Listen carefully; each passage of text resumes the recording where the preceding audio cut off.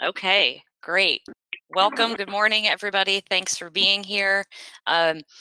Please be patient with all of us as we navigate this meeting. As was mentioned before, the meeting's being live streamed and recorded, both the audio and the video component. And as Sarah mentioned, the public won't be able to comment, but they'll be able to see it. And beyond the committee in this particular meeting, basically we just have staff here with us. And we have Matt here, who's our tech person. He's from the marketing department, and he's going to be online the whole time to help us facilitate any kind of tech issues. Matt, should we call you or message you in the chat room if there are issues? Okay. Could you put your number in the chat room again? I know you had it up on a sheet for Dr. Cherry. Thank you. And then I was just going to go through a couple of logistics because of the different nature of our meeting. I can't believe it was February that we had our last meeting. So just as a reminder about our conflict of interest policy, it would be great if you let us know now that you identified a conflict of interest with any of the properties that will be discussed today. That'll make sure that we have quorum, and it's particularly important in case somebody has a tech issue and has to like sign off or something like that. So because you'll have to step out during those presentations. Please mute yourselves during the presentations, and then also even during the discussion unless you're engaging in the discussion and speaking. Voting is going to work a little bit differently, just to make sure that we are able to record. We're able to see pretty much everybody, but I'm going to do a roll call vote per property with the National Register properties, and I'll just go through all the names that are here, and each person can state yes or no. And then with the study list, we'll do what we usually do and vote on staff recommendations as like a set, as a group. Lunch, I think we'll be able to get through the National Register properties before lunch, and I'll kind of reassess with that around noon if it looks like we're going to be the conversation's going to go a lot longer. Then we can take lunch before we're through all of those properties. Do not hang up or leave the meeting when we take lunch. Just mute your mics and then just turn your video off, but try to stay in the meeting and leave the program open. I'm going to, because online meeting fatigue is real, I'm going to have us take a short break probably before and after lunch, and I'll probably do the first one around 11:15. Maybe if someone from staff could remind me that I want us to do that, that would be great. It's easy to kind of get in the swing of things. We're going to do introductions. We usually do introductions at our meetings anyway, but particularly because we have 2 new members here with us, I think it'll be useful for everybody to go around the room, around the virtual room, and introduce themselves. I mentioned that we have Matt as our IT support, and we have Fred Belladin here, and Fred and I have worked together and still working together on the Historic Resources and Museums Advisory Board for the City of Raleigh. And Fred is with Clearscapes. Probably many of you are familiar with Clearscapes, and he's done a lot of projects, rehab projects. And then we also have David Bergstone, who's had long tenure as the Director of Architecture for Old Salem. I'm still going to have Fred and David say a little bit about themselves as well, but and as many of you I think are aware, Lee Gray and David Maurer are no longer with us on the committee. They finished their terms, and unfortunately their terms were up before we had this meeting, so they didn't have an opportunity to have sort of a last meeting with us. And Sarah has told me they will be receiving thank yous and their books in the mail. So it's too bad that we can't sort of formally honor their service here. So yeah, I'm going to open us up to doing introductions, then we'll move to approving the minutes, and then we'll get into the reports and the presentations. I guess I'll introduce myself first. I'm Alicia McGill. I'm faculty in the Department of History at NC State, where I contribute to our public history program. And just a little bit of exciting public history news. We had our first PhD student graduate in January, so it's pretty exciting. And our historic sites all over North Carolina have NC State graduates. So thanks to everybody. And maybe we'll have Fred and then David Bergstone introduce themselves next. Good morning, everybody. It's nice to meet everyone, and I'm honored to have the opportunity to participate. As Alicia said, I am a principal with Clearscapes Architects. We do a lot of tax credit work and a lot of historic preservation work in and around Raleigh as well as across the state. And I'm honored to be here. Since somebody did bring up a couple of quick notes, I have stepped down recently from the Preservation North Carolina Board, but I see that we're looking at an archaeological report for Branch Grove. So I don't know if that constitutes a conflict of interest or not, but I wanted to raise that point. Thank you. Hi, I'm David Bergstone. I'm glad to be on NRAC. I've been involved peripherally with other members of Old Salem staff to been on John Larson, Mo Harley in the past. I was director of architecture at Old Salem for about 25 years. I'm now director of facilities for Same Congregation, which is the landlord of most of Old Salem's buildings. We still own and operate the graveyard since 1760s, and several other significant buildings here in the National Landmark District, which is also involved with the National Landmark revision that went through a few years ago. So I'm actually preparing for a paper to come up to a conference next week about Moravian architecture. So I'm excited to see what else is happening around the state. Although I noticed one is right up the street at St. Paul's. Thank you. Thank you, David. I guess it might be easier if I just call on people. And okay, I'm going to go through my list of members that I know are here. We'll have Mary Lynn Bryan introduce herself next. Unmute yourself, please, Mary Lynn. I live in Fayetteville, North Carolina, and I've long been involved, but even before I came here, I was a member of the faculty of the University of Illinois in Chicago, and was involved in the restoration and programming in the Jane Addams Hull House. I came to North Carolina and have been involved in a variety of public history projects. Thank you. We'll have David Denard introduce himself next. Okay, good morning. I'm glad to be with you all. The NRAC group appears to be a very good group. I was excited to hear Mary Lynn talk about Hull House. I made some visits to Hull House when I was at Northwestern University. But I'm glad to hear that. Good. Yeah. So I've been working with the historic sites across the state of North Carolina for a period of time.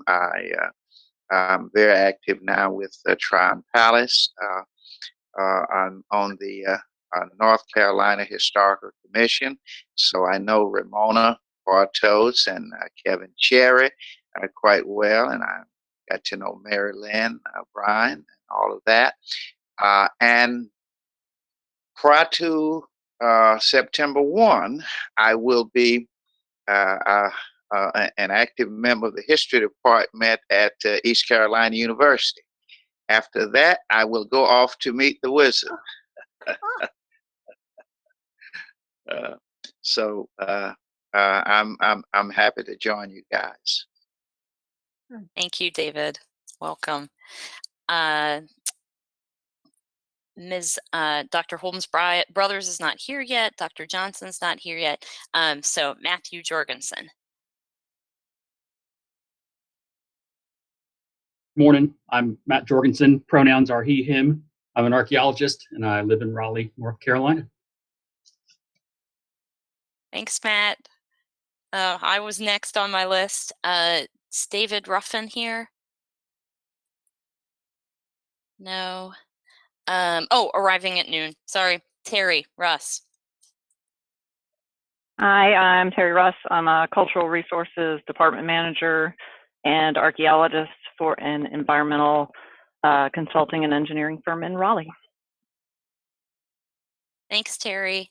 And Barbara Snowden. You're muted.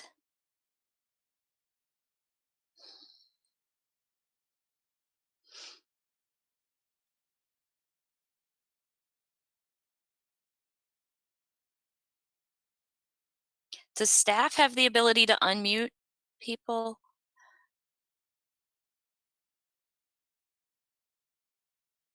Mm.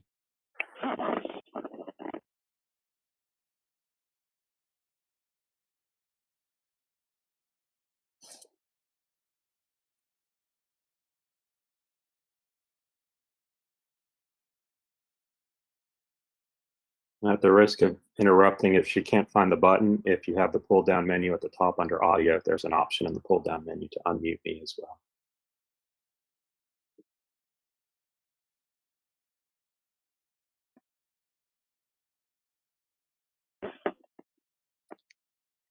Or we could have Barbara put some comments in the chat room, I suppose.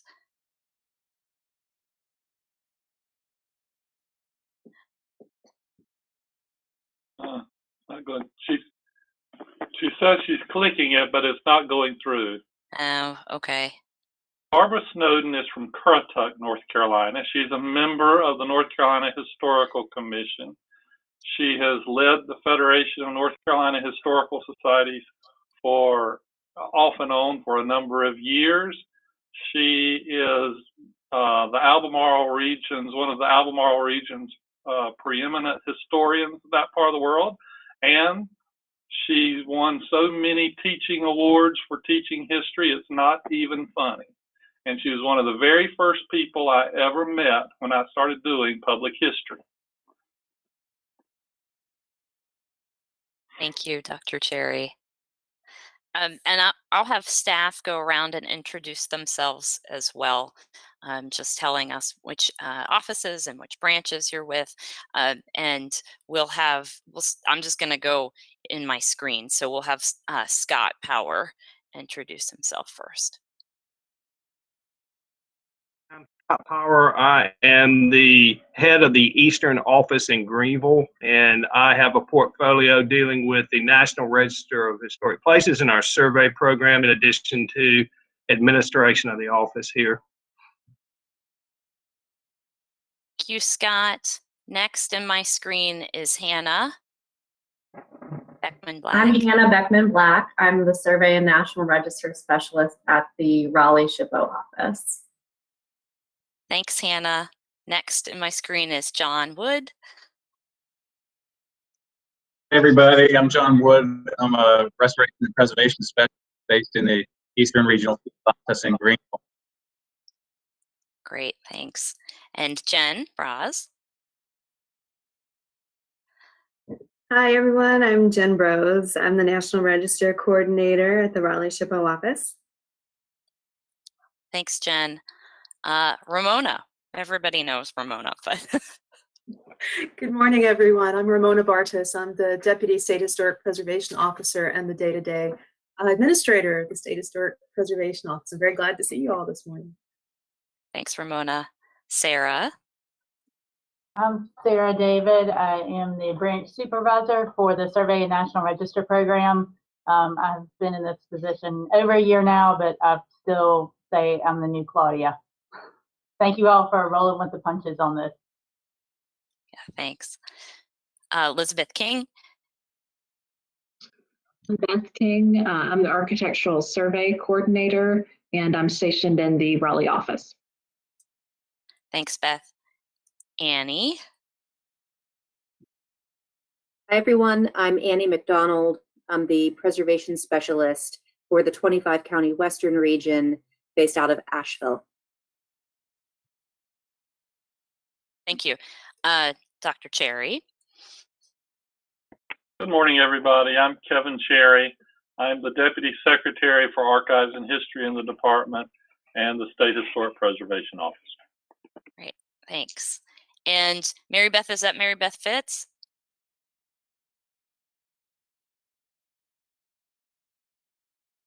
Are you there, Mary Beth?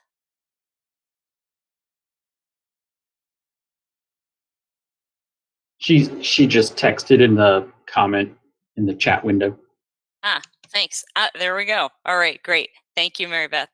Okay, I think that's everyone. I haven't forgotten anyone here, right?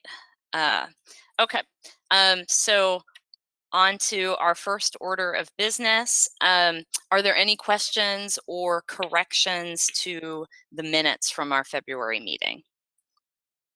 I have one. It appears as though in the second paragraph that Ramona Bartos has not been listed as one of the staff members present at the meeting.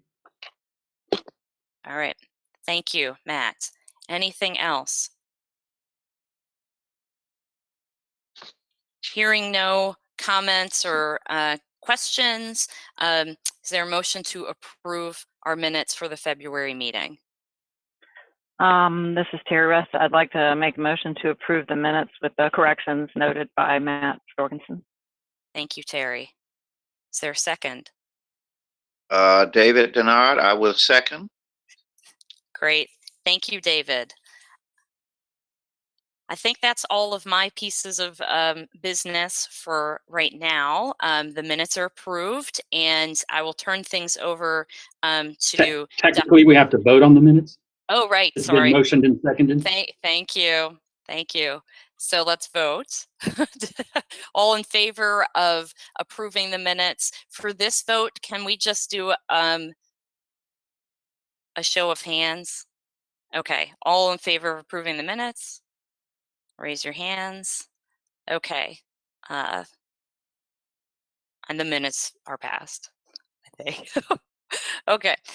So now we will move to usually we have reports from Dr. Cherry and Ramona. So do you have reports that you would like to give for us? Great. Good morning, everybody. Just a little bit of a report from Archives and History, and then Ramona will present on the Historic Preservation Office specifically. So a hop, skip, and a jump across Archives and History.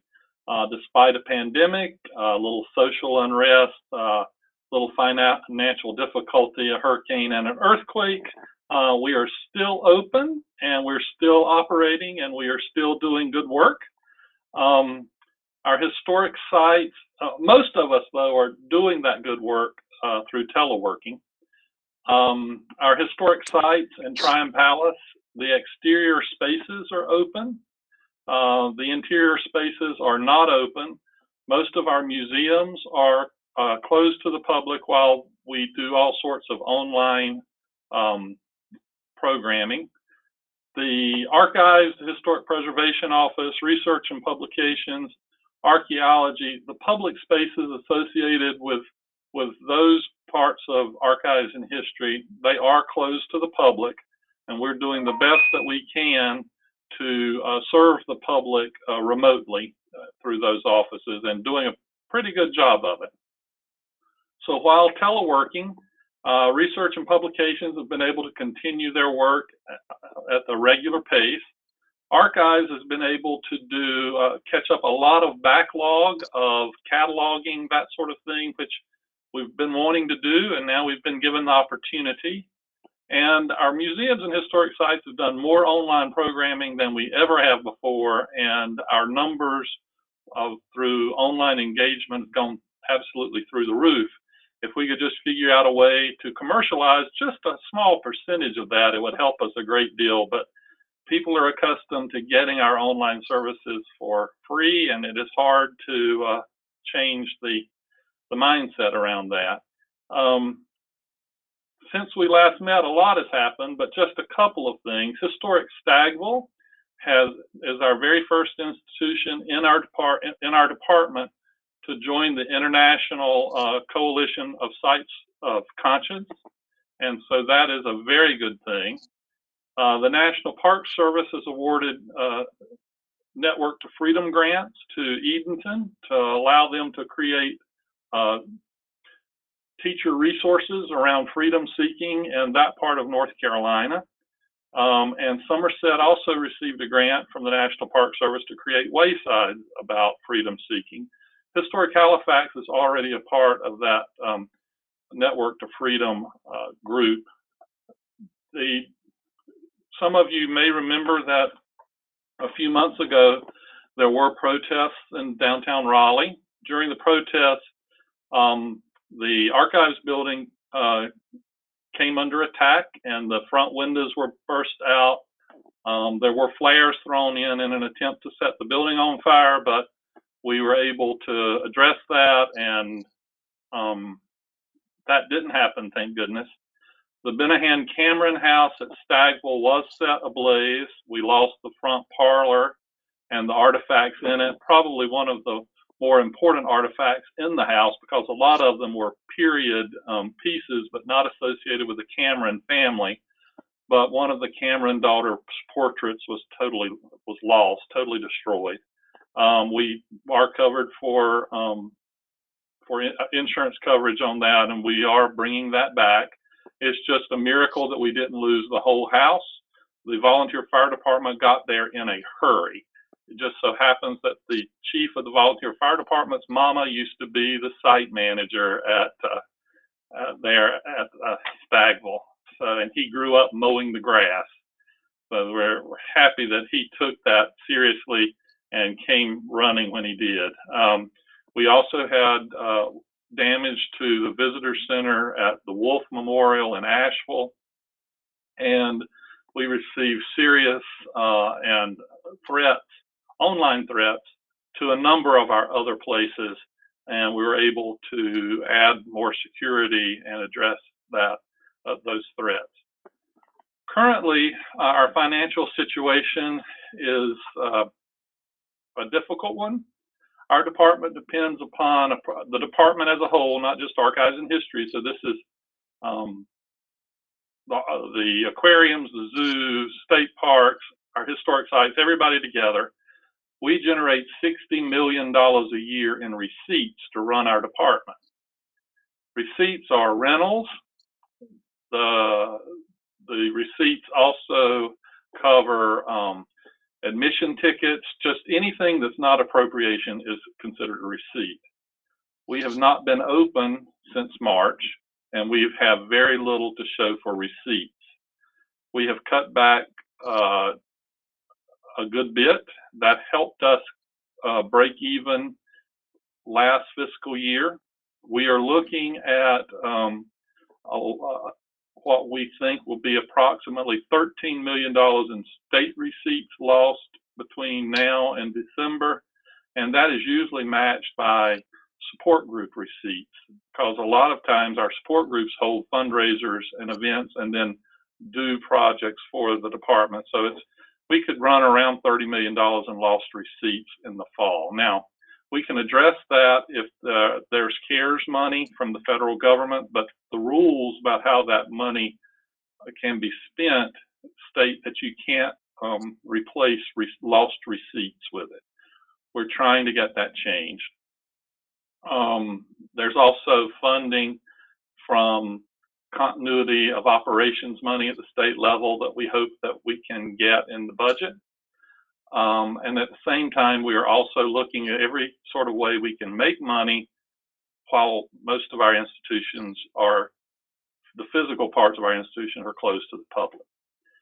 We will pull through this. It's going to be tight, but we will be here when all of this is over. But I do think we'll probably change a little bit. We will probably continue to provide a great deal of our service online and remotely, while we change some of the ways that we do tours and that sort of thing.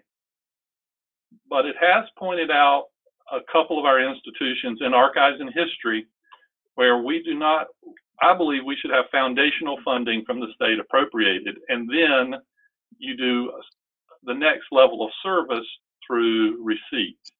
So the Transportation Museum is 92% funded from receipts. So that means they can't even pay the power bill, much less enough people to keep it open without being open. Tryon Palace is not quite as bad, but Tryon Palace is in a difficult situation too. We can continue at our current rate until the end of January. So we're going to have to make changes before January so we can continue on past January. But if we were to do exactly as we're doing now, all of our places will be fine through the end of January. But we will make changes before then, and we hope that there will be funding from federal and state government just to keep us afloat. Some of you may have read, and I can't remember the exact percentage, but there is an estimate by the American Association of Museums that we could lose a very high percentage of museums in the country because of loss of receipts in the next year. That's not going to happen to us. That will probably happen to a lot of small, private, nonprofit house museums. So while things are tough, things aren't awful, and we're going to get through it. And I'll be happy to take any questions if you have any. All right, Ramona? Good morning, everyone. It's really great to join you, and I want to first of all welcome Fred Belladon and David Bergstone to the committee. We're really thrilled to have you, and wish we could all be amongst one another to welcome you and let you know how enthusiastic we are about you joining the group. First of all, let me thank again everyone on the call who had anything to do with setting up this meeting, from Dr. McGill, Jen Brose, Sarah David, Matt Zayer, who's our technical person, the entire crew with Survey and National Register branch. I think we have hit a new milestone in the history of this committee by doing this virtually. And I want to compliment Dr. McGill for setting everything up on such a good footing this morning. So I want to thank you all for getting the NRAC prepared under these circumstances. And we're just keeping on. So I'm very proud of how our entire office and our entire Division of Historical Resources, which includes the Office of State Archaeology and our Historical Research Office and our Western Office, how we have pivoted in a very short time, as we all did, to going home, scattering ourselves to the winds, going out to our homes, and still managing to do all the good work that we try to do for our neighbors in North Carolina to help with historic preservation efforts. So I'm extraordinarily proud of everyone. I just want to acknowledge that and thank you all. Dr. Sherry mentioned we've been doing some things a little bit differently because of the circumstances we're under. And one of those is that we have through YouTube, this is being streamed live through YouTube today. So we have also become, we have an HPO TV channel, if you will, on YouTube. Many of our staff members here have actually recorded our certified local government training modules this year. We normally have at least three of those statewide, regional basis, where we can bring everyone together and visit with one another and do some training. Well, this year we had to do something differently. So we did, and I think it's very successful. And we have, I think, 7 modules that we will have that we developed between June of this year and now. And we've also packaged those with some of our disaster preparedness videos that we've done in the past. So if any of you are interested in how you get to those, we'll be very glad to send you a link. It's in YouTube somewhere. And you can see how we have adopted this new technology for our outreach as well.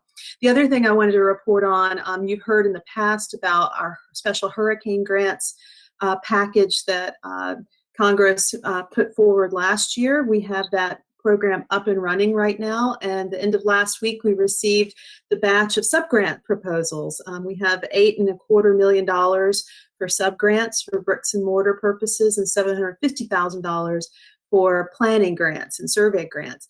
And I'm glad to say that the demand has outstripped, that's a good and a bad thing, it has outstripped the available funding. So we know the need is great, and we are going to be bringing some recommendations to the North Carolina Historical Commission in September. So those of you who are on that commission, you'll be hearing some more about that.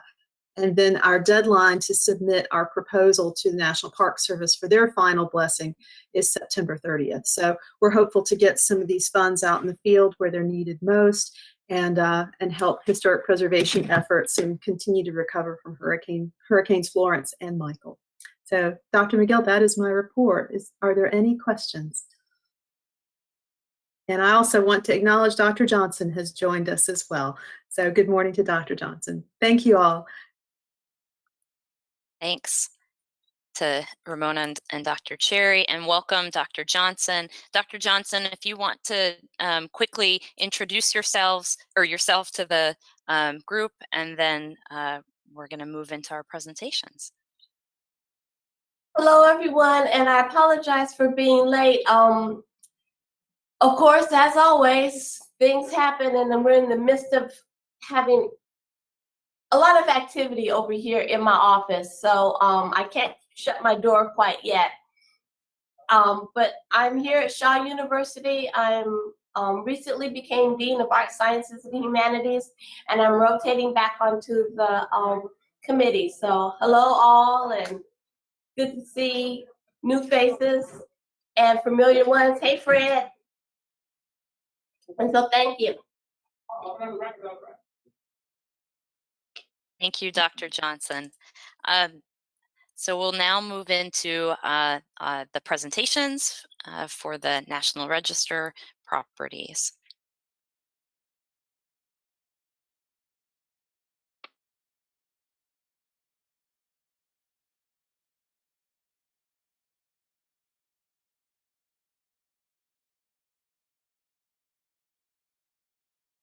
Jen, excuse me, Jen, I think you're first with St. Paul's.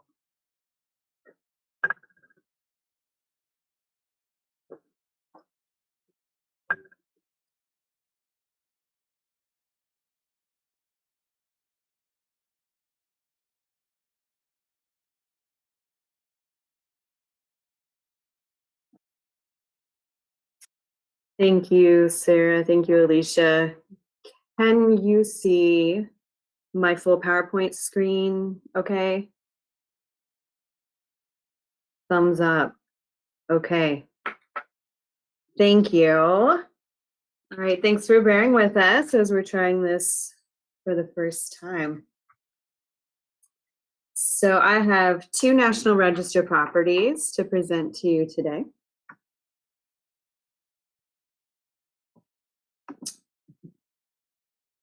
And the first is St. Paul's Episcopal Church. It's located at 520 Summit Street in Winston-Salem. It was study listed in 2018. The original church, shown here at left, is a Ralph Adams Cram design, constructed from 1928 to 1929. It is currently listed as contributing in the West End National Register Historic District in Winston-Salem, and its location within that district is indicated by the green star here on the map to the right. The congregation's request for individual National Register listing was precipitated by a recent church anniversary celebration. St. Paul's Episcopal Church is individually eligible for the National Register under Criterion C for its local architectural significance as a monumental and richly detailed late Gothic Revival style church. It reflects an era of phenomenal growth in Winston-Salem between 1913 and 1930, known as the city's era of success. St. Paul's is also architecturally significant as the work of an architect of national prominence, Ralph Adams Cram. At the time of St. Paul's construction, Cram, a distinguished ecclesiastical architect, was considered America's leading exponent of Gothic revival. He designed 3 other notable churches in North Carolina, St. Philip's Episcopal Church in Durham, 1907, Trinity Episcopal Church in Asheville, 1912, and Trinity United Methodist Church in Durham, 1924. But St. Paul's, his last project in the state, is his largest and most distinctive architecturally.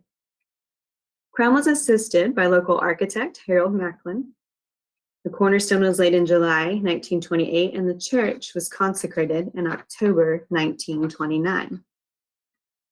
Here we see the front elevation, the lower left photo, the south side elevation at the top left, the bell tower, top center photo, and detail of the front entrance, the bottom center. Inside the chancel, camera facing southwest, is the top right photo, and the nave looking back towards the balcony and front entrance at lower right.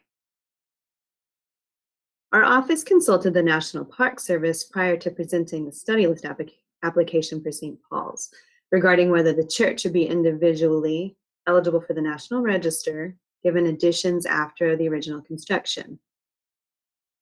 The original church building, shown in the mint green highlight on the aerial, as I said, built between 1928 and 29. It includes a parish hall projecting to the left, and kitchen, classrooms, and offices in 2 levels beneath the sanctuary. The congregation added an educational building with multiple classrooms in 1957. It's the blue highlight. The image in the upper right shows the 1950s design. Between 2002 and 2004, the congregation built a new chapel. That's the building on the right in the lower photo, and added a covered walkway designed as an arcade. They also enlarged the 1957 education building by adding a 3rd story, extending the east elevation into the courtyard, and building a large addition to the rear. You can see those changes highlighted in red. MPS consensus from that preliminary consultation was that the church itself is an architecturally significant building by Crown. They concurred with our office that the 2002 connector, the arcade, is a minimal attachment, shown in the top middle photo. They also concurred that the church is clearly differentiated from the additions, and the additions do not detract from the original church building. The connection between the original church and education wing is shown here in the top right photo, and at its opposite side within the courtyard in the bottom right photo. Also, the grade slopes downward at the back of the property, which minimizes the view of the addition from Pilot View Street behind the church. That steep grade is very evident in the bottom left photo. The boundary of the nominated property, indicated by the bold black line, encompasses 2.4 acres, including the entirety of 3 parcels and a portion of a 4th parcel. It's shown here overlaid on a tax parcel map. The boundary of the nominated property includes the land, which is historically associated with St. Paul's Church, and it provides an appropriate setting for the church today. In sum, St. Paul's Episcopal Church in Winston-Salem is individually eligible for the National Register. It meets criterion C, locally significant for its architecture. St. Paul's also meets criteria consideration A for religious properties, as its significance derives from its architectural distinction. The period of significance coincides with the dates of construction, 1928 to 29. Additionally, it should be noted we have received comments of support from the Winston-Salem / Forsyth County Historic Preservation Commission and the city mayor for this property's listing in the National Register. Winston-Salem is a certified local government.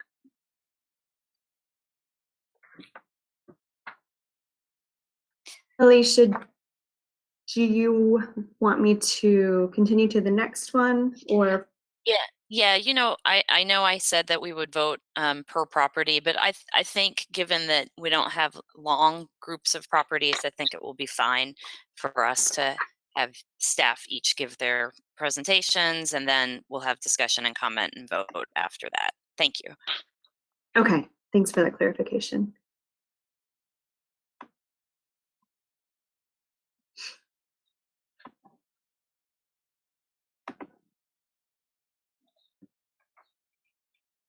Okay.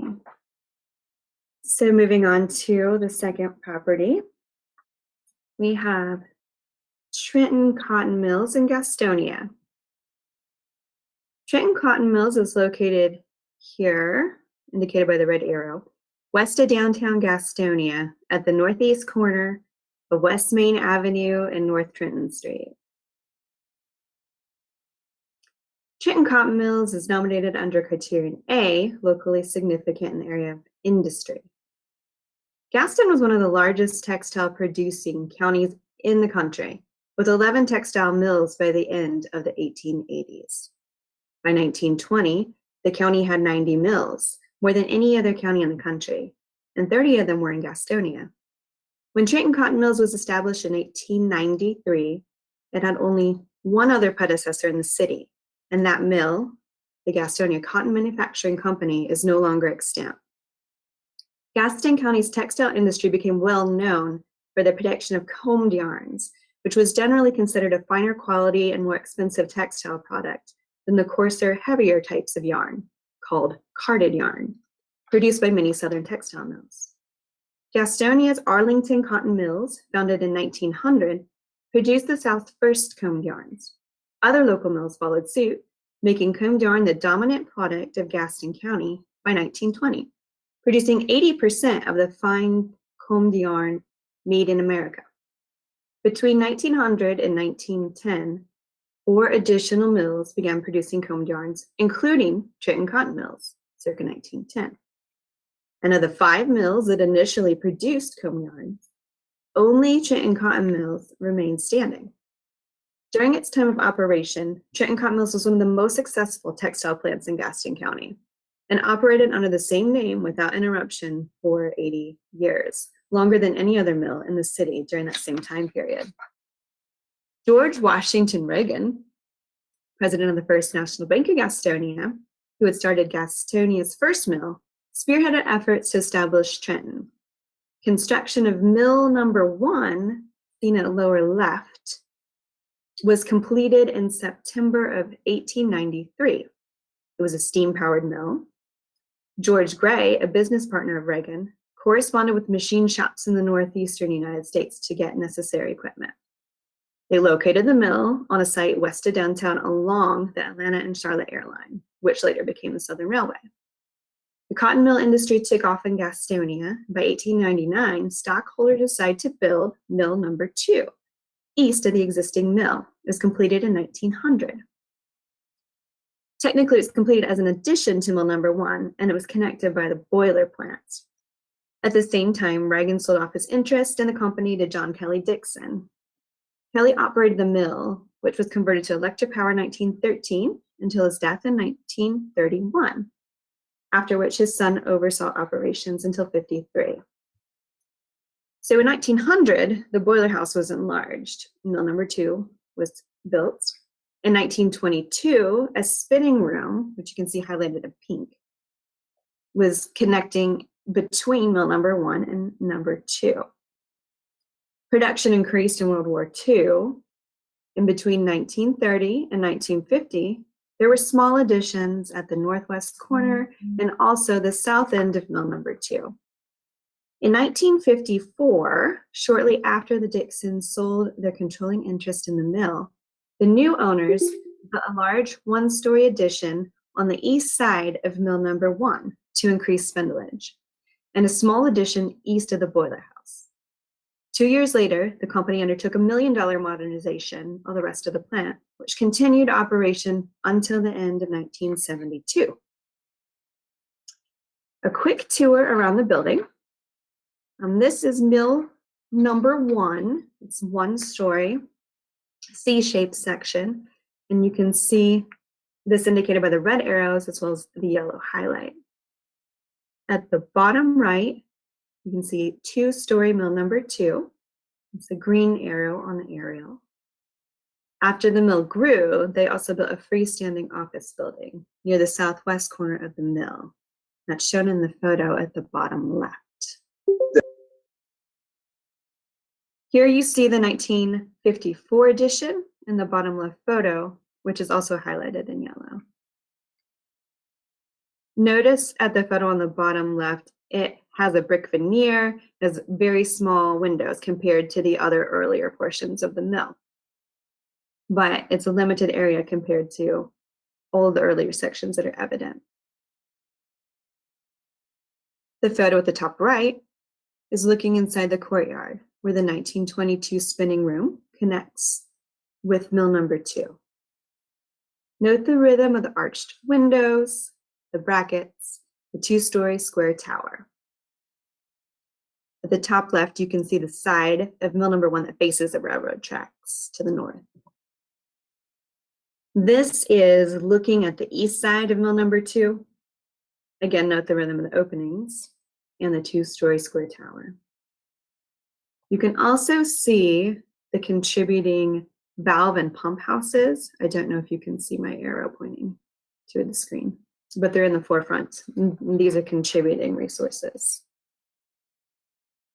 The interiors remain remarkably intact throughout. They are open without partitions or anything added. Here you can see a view of the stairwell inside the tower at the left. In the top right, we're looking inside the original 1-story mill, and in the bottom as well. There are both steel and wood sash windows. As you can see, some are painted, some are boarded, but they are mostly still in place. It's interesting that there were no air conditioning updates as of when the mill closed in '72, so it's possible this lack of modernization kept it from having the veneer applied, which we so frequently see in mills throughout the state. This has a really notable high level of integrity. Here's a couple of nice details of round and segmental arched openings. The one at the right is in the tower. The bottom left is at the basement. And the top left is inside the tower. To summarize, Trenton Cotton Mills is eligible for the National Register under Criterion A, locally significant area of industry. The period of significance is from 1893 to 1972, the date of the earliest building, through the year the mill ceased operations. It includes a contributing mill, office building, valve house, pump house. Non-contributing are the substation and pump house to the west of the mill. The National Register boundary is a tax parcel shown in blue outline here on the tax parcel map. It encompasses the entirety of the property that retains historic integrity and is historically associated with the mill. And that's all I have for Trenton. I'll be glad to answer any questions. Thank you, Jen. Are there any comments or questions, clarifications?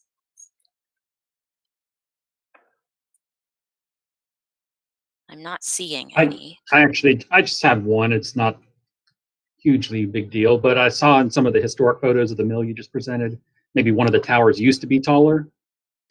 That's true. Yes, by Matt, I think is speaking. Yes, sorry, Matt Jorgensen. Yes, that's true. They had an upper kind of a third level, and at some point were reduced to 2-story. Correct. Thank you for pointing that out. Any other comments or questions?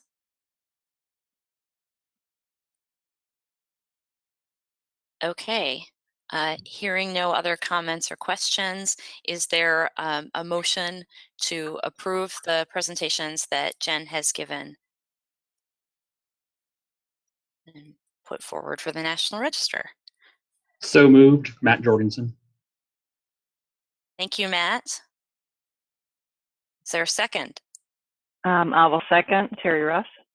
Okay, thank you, Terry.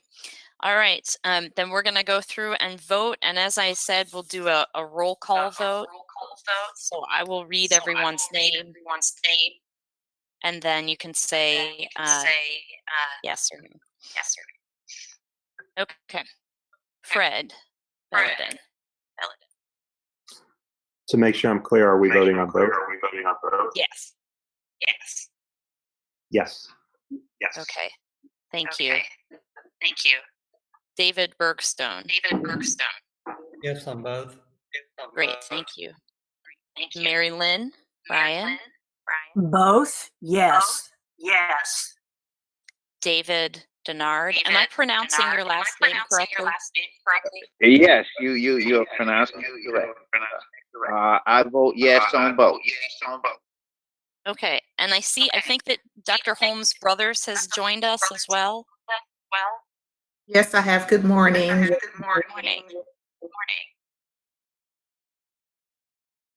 Were you here for the majority of the presentation? Yes. Okay. And what is your vote for the motion to put forward the properties? I just need to record a yes or no. Sorry. Oh, I'm sorry. I thought you heard me. Yes. Oh, sorry. No. And Dr. Valerie Johnson. I vote yes for both. Great. Thank you. We have to have Matt and Terry also vote?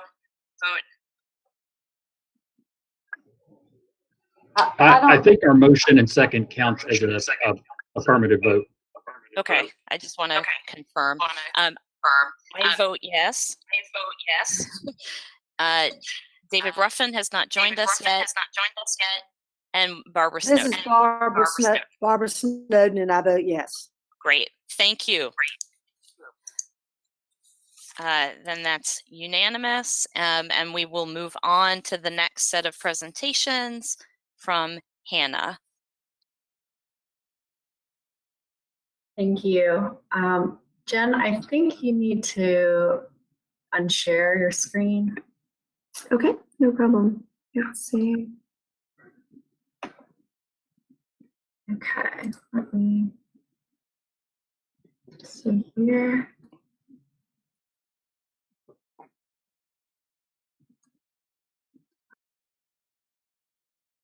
Okay.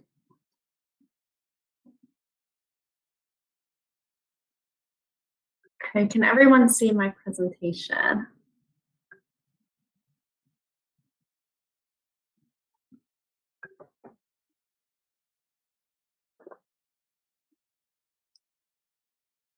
I don't know if it's in full. Let's see here. Give me one moment.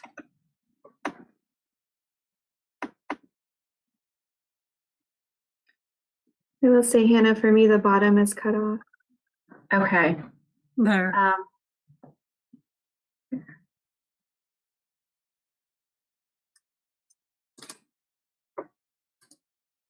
I'll try sharing my full screen instead, I think.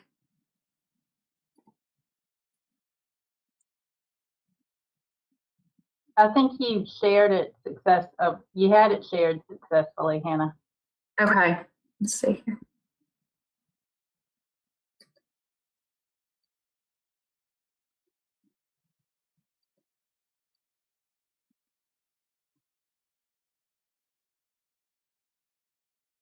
It's still cut off, I think.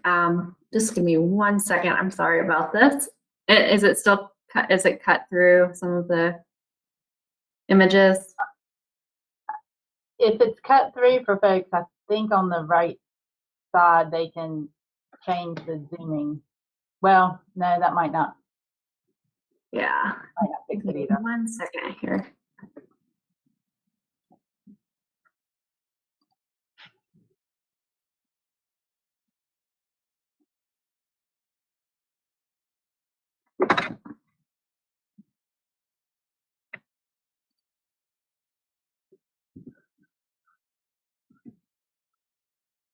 I think that's sharing most of it now. That look better? Okay, great. And can you see my mouse? Great. Okay, excellent. Thank you everyone for bearing with me. I have 2 nominations for you today from the Central and Southeastern region, and these presentations were prepared by Claudia Brown, who thoroughly reviewed both of the nominations, and she was unable to present them today, so I will present them in her place. First, we have Melrose Hosiery Mill number 1.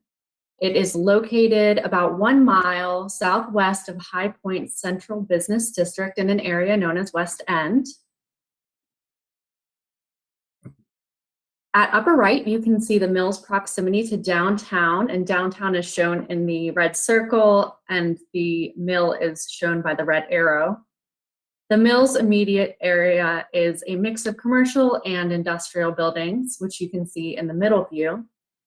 And by 1948, the Melrose Hosiery Mill complex spanned its entire block. The nominated 1.4 acre south portion of the complex encompasses Melrose Hosiery Mill number 1, which is outlined in the red box to the right view. Melrose Hosiery Mill number 2, a 1947 knitting department and warehouse at 109 Phillips Avenue, and the 1941 warehouse at 1513 West English Road, which are, let's see here, which are right here on the map. Both are now owned by City Transfer and Storage Company and are not included within the National Register boundary, as they are on separate multiple tax parcels outlined by other, or owned by other entities. So occupying the area between West English Road and the railroad tracks at the West Point Avenue intersection, Melrose Hosiery Mill number 1 is a series of interconnected 1- and 2-story brick, heavy timber, concrete, and steel manufacturing, storage, and commercial buildings and additions erected between 1922 and 1956. In these 2 bird's eye views, you can see the 9 buildings plus additions. The view at the upper right is looking to the northeast. The other view is to the northwest, and all of the buildings except for one are contributing. The one that is non-contributing is right here, and I'll explain why in a later slide.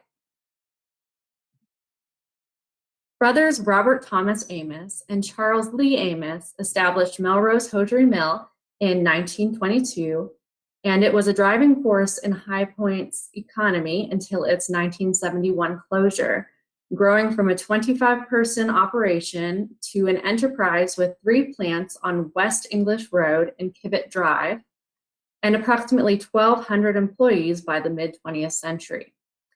The nomination addresses the company's original mill, which has a complicated building chronology. Although the buildings and additions were functionally connected within the period of significance, the plant sections are considered individual resources for National Register purposes. The company initially occupied a no longer extant 1-story frame corrugated metal sheathed warehouse and office built next to the Southern Railway line in 1920 for Amos Furniture Manufacturing. The earliest remaining buildings on the site are the originally freestanding 1-story 1922 boiler house shown in the lower left photo, and the 2-story brick factory with monitor roof, which is shown to the right, top right, that were standing by May 1924.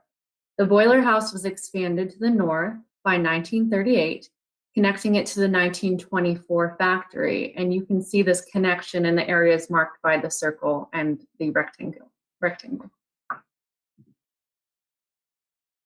The 1-story 1924 dye house that extends from the 1924 factory's south elevation, shown with the darker roof right here abutting the boiler house, was doubled in size with a late 1920s southern addition shown by this gray roof with a stepped parapet facade, and enlarged again sometime between 1950 and 1956 with a small wing extending toward the railroad right here.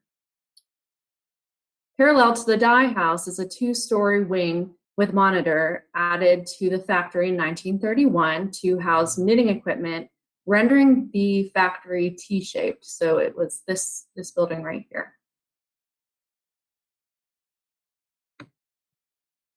High Point architect Fred Klein and contractor John Willett designed and constructed the two-story brick 1928 addition with commercial storefronts that face West English Road at the 1924 factory's west end.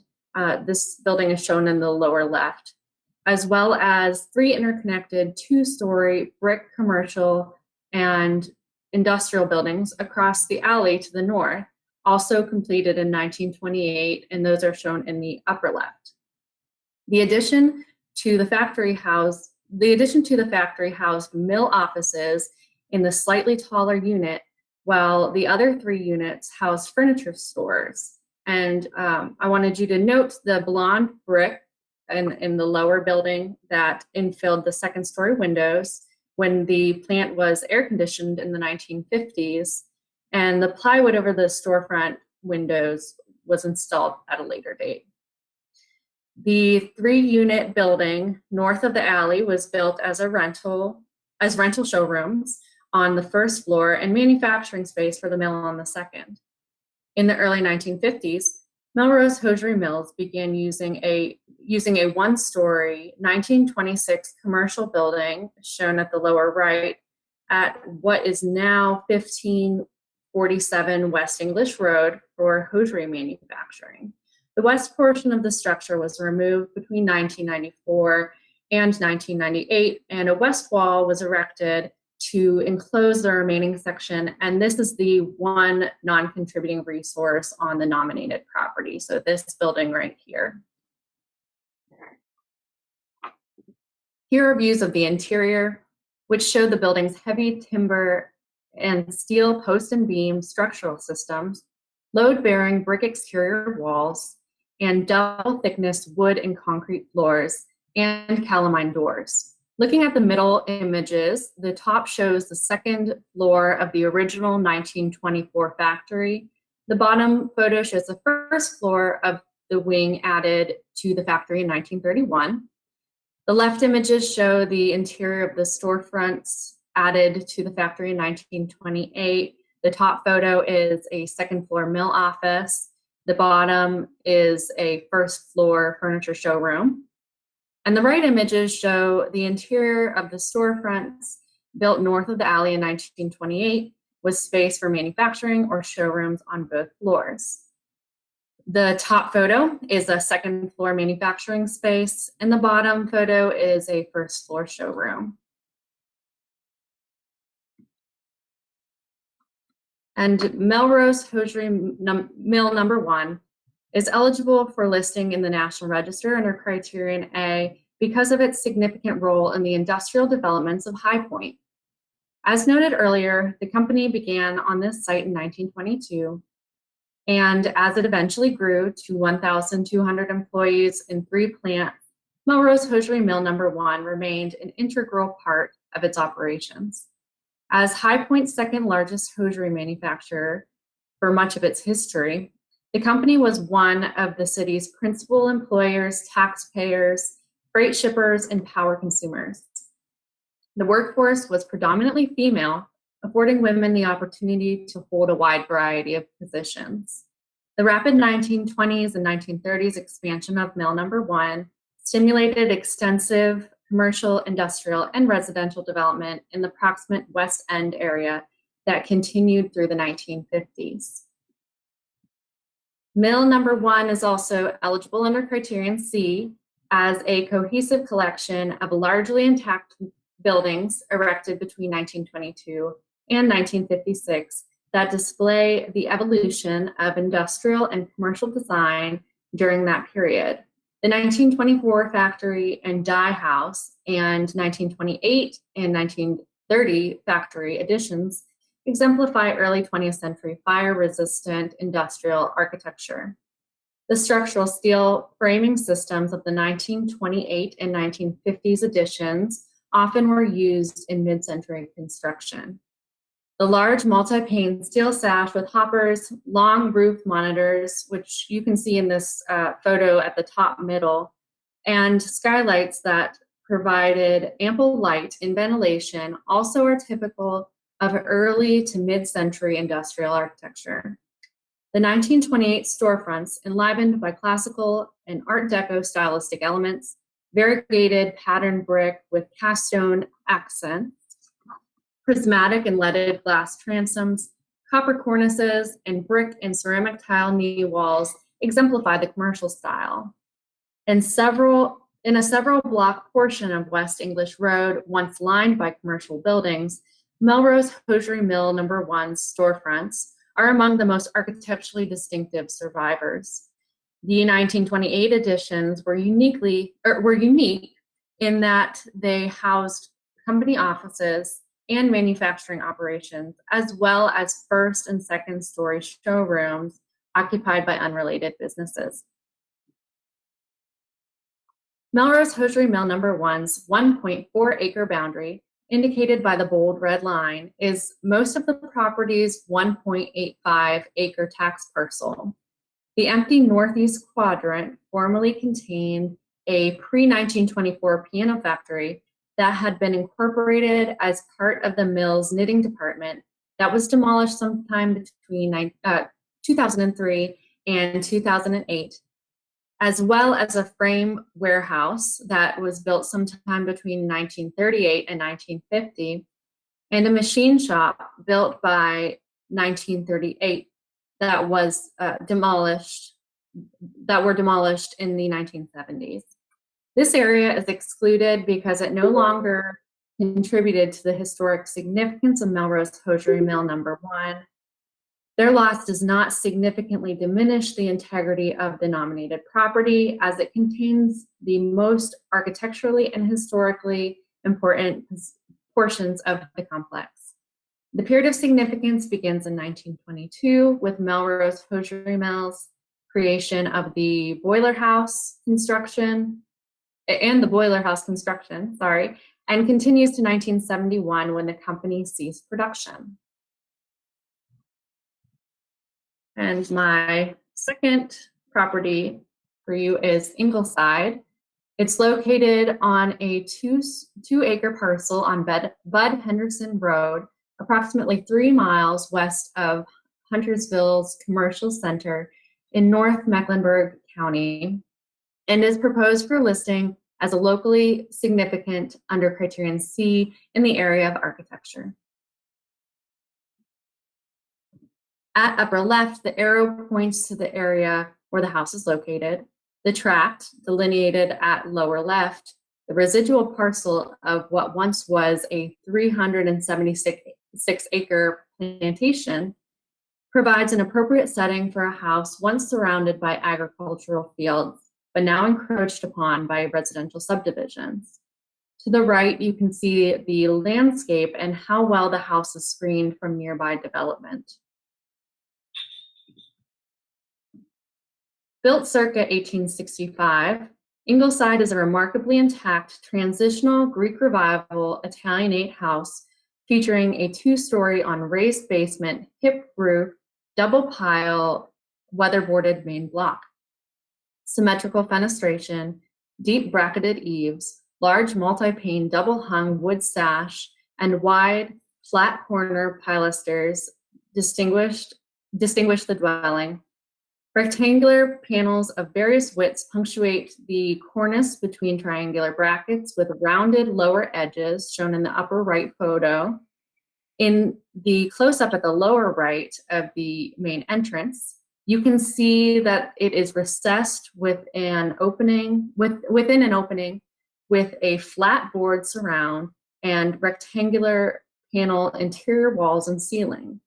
In this image, you can also see the wide drop channel wood siding that sheathes the porch wall and ceiling, in contrast to the plain weatherboards of the rest of the exterior. The rigid symmetry of the main facade continues on the other elevations. Originally, the main facade's fenestration and porch were duplicated on the rear. though the porch posts and railing likely were more simply executed, probably not the robust Tuscan carved columns and pilasters on the front porch. In the mid-1970s, the rear porch was enclosed, as you see here, and the original first-story windows removed when the lower wall, now on the interior, was reworked. This is the only substantive alteration on the exterior. Also on the property is this small late 20th century shed, a non-contributing resource. Ingleside's interior is finely crafted yet unpretentious, and like the exterior, is notably intact. Primary rooms on the main block retain original volumes and finishes. The plan on both floors is a center hall flanked by 2 rooms on each side. Shown here is the first floor. Looking north from the main entrance is the middle slide. Moving from the hall to the left, in front of the archway, is the living room, shown in the lower left photo. Behind the living room is a bedroom, shown in the upper left. Moving from the hall to the right in front of the arch is a dining room, shown in the lower right. And behind that is a kitchen in the upper right. Smooth plaster walls and ceilings, molded wood cornices, chair rails, window and door surrounds, wood panels beneath windowsills, baseboards with molded upper edges, post and lintel mantels, and heart pine floors characterize the interior. And here you can see the center hall and 3 of the bedrooms on the second floor. The 4th room has been divided to create 2 bathrooms, one of which you see in the upper right photo. And these views are inside the raised basement. The original 2 rooms across the front of the house have been reconfigured as a large recreation room with a kitchenette. And this is shown in the left view taken from the front of the kitchenette. And bathrooms, in a bathroom, and behind those spaces are 2 bedrooms that are shown in the other 2 images. Ingleside is one of only a few stylish houses identified during the 1988 survey of Mecklenburg County outside of Charlotte that exhibit distinctly Italianate characteristics. In fact, there is only one other comparable transitional Greek Revival Italianate house extant in the county, and this is the 1850s Thomas T. Sandifer House, once rural, but now within Charlotte city limits. Shown here on the left, it has experienced more alterations than Ingleside, including changes to the front porch, though it can barely be seen here in this image from Google. Ingleside's architect and builders have not been identified, and its precise construction date has not been determined. The house was built for William Spate McLean Davidson, a prominent physician and planter, and according to oral tradition, the house was finished soon after the Civil War, perhaps in preparation for Dr. Davidson's March 8, 1866 marriage to Mary E. Johnston. The architecture of the house is in keeping with this date. After Dr. Davidson died in 1873, his wife retained a lifetime interest but lived elsewhere. She died in 1897, and thereafter the house passed through many hands, too numerous to name for you today, but detailed in the nomination.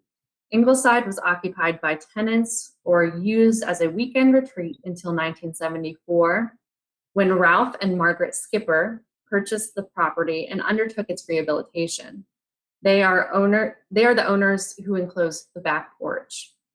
The Charlotte-Mecklenburg Historic Landmarks Commission's revolving fund acquired the property in 1994 and had restrictive covenants placed on it. The house had a series of several more owners until 2019, when Abigail Jennings and her husband, Randolph Lewis, purchased it and commenced a rehabilitation in accordance with the Secretary of Interior standards that is nearing completion. Ingleside meets National Register Criterion C for its architectural significance as a notably intact and rare surviving example in Mecklenburg County of transitional Greek Revival Italianate style dwelling. Its period of significance is circa 1865, Ingleside's estimated completion date, and its boundary follows the lines of the current tax parcel noted at the beginning of the presentation. Okay, and that's all I have for you. Thank you, Hannah. Thank you. Are there any And questions? Dr. Davidson grew up at Rural Hill, which is only a little ways away, which is the grand house of that part of Mecklenburg County. Okay. His father was Dr. John David. Major John David. Kevin, you're talking about our family again. I know. I wasn't gonna let that out, Barbara. Okay. Question, you gave the date of the beginning of the significance. What is the ending date? For Ingleside? Mm-hmm. Yes. Since it's for criterion C, it only has a single period of significance, and that is the date that it was constructed, circa 1865. Okay, thank you. You're welcome. I make a motion that we accept these two. This is Barbara Snowden. Are there any other? Thank you, Barbara. Are there any other comments or questions about the properties?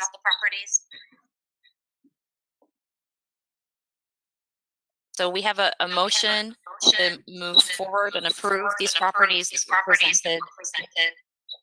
Did we get a second? Not yet. I will, Mrs. Mary Lynn, I will be glad to second the motion. Thank you, Mary Lynn. And I just want to remind everybody, please mute yourselves if you're not speaking, because we're getting some feedback. So we have a motion and a second to approve the properties presented by Hannah. And so now we'll go through and do a roll call vote on those properties. And I'm going to ask Barbara Snowden first what your vote is. Yes. Yes. Okay, thank you. Fred Belladin. Yes. Thank you. David Bergstone. Yes on both. Marilyn Bryan was our second on it, right? So David Denard. Yes on both. Great, thank you. Tamara Holmes Brothers.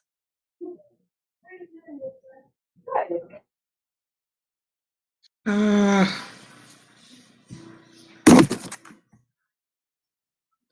can you hear me? Brothers, yes.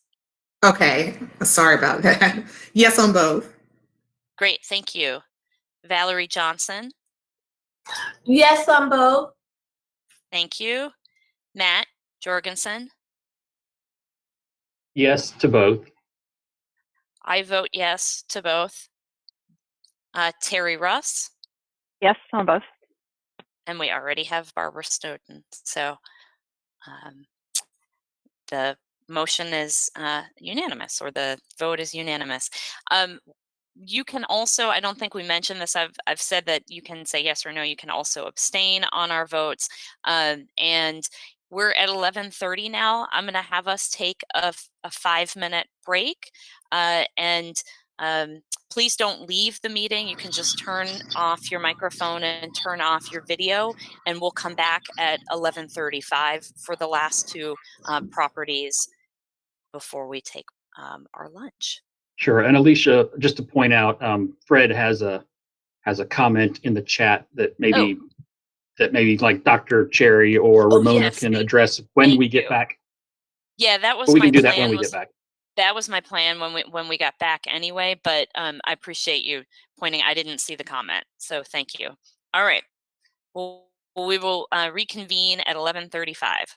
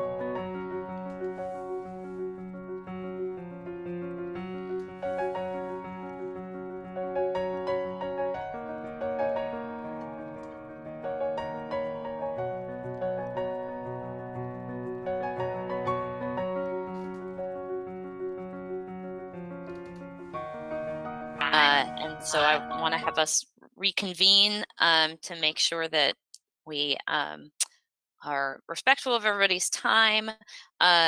And I'm hoping that everybody, I can't see everybody on the screen, but I'm hoping everyone has rejoined us at this point. If you can and have been turning on your screen, I suppose, particularly for the committee members, please do so. And please mute yourselves if you're not speaking.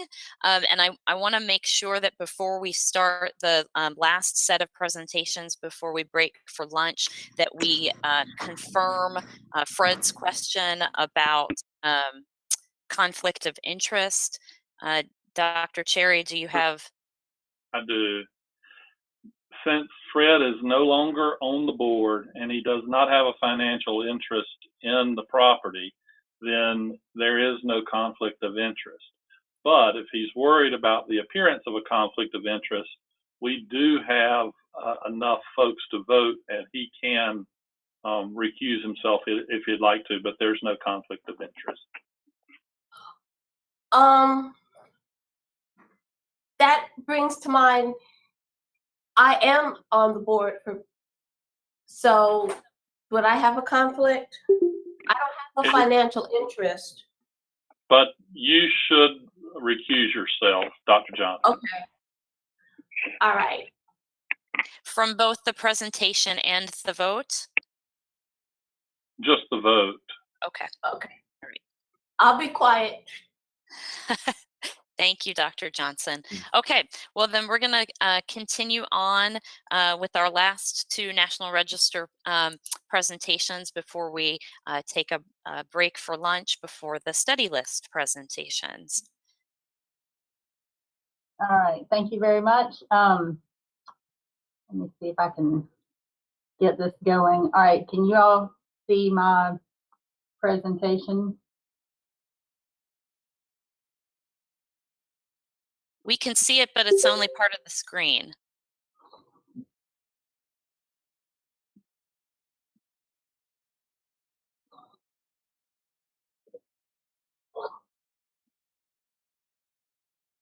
Okay.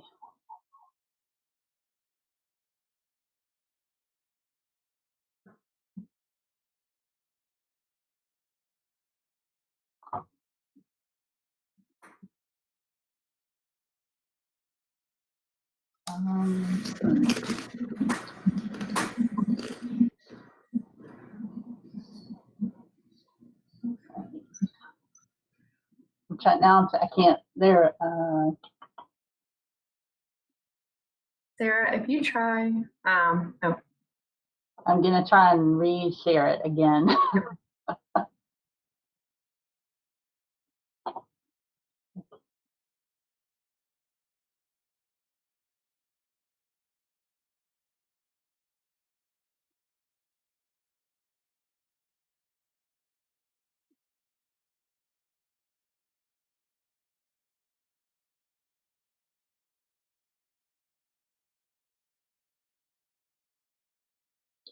All right, how does that look now?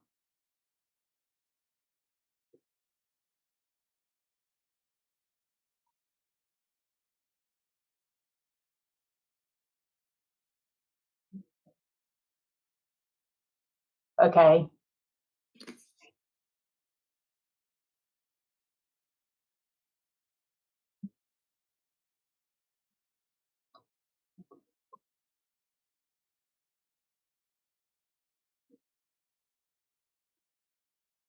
Okay. Excellent. All right. Thank you. Thanks for your patience. And let's see, I have a note in here to address Fred's question, but we have already done that. Thank you all also for your patience with doing a roll call. I know that's kind of tedious, but it helps us as we keep our records. You will recall, or those of you who are on the committee will recall Branch Grove from the not too distant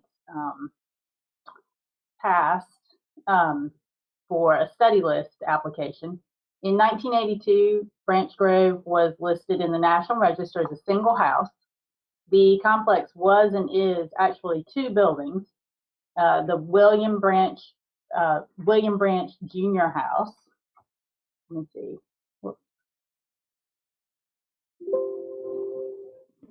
Okay, are you all seeing a picture of the house? I'm having trouble seeing what you all are seeing. No, we're just seeing the title slides.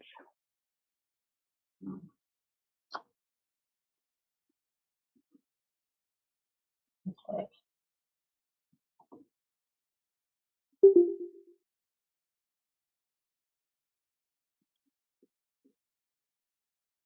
We can see it now. Okay. A little I'm sorry I have to keep asking this. Is it the whole house, the tripartite house, or just the smaller house? The whole house? Okay.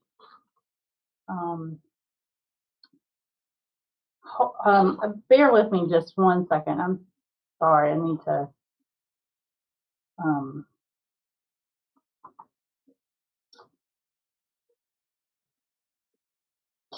change what I'm sharing here. Oh, okay.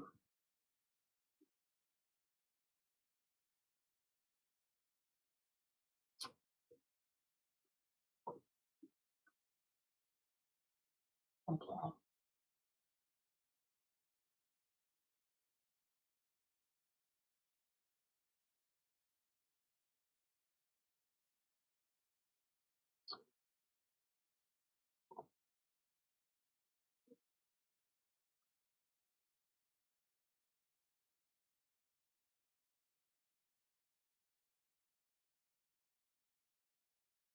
Okay, my apologies. I have shared the wrong version of my presentation, and my computer is running a little. There's a little bit of drag here. All right.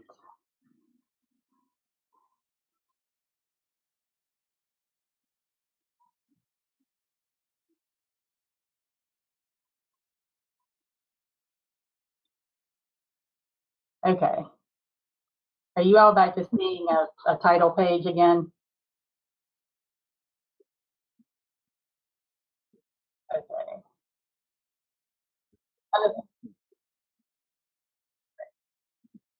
Okay, thank you so much. Thank you for your patience. So Branch Grove was listed in the National Register as a single house in 1982, but it was then and is now. It's actually two buildings. There's the 1790 William Branch Jr. House, and then the quote unquote front part, which is the 1828 tripartite Samuel Warren Branch House. When it was moved in 2017, it was delisted, and so we're here today to consider relisting it in its new location. The house suffered decades of neglect. It was used as a rental house for over a century, and then it was left vacant for well over 30 years.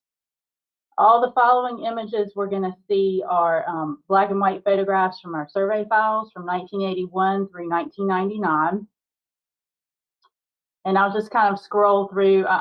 We're really focused on the house and its new location, and not the history is pretty straightforward.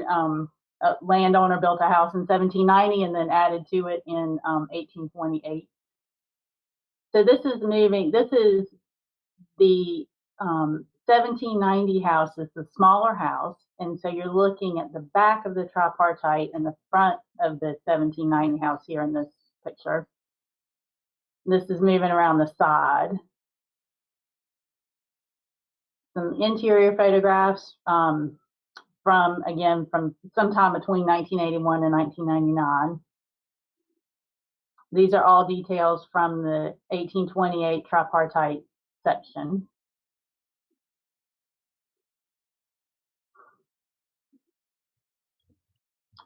And then the color photographs date from 2005 through the move in 2017. As you can see, it was under really active threat of demolition or collapse when Preservation North Carolina was able to move it.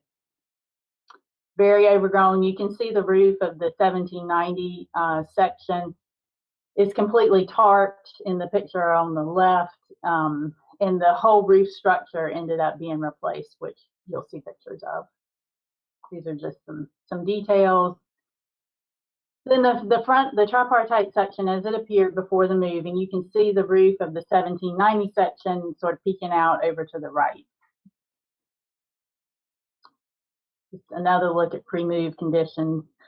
So the house was located to the south of NC Highway 481, and it's the little cluster of buildings toward the bottom of the screen here in this image. At its old location, it stood about 1,000 feet south of the road, and in the original nomination, the nomination included 27 acres that provided a contextual setting for the house. The new location is a 40-acre site, or a 40-acre parcel at the southwest corner of NC Highways 481 and 125.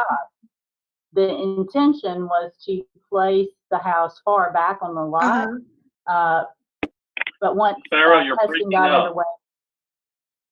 Yes. Okay.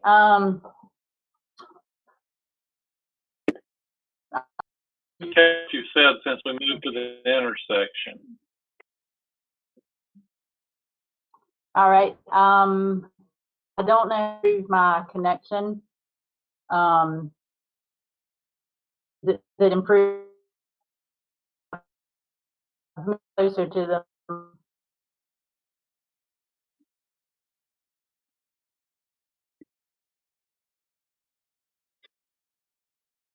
This is Ramona. Helpful her camera view up with the band. Can you all hear me? Be all right.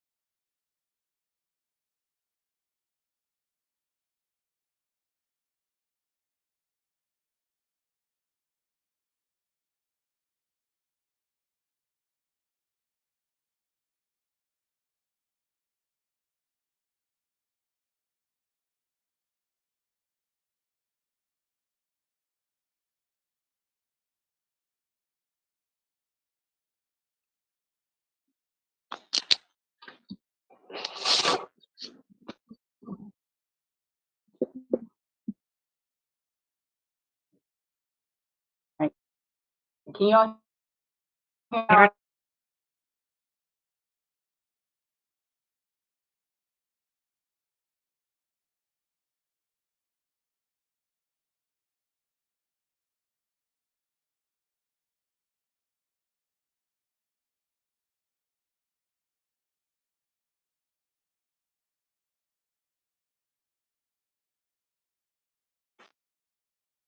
Can I get a thumbs up?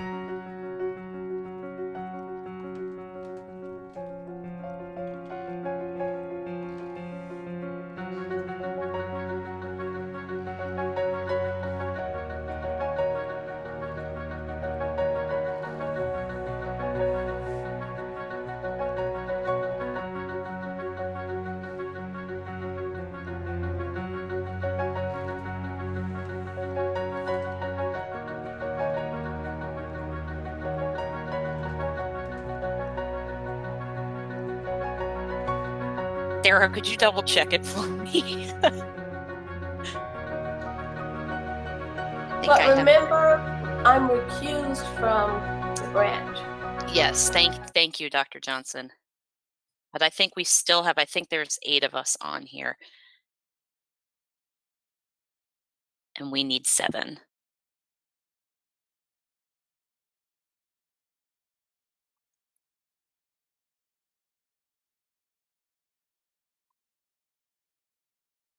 Let's see. I think I've got 7. Let me count one more time. Hold on.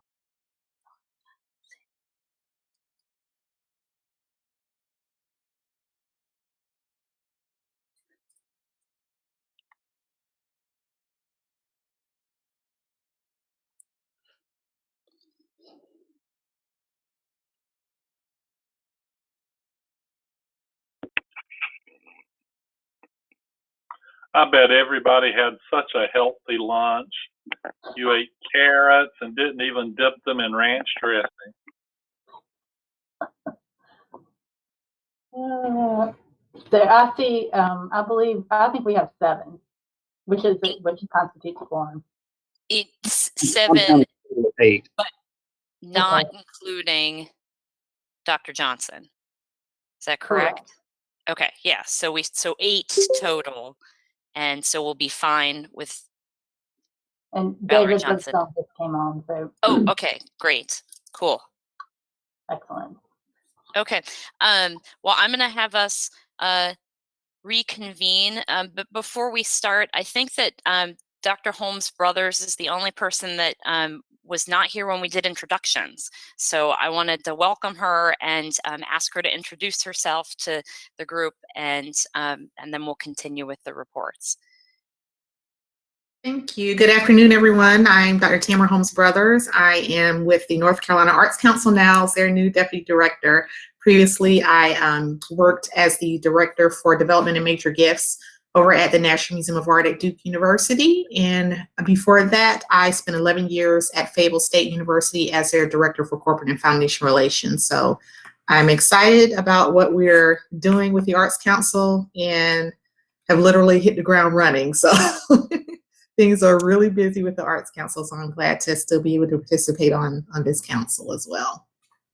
Awesome, thank you so much. Okay, so we're going to continue with the National Register presentations and have Sarah continue the presentation on the branch property, and then we'll have one more presentation before we go into the study list properties. We will discuss and vote after Sarah's presentation, then we'll have Scott's presentation, discuss and vote, and then move on from there.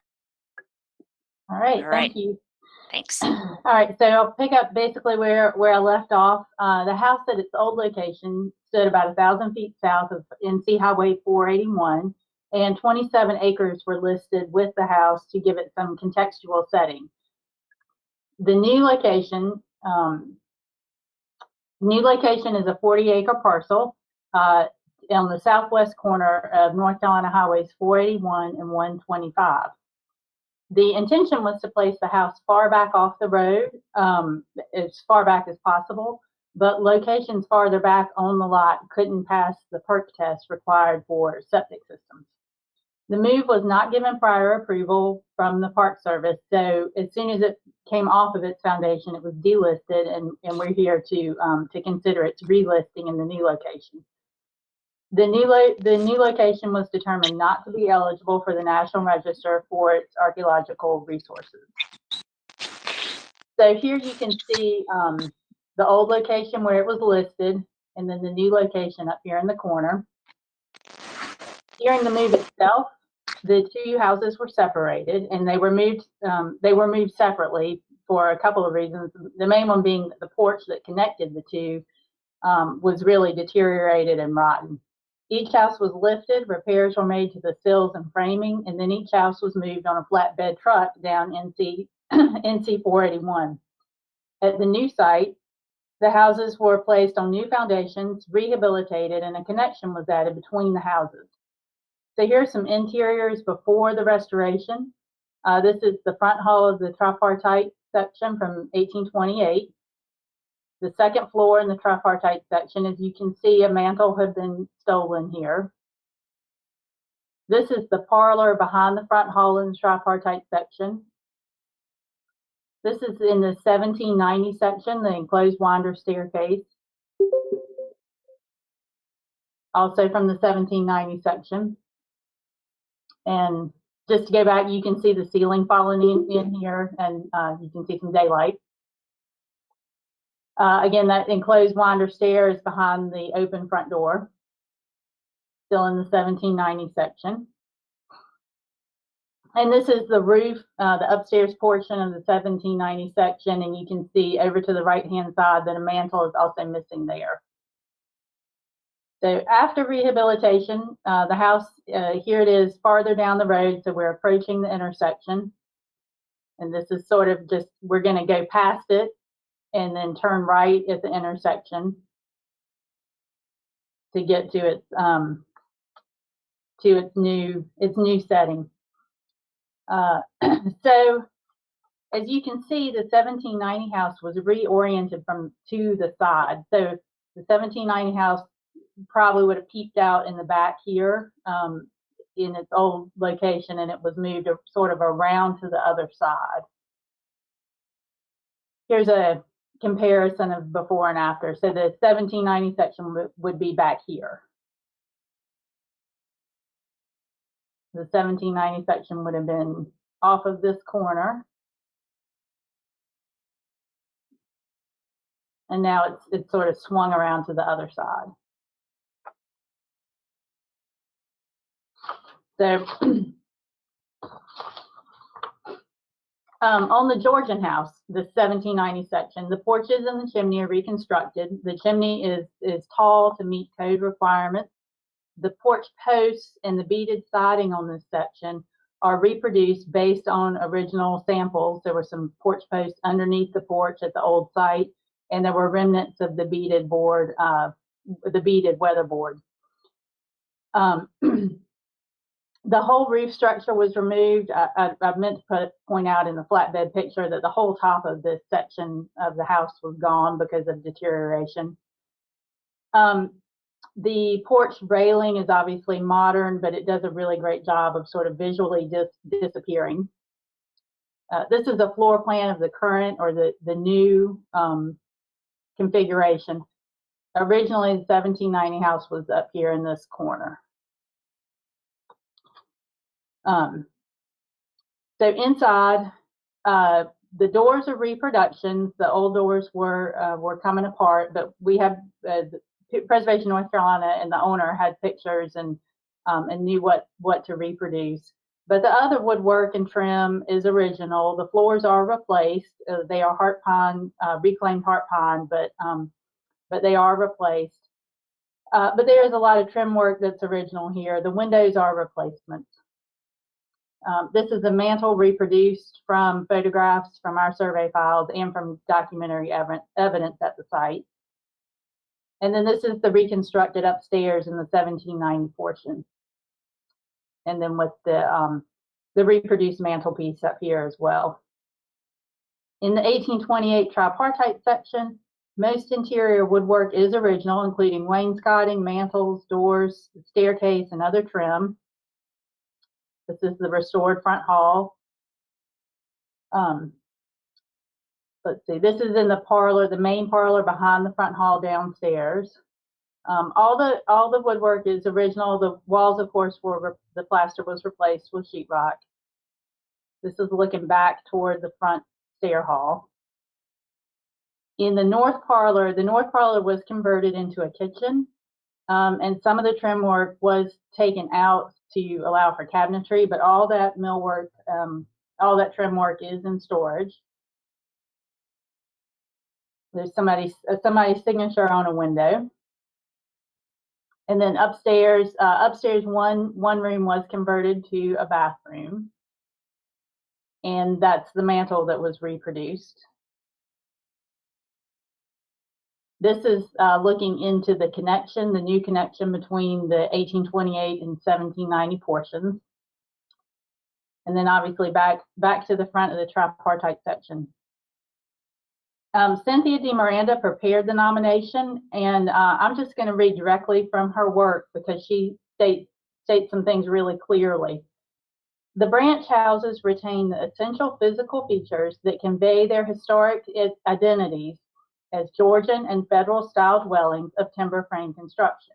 Each building still has the massing, proportion, fenestration pattern, and ornament that characterizes its architectural style, and the Samuel Warren Branch House, that's the tripartite section, retains the massing that characterizes its tripartite form.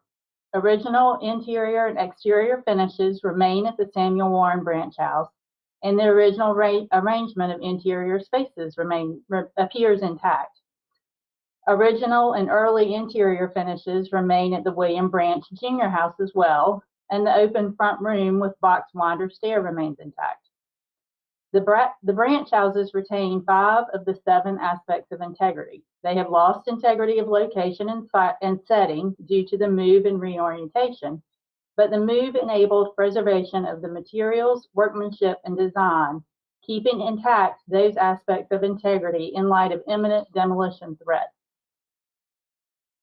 The William Branch Junior House and the Samuel Warren Branch House are eligible at the local level for the register under criterion C in the area of architecture as intact examples of late 18th century 1.5-story rural Georgian style dwelling and an antebellum federal style tripartite house, respectively.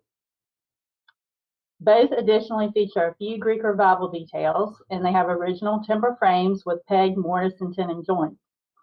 Surviving 18th century rural Georgian dwellings are extremely rare in the county, according to the 2010 book, The Historic Architecture of Halifax County.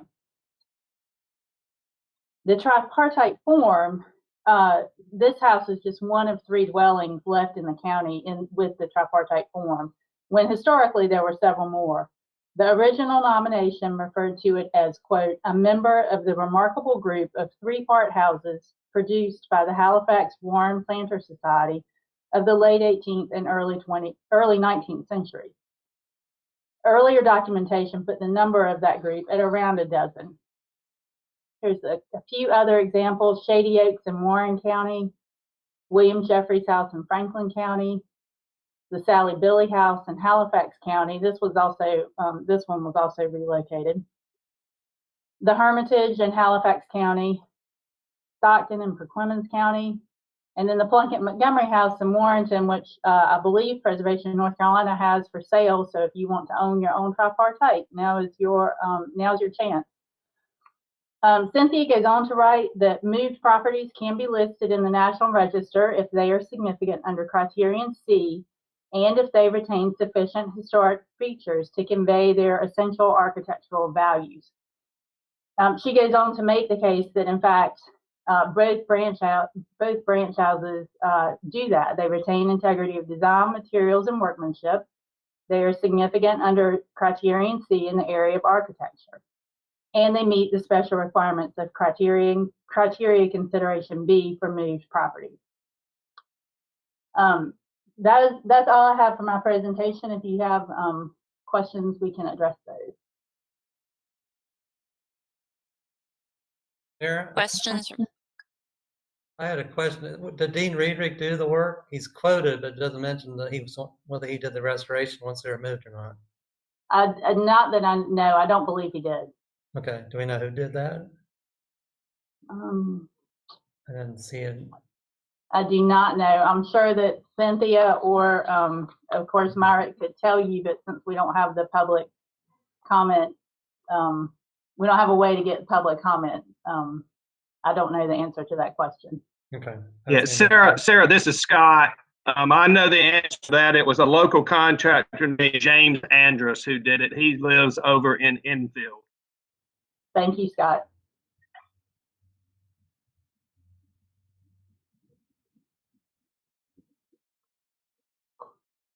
Any other comments or questions? I see that there's, Fred also chimed in the chat room there. Okay, thanks. Well, if there are no other additional comments or questions, is there a motion to approve the presentation for this property?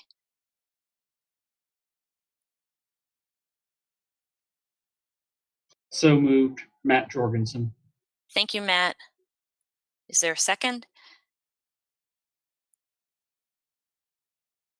I second Tamara Holmes Brothers. Thank you, Tamara. Okay, so we're going to move on to the vote. Again, we will do this by roll call. And so just be patient with me as I go through our list here. Fred Belladin.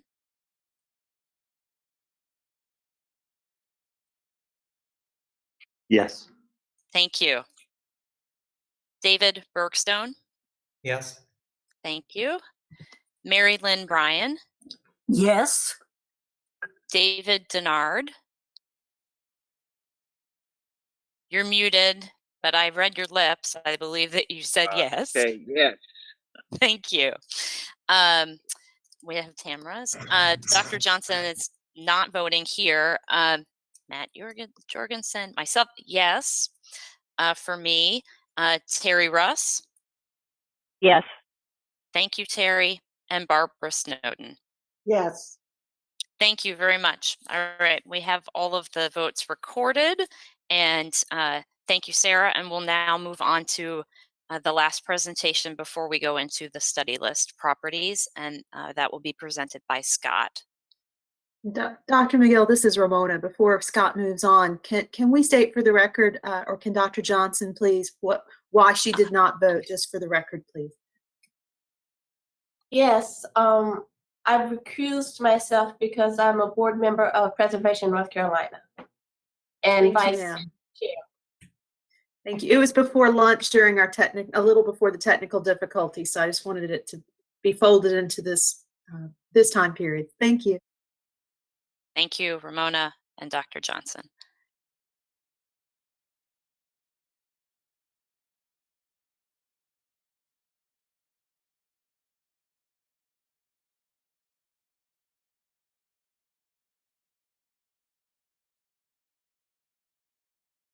Scott, are you there? Are you speaking?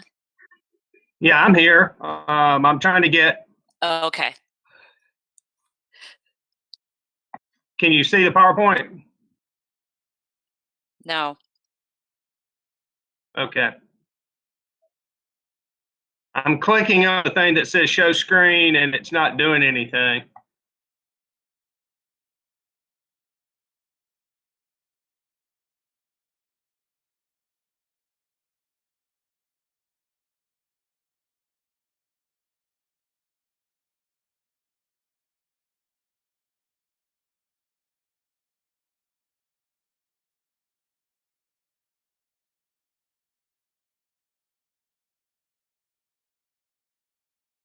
What about now?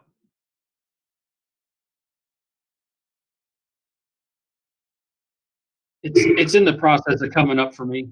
It just came up for me. Is it up now? It's coming up slowly.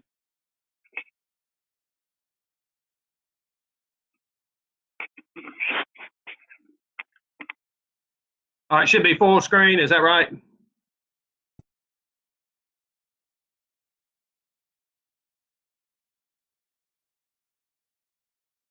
Yeah, I've got my PowerPoint up on the screen, but okay.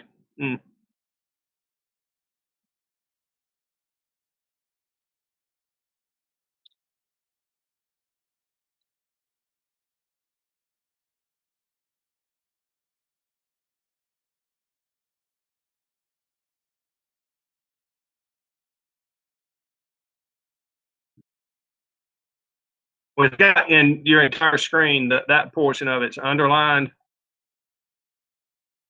and it won't do anything. So when I go to application window, before is when you said you could see something.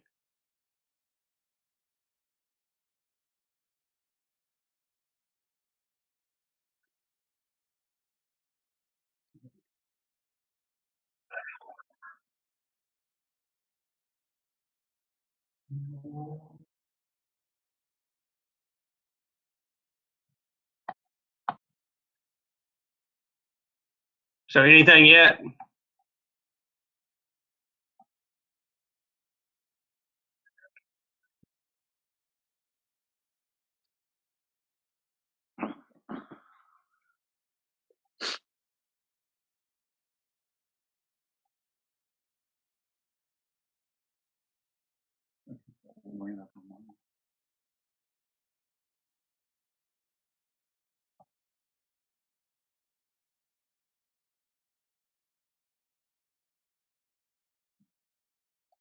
I cannot get this thing that has the screen with the cross through it to come up at all. Do you have the? Okay. In there. All right, if you can hang on a minute, I'm gonna try to see if I can pull it up on John's computer.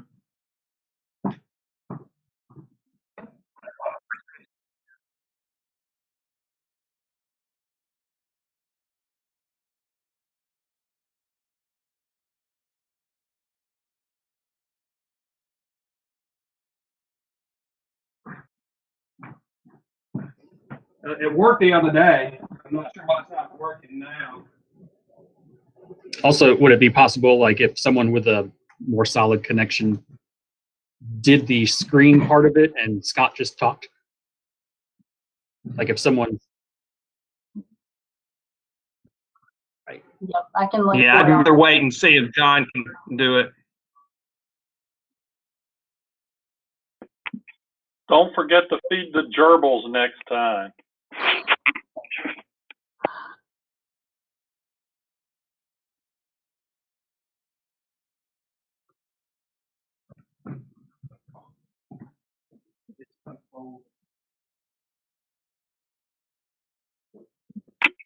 Does anybody else have Scott's presentation up on their computer? I have it. Yeah. Yep. So let's just have Sarah open hers and Scott talk.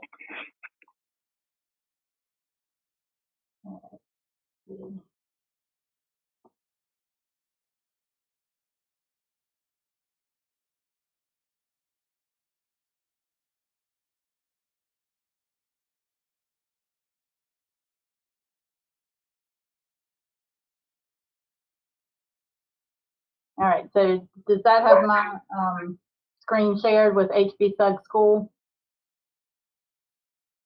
Okay. Yes, ma'am. Scott, if you want to go ahead and just do the old-fashioned next slide.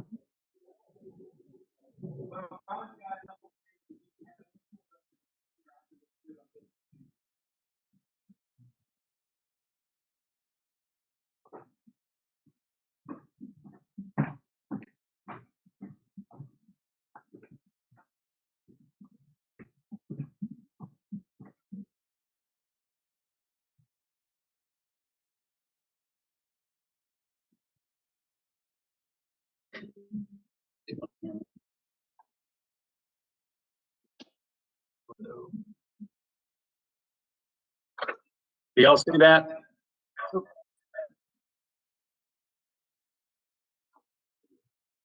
Yes, we can see that.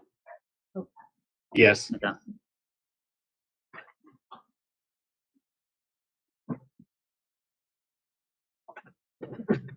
You don't. You have a mouse or not?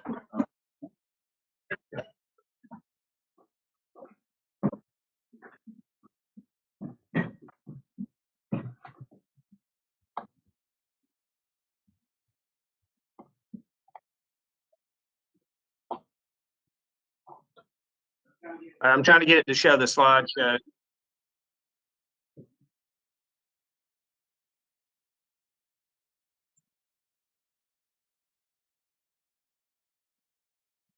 Everybody, does it look like one big screen now?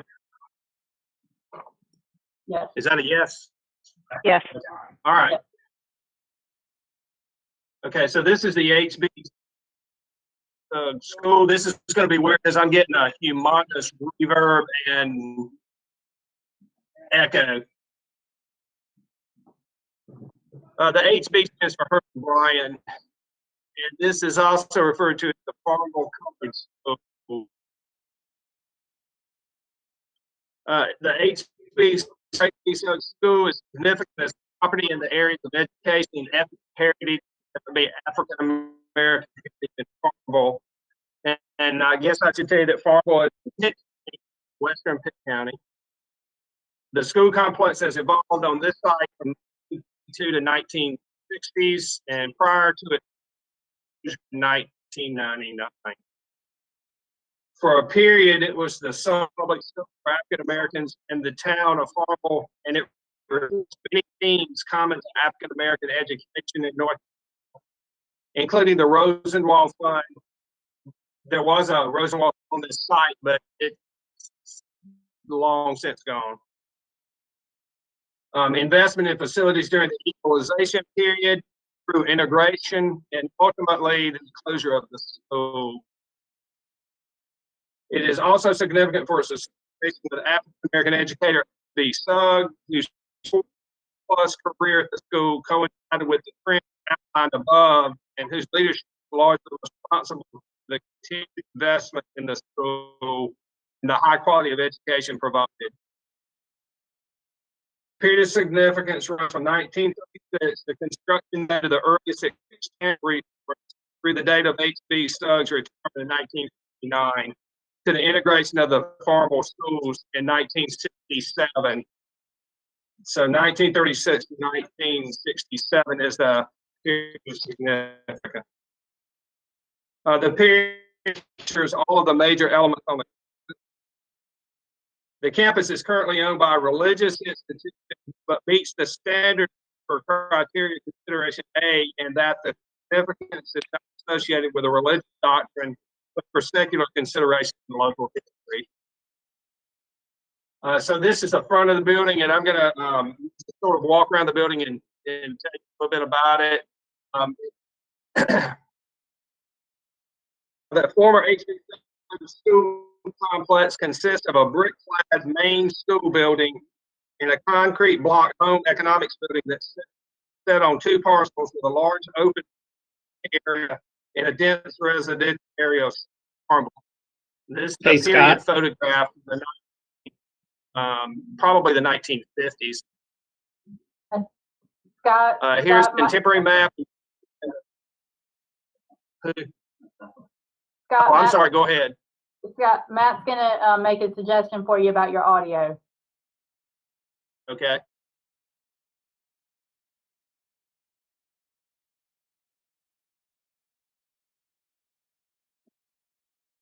Adjoining rooms. Did you?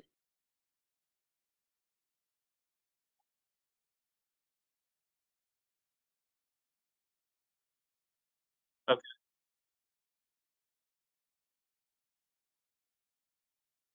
So closing the door wouldn't help.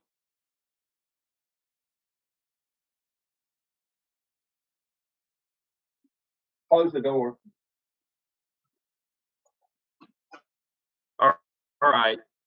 That didn't help me at all, but John's trying to figure out how to mute the speaker.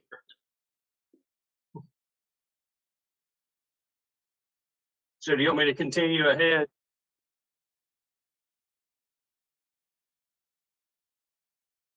Okay. All right, so you can see the school complex right in the middle. My cursor, it's right here, the ball field behind it. And this shows the nominated property in red. So this is the main building that we were looking at the front of. It has a T configuration. The earliest building on the site is right here, which is the 1930s building. And this is a gymnasium from mid-century with a mid-century cafeteria building.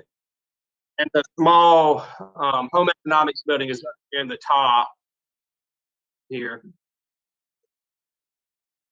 The 1949 main section of the building dominates the campus and defines the street edge.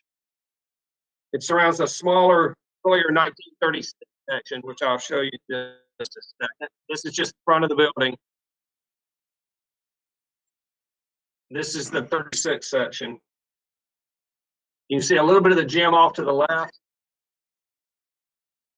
And here's the gym from the opposite direction. And this is that little portion of it picks off the back. The gym was added in 56, very typical of what you would see in collegiate sort of facilities. And this is the interior. As you can see, they have some roof problems no longer in use.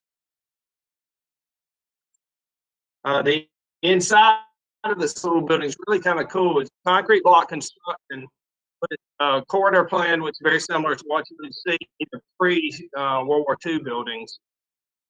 Very intact on the interior. Has these little closet areas in it. With the outside of them have chalkboards on them. It has lots of these some windows, which I'm sure was for heat control. Here's one of the corridors. And this is the home economics building, which is the only building that's really not connected to the body. All of the buildings are mainstream with sparse detailing, but reflect trends in construction in terms of form and design. And that's it.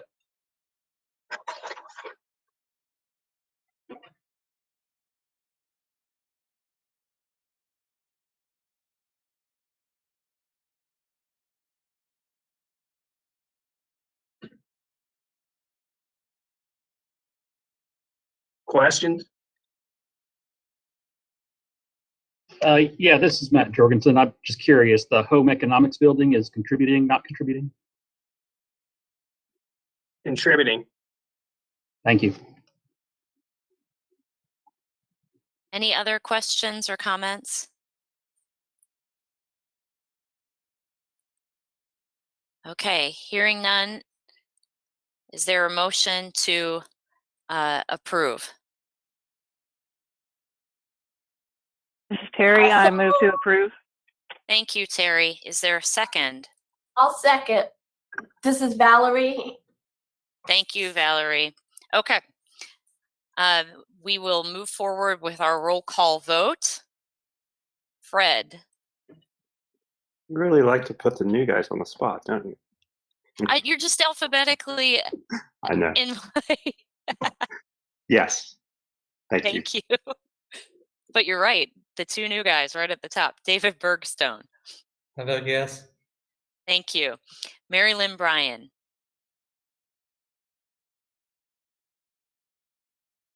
Oh, I'm sorry. Yes. Thank you. David Denard. Yes. Thank you. Tamara Holmes Brothers. Yes. Thank you. And we already had Dr. Johnson. Yes. Matt Jorgensen. Yes. I vote yes. Oh, you done. Terry. Yes. Yes. And Barbara Snowden. Yes. Okay. Thank you. That is our final presentation in the National Register list, and we'll now move on to our study list property presentations. And I have Sarah here as our first presenter.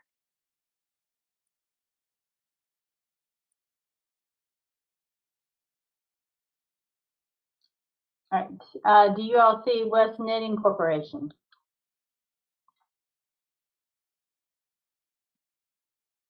Yes. Excellent. Yes. Perfect. Thank you. All right. So this will look very, very familiar because this was addressed in the study list portion of your meeting in February.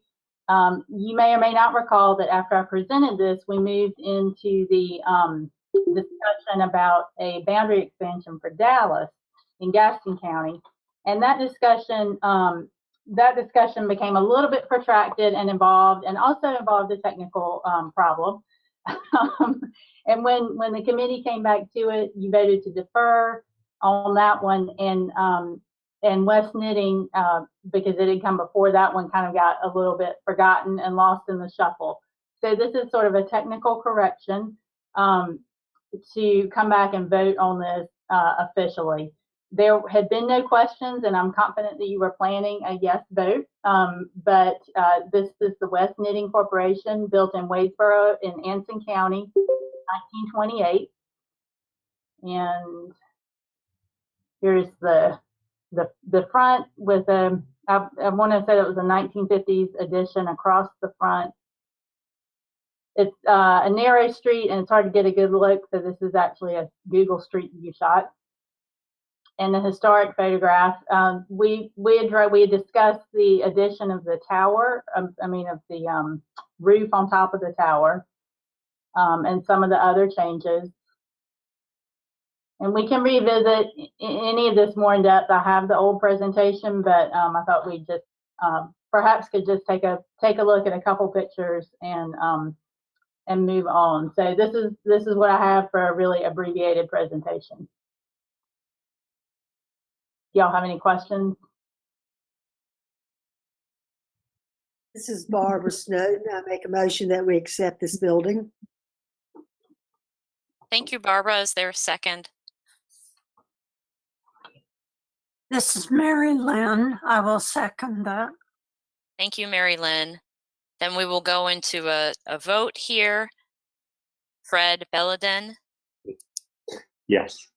Thank you. David Bergstone. Yes. Alrighty, have Mary Lynn Bryan. David Denard. Yes. Thank you. Tamara Holmes Brothers. Yes. Thank you. Valerie Johnson. Yes. Matt Jorgensen. Yes. Alicia McGill. Yes. Terry Russ. Yes. Okay, thank you. I think we've recorded everybody's votes, and we will move on to our next study list presentation, which is Hannah. Okay, give me one moment here.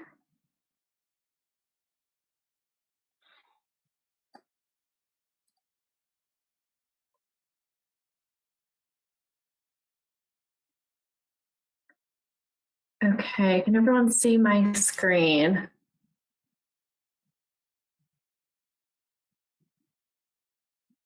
Yes. Right. Yes. Great. Okay.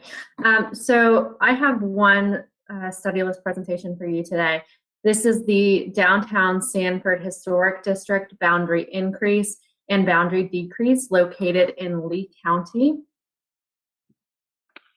Listed in 1985, the district shown in the red circle encompasses Sanford's central business area, consisting of fairly compact commercial and industrial development near the railroad tracks, which you can see right here, and extending west to Horner Boulevard, which is this pinkish road right here.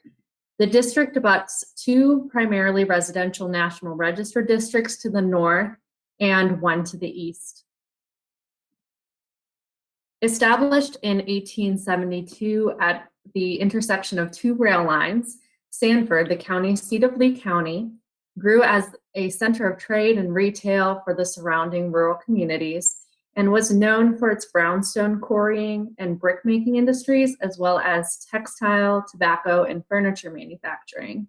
The original district, which is shown in these photos, was listed for local significance under Criterion A in the areas of commerce, transportation, exploration and settlement, and politics and government. It was listed under Criterion C for architecture as a collection of buildings that embody the distinctive characteristics of late 19th and early 20th century commercial architecture. And it was also listed under Criterion D because it had potential to yield information in historic archaeology, particularly near the railroad structures. Here are some more views of the current district. The original period of significance began in 1872 and ended in 1935, arbitrarily cut off 50 years before the nomination was written.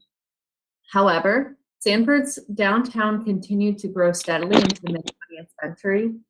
Because the period of significance ends in 1935, several mid-century buildings in downtown remain non-contributing to the district due to age, and others were left out of the original boundary. The proposed boundary increase and decrease is a component of a larger National Park Service Historic Preservation Fund grant project awarded by our office to the city. This project will also resurvey the district and will include additional documentation to expand the period of significance to at least the mid-1960s. And together with the boundary increase, will recognize the full extent of significant mid-century development in downtown. For the boundary increase, there are 3 proposed areas that are shown here on this map in green, and include a total of approximately 12 commercial and industrial buildings. There are 2 decrease areas shown here in red that contain 1 building and a few vacant lots. These boundary updates were carefully considered by the consultant who prepared this and the Historic Preservation Office staff. And the buildings that remain outside of the boundaries were not included for one of the following reasons. They were constructed later than the mid-20th century. They were separated from the contiguous district by large vacant lots, or they were highly altered. Overall, resources in the proposed boundary increase areas have very good historic integrity. So increase area A is a single building, the modernist Carolina Power and Light Company, built circa 1955. Increase area B is the largest of the 3, and I will break them up into 3 different slides. First is a large property that contains multiple buildings constructed for the Sanford Furniture Company, primarily between 1938 and 1966, with some later additions. In spite of the additions, the overall integrity remains very good, as you can see in these photos. These buildings relate to Sanford's history of light industrial businesses found close to the railroad. And the original boundary included industrial buildings like the Coca-Cola bottling plant and Sanford Buggy Company. And although industry was not claimed as an area of significance in the original district, it should be explored further in the updated nomination. Next, in area B, the top photo is the circa 1960 commercial building, possibly associated with the Sanford Furniture Company as well. And below that is the National Guard Armory, constructed in 1938 with Art Deco features. Last in area B is a pair of commercial buildings shown in the top photo, likely constructed in the 1940s. And below that is a circa 1940 3-part commercial building constructed for a local dairy. Area C includes 3 buildings. The top photo is a circa 1935 tobacco warehouse. Below that is a commercial building constructed between 1938 and 1950 with a modern facade that likely dates to the 1960s. And to the right is the Central Electric Membership Corporation building, constructed between 1950 and 52. And then areas D and E are the 2 boundary decrease areas. Area D is the only building that has the only building that would be cut out of the district, and its construction date postdates the 1985 nomination. I believe it was built in the 1990s. And the rest of area D contains vacant lots. And then area E once contained 2 houses that have been demolished and are now vacant lots. So removing these 2 areas would really tighten up the boundaries in this part of the district. In conclusion, staff recommends approval of the downtown Sanford Historic District boundary increase and boundary decrease. And the increase areas are likely to show significance under criterion A in the areas of commerce and industry, as well as criterion C for architecture, and illustrate the continued growth and importance of Sanford's downtown through the mid-20th century.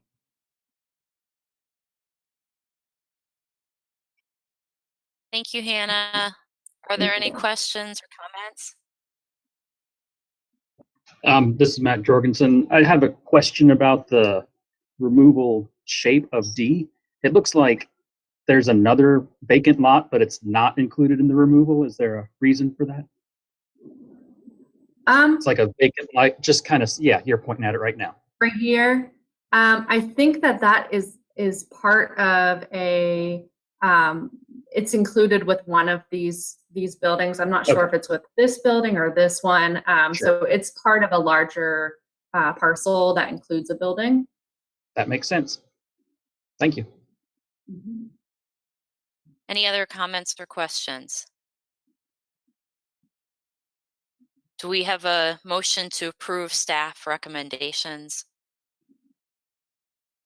I so move. Was that Dr. Johnson? Oh, yes. Thank you. It's Matt me. Jorgensen, I will Yes. second. Thank you, Matt. So we'll move to our roll call vote. Fred Belladin. Yes. Thank you. David Bergstone. Yes.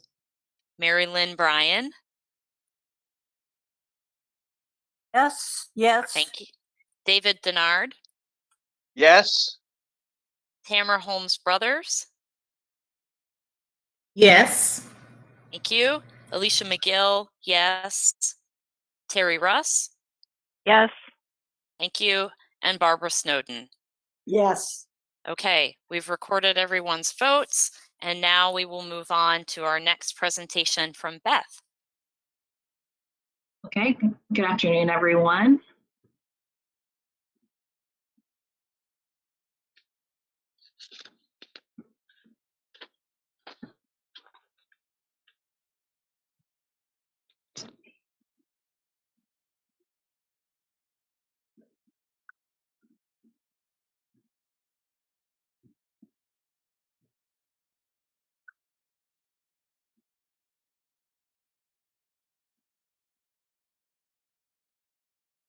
Okay.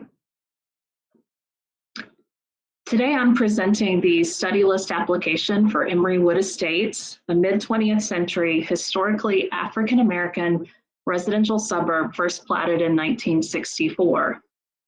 This application was prepared in 2011 by April Johnson as part of a larger inventory of African-American historic sites in Durham that she conducted in partnership with the National Trust for Historic Preservation, Preservation Durham, and the North Carolina SHPO. In 2011, the oldest houses in Emery Wood Estates were only about 47 years old. But today, many of these houses have reached and exceeded the 50-year threshold set by the National Park Service, and many others will attain 50 years of age in the next year or two. I want to recognize and welcome April, who is joining us on YouTube and who is now the Executive Director of Preservation Durham. And I also want to recognize and welcome Mrs. Meredith Holmes and Dr. Charles Johnson, who are also with us via YouTube. And I want to thank them for shepherding the Emery Wood Estates study list application to this meeting of the NRAC. And finally, if anyone else is joining us today because they have a special interest in Emery Wood Estates, I'm sorry we can't welcome you personally, but we're very glad that you're with us online. So what you see on your screens is a 1972 aerial photograph of Emery Wood Estates as it was under construction or partial construction. This mid-20th century historically African-American residential suburb was first platted in 1964 by a developer and builder named Irvin Herndon. Herndon was a white man who marketed his subdivision to African Americans because he saw an opportunity to sell something that no one else was offering in Durham. Lots in a neighborhood in which to construct custom-built homes for rising middle-class African Americans. Residents of this neighborhood included business owners, doctors, lawyers, those employed in the medical services, teachers, college professors, and school and college administrators, among other professionals. And these types of professional careers afforded the residents the opportunity to custom build their own homes. Emery Wood Estates is located between North Carolina Highway 55 and Fayetteville Street off of Riddle Road, where the original entrance to the neighborhood is less than 3 miles southeast of downtown Durham and 2 miles south of North Carolina Central University. The neighborhood is located 3.5 miles from the Research Triangle Park exit on the Durham Freeway. Emery Wood Estates was platted in 6 sections in 1964, 66, 68, 72, and 73. In total, these 6 sections cover a little less than 47 acres. I'm showing you the first 3 sections on these plat of subdivision maps. On these plat maps, you can see some of the hallmarks of post-war suburban development, including uniform lot size, curvilinear street patterns, the use of cul-de-sacs, and an insular network of roads that prevented through traffic through the neighborhood. Streets are paved with concrete curbs, but there are no sidewalks. Returning to the 1972 aerial photograph, here you'll be able to see an outline the 1964, 1966, and 1968 sections that had been largely developed by 1972. And you can also see that construction had begun on section 4, which was platted the same year. Here is the plat of subdivision for section 4, which I've rotated so you can see its true north-south orientation. And here it is against the aerial photograph, where you can see that the Harrington Place cul-de-sac, the north-south Kirby Street, and the east-west Chowan Avenue are under development at this time. And you can also see the beginnings of Brandon Road and Rockford Road. Staff recommends that Emery Wood Estates be study listed as potentially eligible under Criterion A for community planning and development, as well as African American heritage and social history. The development of this neighborhood exemplifies post-World War II suburban development in the United States, and it reflects the discriminatory policies and social practices that have segregated many of North Carolina's residential neighborhoods. At the same time, Emery Wood Estates offers an opportunity to explore the significant accomplishments of the prominent men and women who lived here and participated in building this community. Accomplishments that had an important impact in Durham and more broadly in North Carolina. Staff also recommends that Emery Wood Estates be study listed as potentially eligible under Criterion C as a mid to late 1960s and 1970s neighborhood of contemporary, split level, and ranch style houses, the vast majority of which retain good to excellent integrity to their date of construction. While there are some replacement windows and modern siding materials, nearly all of the houses in the oldest 4 sections retain sufficient integrity to convey their significance under Criterion C. You'll remember that the houses in this neighborhood were not constructed speculatively, but were designed according to the original owner's wishes. Most houses were built by Irvin Herndon, the subdivider. He preferred to build the houses in Emery Wood, but he did not object if property owners wanted to hire another builder or architect to design and construct their homes. Mr. Herndon employed a designer who would draft houses for the lot buyers. There were also owners who chose to use popular plan books to build their houses. And now I'm going to show you a selection of these houses that were constructed in the 4 oldest sections of Emery Wood Estates. Excuse me. And of course, just as a note, because a section was platted in one year, that of course does not mean that all the houses date to that particular year. But you'll see that many of these houses were built out in a fairly timely fashion after the plats were recorded. So this first slide here is a selection from the oldest section of Emery Wood Estates. And this slide is as well. These are all houses from section 1, platted in 1964. These next 2 slides were from section 2, platted in 1966. And this third slide is from the 3rd section, platted in 1968. And finally, 2 slides of houses in section 4, platted in 1972. And then finally, I want to mention that there is a 5th and 6th section to Emery Wood Estates. These are the southernmost sections in the subdivision. And although these were platted by 1973, they were not largely built out until the late 70s and early 80s. But I do want to point out that in these newer sections that there are many standout homes that appear to be architect designed and are really interesting examples of early to mid 80s architecture. So I hope you can see from these examples provided that this neighborhood has both a significant planning and design history, as well as remarkable physical integrity. And I think those of you, especially those of you who are familiar with post-war housing developments in Raleigh and Durham and then the Triangle broadly, will agree that the amount of physical integrity that remains in Emery Wood Estates is truly remarkable when compared to other neighborhoods of a similar age. So please let me know if I can answer any questions.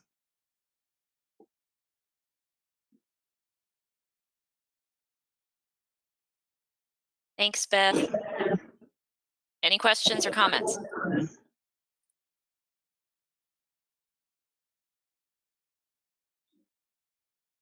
No? Do I hear a motion to approve staff recommendations to study list? David Denard votes approval. Great. Recommend approval. Tamara Holmes Brothers, I second. I second. Lots of, I got Tamara first. So thank you, Tamara. Yeah, very exciting. I really enjoyed it.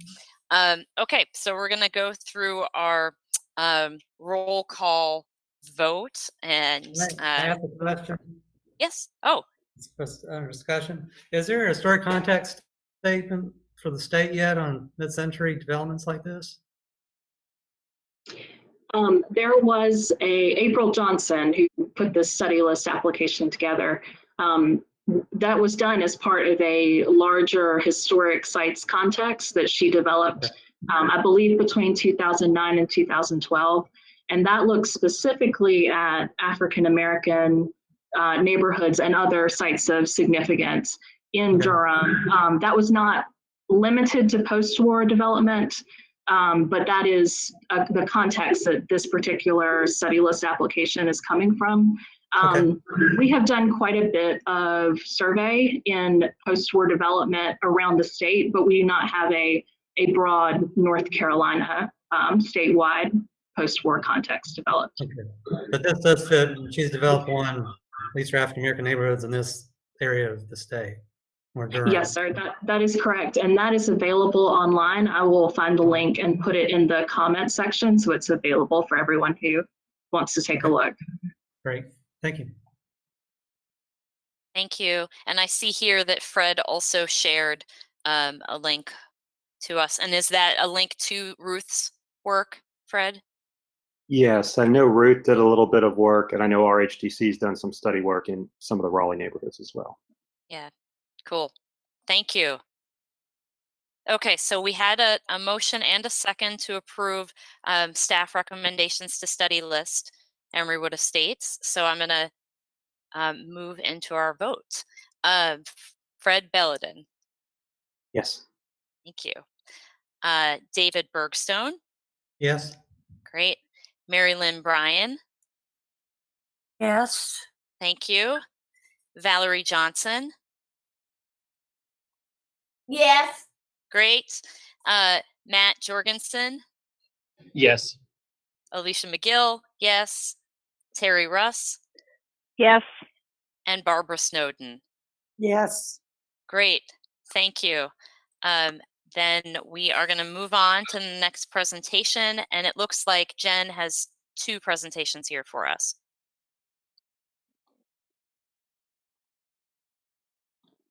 Yes, Alicia, I have a quick question. I do have 2 presentations. One of them was staff recommended yes and one no. Would you like to vote after each one separately? I think let's do that. Yeah. Okay. That will work. Thank you. Let me share my screen.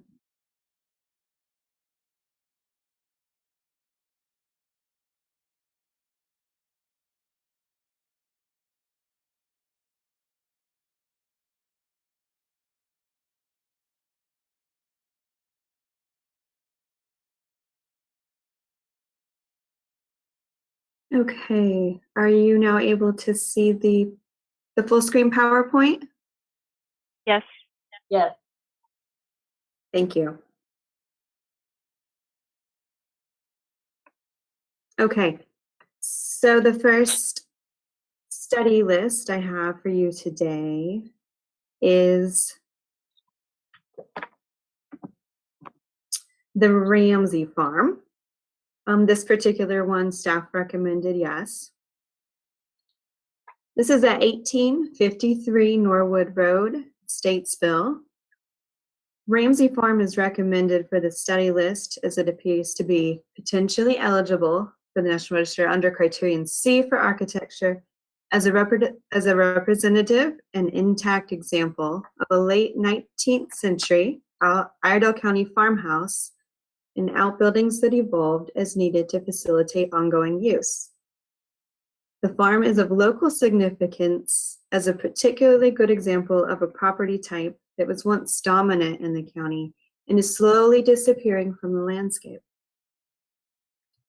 The property is located 2 miles east of downtown Statesville on the south side of Davie Avenue, US 64, which was originally called the Statesville to Moxville Road.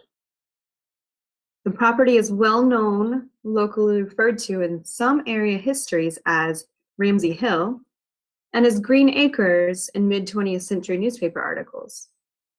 The Ramseys once owned 400 acres on the north and south sides of the Statesville to Moxville Road. You can see the Ramsey name circled here on this 1917 map in what used to be a rural area east of Statesville. Over time, the larger acreage was sold off. In the mid-1960s, the I-77 corridor bisected the farm, leaving the Ramsey house, a corn crib / granary, and a meat house, as well as a former farm drive, on 6.8 acres west of I-77. You can see this area pointed out by the yellow arrow. A log barn, frame shed, and concrete block tenant house are on about 18 acres east of the interstate. This area was surveyed as part of an environmental review project for work on the interchange to the north. A 2010 determination of eligibility letter from our office to DOT concurred that the Ramsey Farm, including the house, corn crib granary, and meat house west of 77, is eligible for listing in the National Register under criterion C as a largely intact and now rare examples of a late 19th century property type. But the properties east of the interstate could not be included as they were cut off. The property owner now requests consideration for study list and ultimately National Register listing for the properties to the west of the interstate. Here's a close-up site plan. You can see the corn crib / granary east of the dwelling. Post and rail and wire fences surround the pasture adjacent to this outbuilding. Tree stands serve as windbreaks bordering pastures. The setting also includes uncultivated fields and woodlands. The rear yard behind the hedge, which is the top of your screen, once contained a vegetable garden, chicken house, and other outbuildings. The frame meat house is the only outbuilding extant in this area. The Ramsey house was constructed in 1883. The wood frame house has a core T plan. The front facade faces south. The 1.5-story weatherboarded Ramsey house is an excellent example of a modest, rural, late 19th century residence that maintained a high level of integrity as it evolved. The T-shaped main block encompasses a front gable west wing, which contains a parlor here, and perpendicular gabled east wing containing a living room here. The house features slightly corbelled interior brick chimney stack. The main roof is asphalt, while some of the early rear shed wings have metal roofing. The wraparound front porch features original chamfered posts. A small gable surmounts the porch's central entrance bay. The porch likely attained its current configuration by March 1907, which is a known time when W.M. Ramsey was undertaking a remodel. The beadboard porch ceiling is original. Installed in the mid-20th century were the concrete block porch foundation that was originally open between brick piers. The porch floor was added then.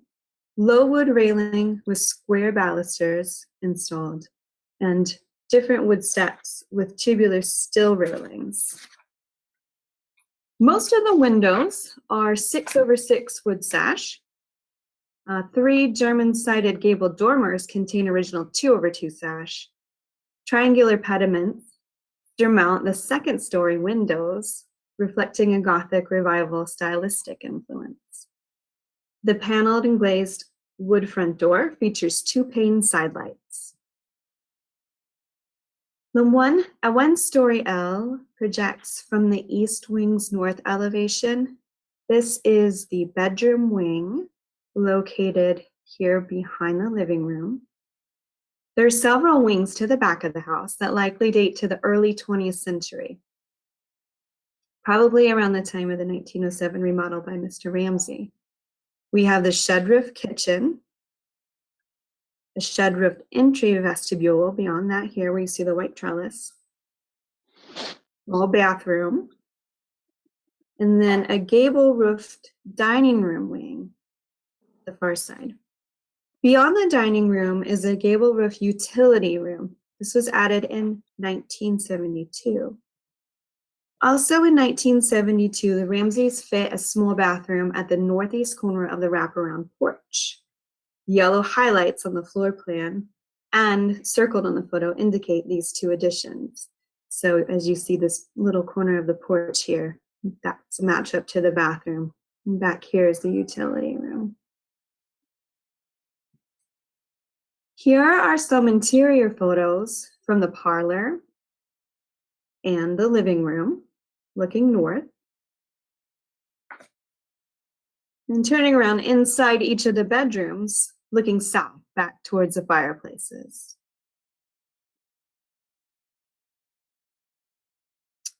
Here are the proposed contributing granary / corn crib. On the right, that's the granary. The central section dates to circa 1883.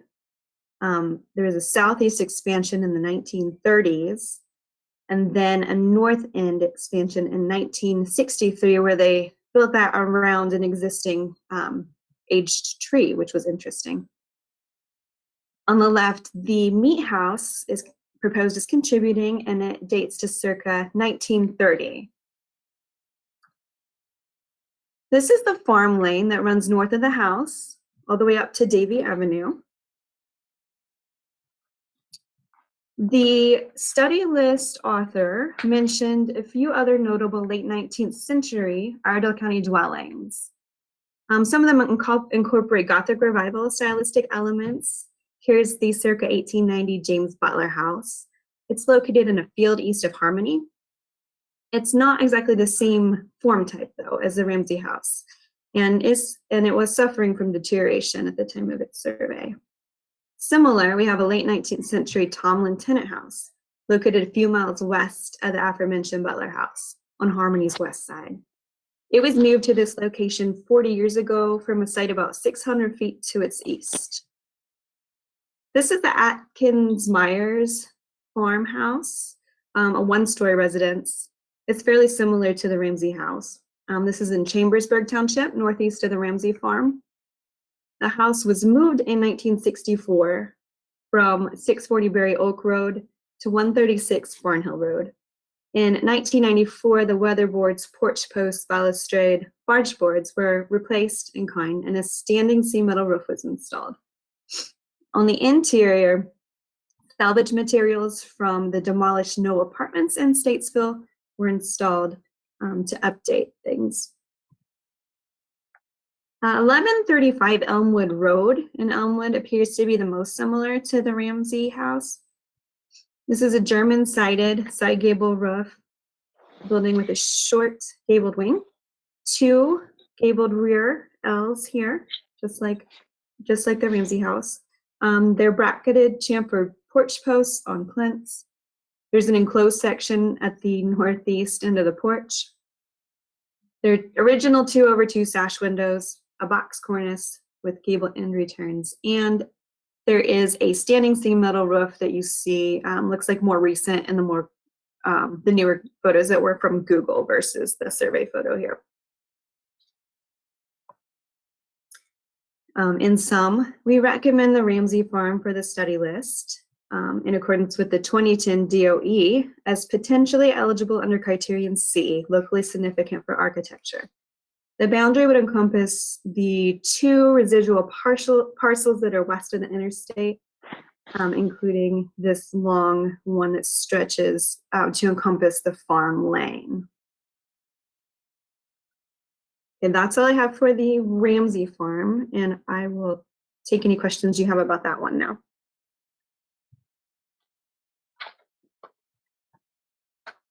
Any comments or questions?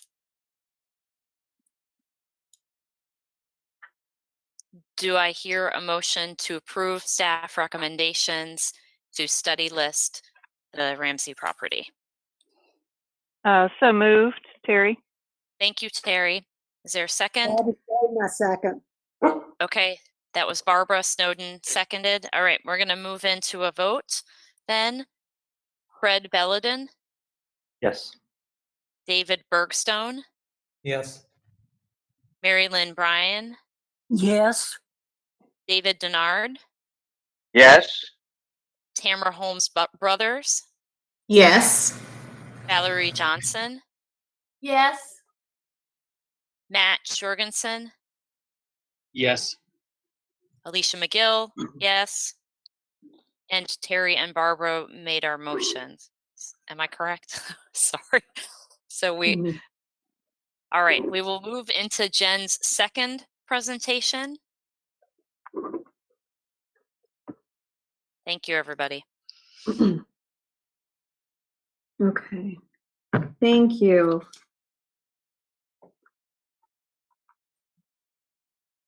The next study list property I have for you is the White House,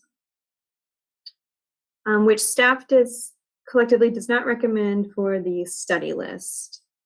Staff had concerns that change over time cumulatively diminish integrity. However, the applicant strongly advocates that it is still the best local example of classical revival architecture in Mebane, and requests NRAC provide careful study list consideration despite staff reservations.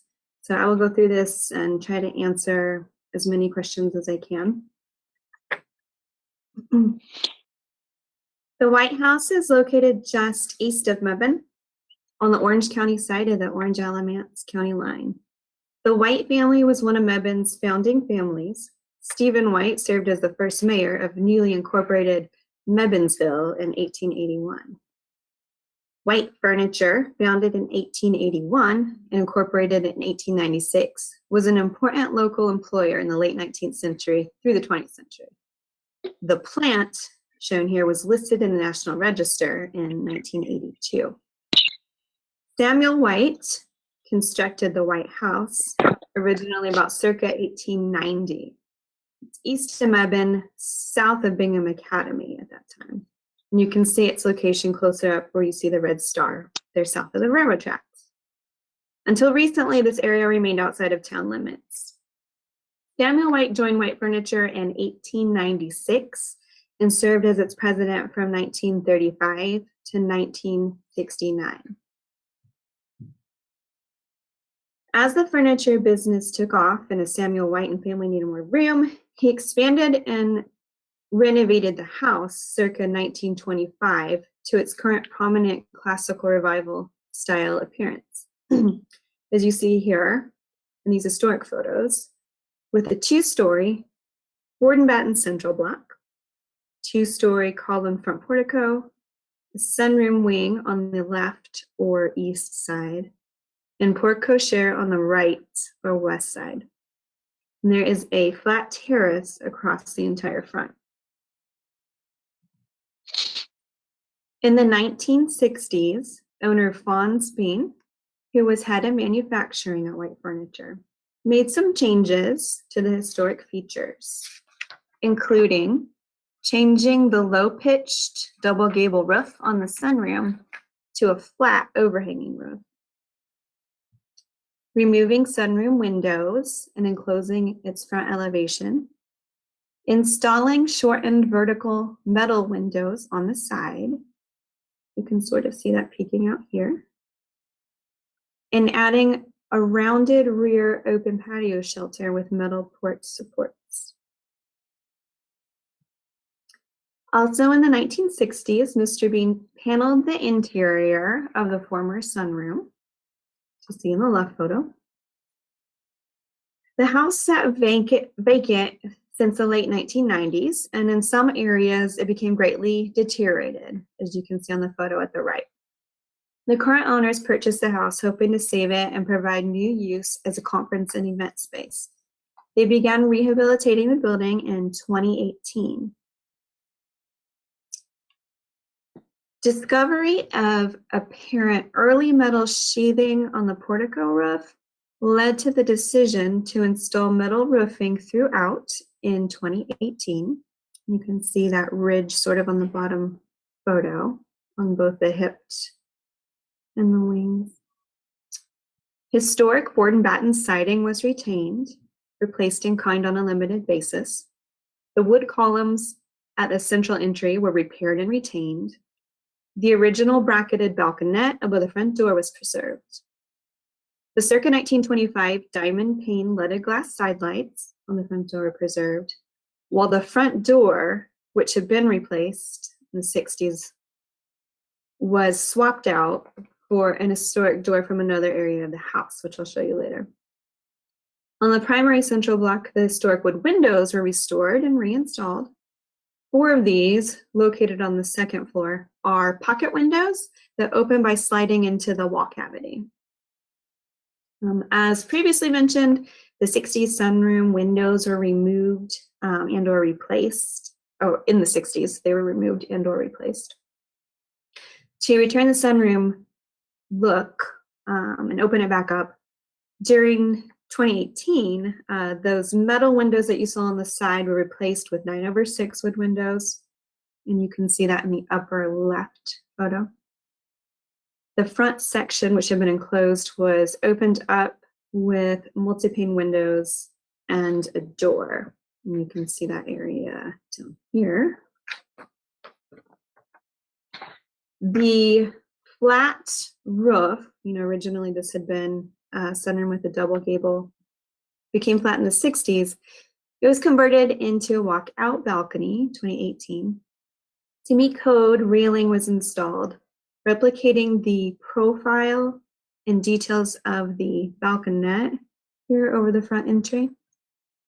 Similarly, due to liability concerns, they also added a railing all the way across this front terrace.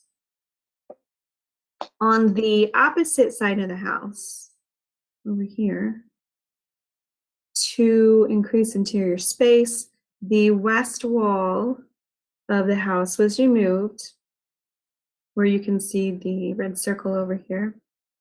And the space extended out where the porte cochere had been to create a sunroom wing. The door that's within the circle here under the porte cochere is the one that was then transferred over to become the front door of the house. Now this is an oblique view, post-2018 rehab, looking at the back or south and the east side elevation.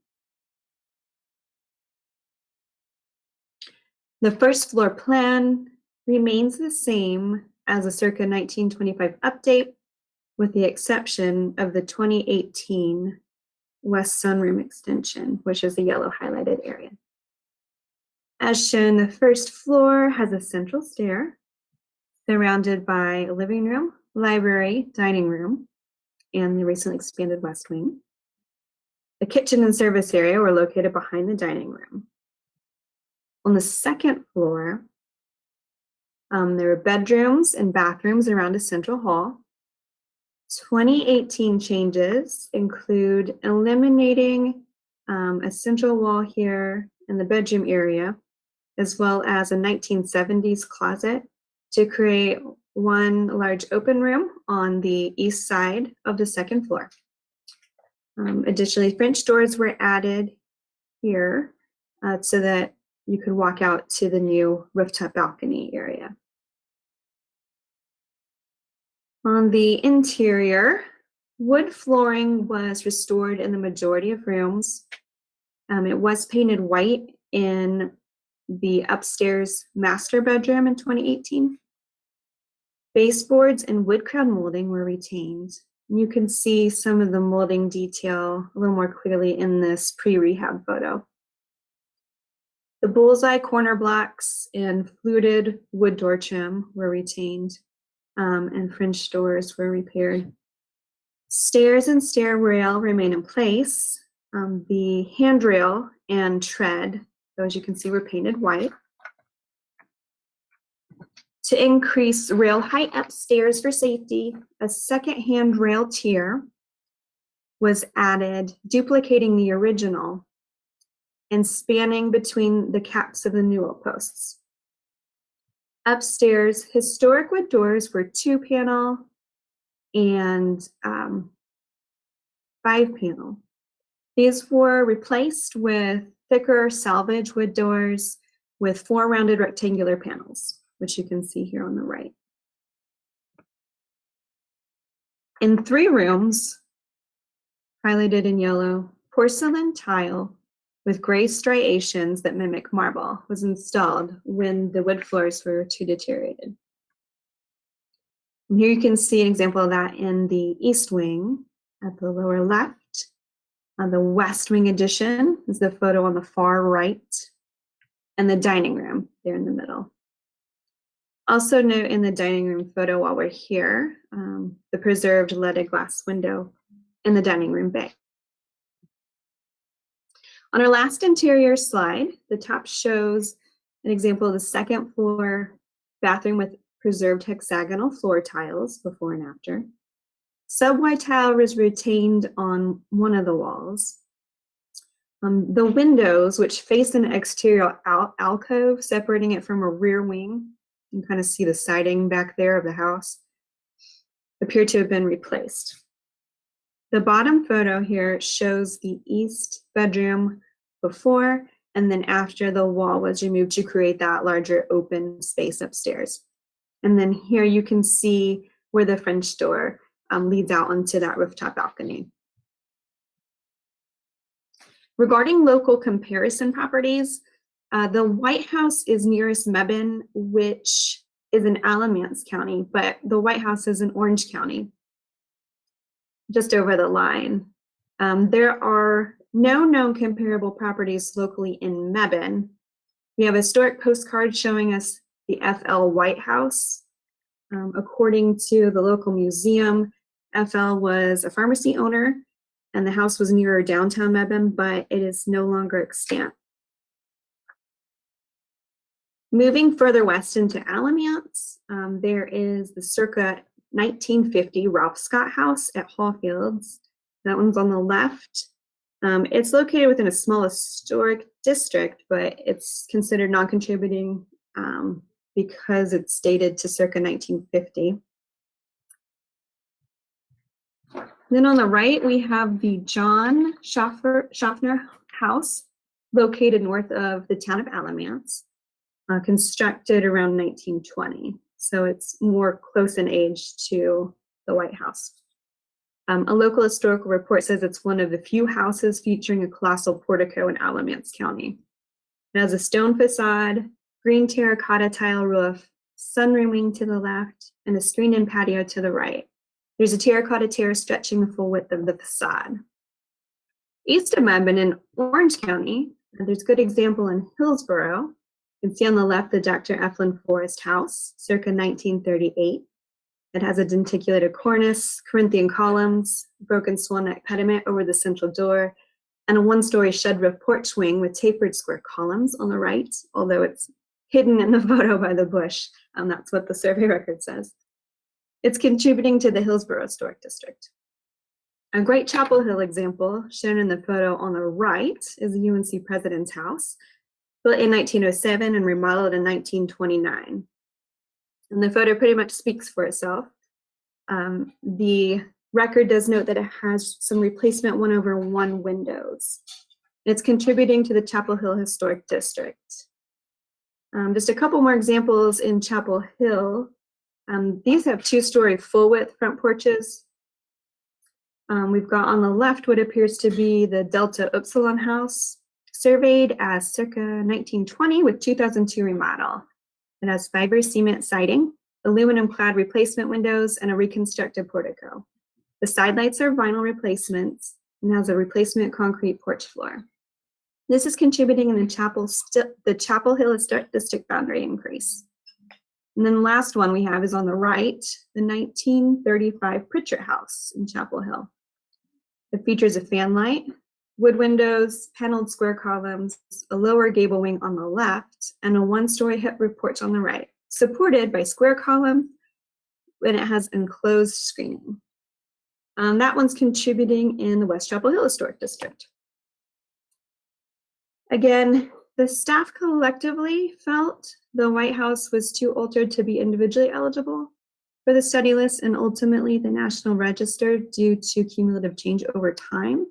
The owner, however, requested we present for NRAC's official opinion, despite staff's no recommendation.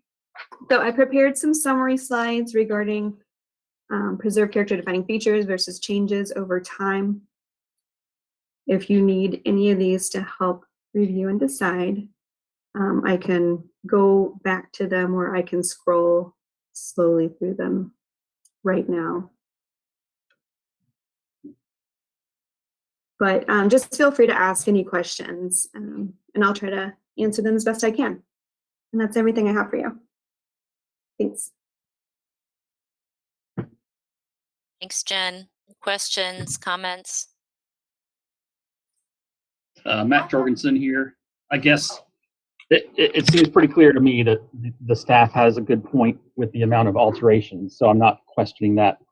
But I guess what I'd like to hear a little bit more about is if the applicant is arguing this is one of the only or one of the few examples of this type in the region, do the comparables compare and offer better examples, or do they have some point in that this might be a last surviving type in the area that maybe warrants a little bit more consideration despite the changes? I Does think that question make sense? Yeah, it does make sense. Thank you for that question, Matt. Certainly, depending on how far you're casting your radius, in Mebbane's changed a lot over time and may not have had a lot of this to begin with. I know in like the Alamance County report, they say that the classical revival style houses were a lot more common for institutional buildings, but not used so much, at least in this manner with the colossal, 2-story front portico like this. It was a lot less common for residential, at least in Alamance County reports. Though, if you go, further out in the county, there's some, good examples more in town, particularly in Chapel Hill, things like that.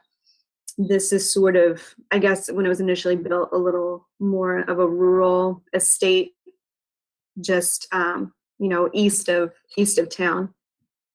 They're not a ton like this, I guess. So it's somewhat of something to consider, particularly if your local comparisons are closer to the Mebane sphere and context, I suppose. I had a slightly different question. I might have missed it, but as you were talking about the White family, is there anything that brings this forward in terms of that historical importance? So that this is I was thinking about how things can change over time. If it was the same family that had stayed there the whole time, I think it would be a clearer narrative. of its importance. But is there any other way in which the historical information, the connections, could elevate this so that we know that the architecture isn't so much, it's changed quite a bit, or changed enough to make it not really an example, but the history attached to the house may be something that is worth noting or studying or preserving? I guess that's what I'm getting at. Sure, that's a really good question. The applicant asked that in the application, proposed that maybe it could be eligible for association with people, but when you get into the National Register bulletins and the way that they need you to frame your argument for a significant person, you're looking for something that's really close, the most closely associated to that person in regards to what they are, really known for. This family is known for the successful furniture business and running it there in Mebane. And because in this particular instance, there is still the White Furniture Company, it's extant and it's listed on the National Register, that would be the better associative property to represent the individuals and what they're known for. That's what the staff recommends anyway. So if that was gone, then you kind of turn to maybe the residents. But in this particular case, it really is a C argument. It's sort of the only thing we could really think of to present it as. Yeah, the B probably wouldn't work because of the existing factory. Yeah. Oh, my only comment on that is it shows what happened with the money that they earned from their. It makes that economic connection, and I'm just kind of thinking about Roger Kennedy's men-women architecture, and he traces money over time of what did people do with their wealth. And so even though this has many changes, it does show us, this kind of presentation of themselves as a kind of landed gentry in the US. And that's all I would say to kind of think about, which I know it's not a usual argument, but maybe it's something that we need to start making more connections to these economics. And that would bring in other kinds of properties if we make that connection. What do we do with the money?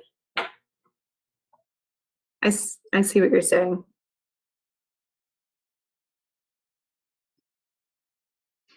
This is Matt Jorgensen again. I have another question, and with something we've sort of discussed in these gray area properties in the past, and that is,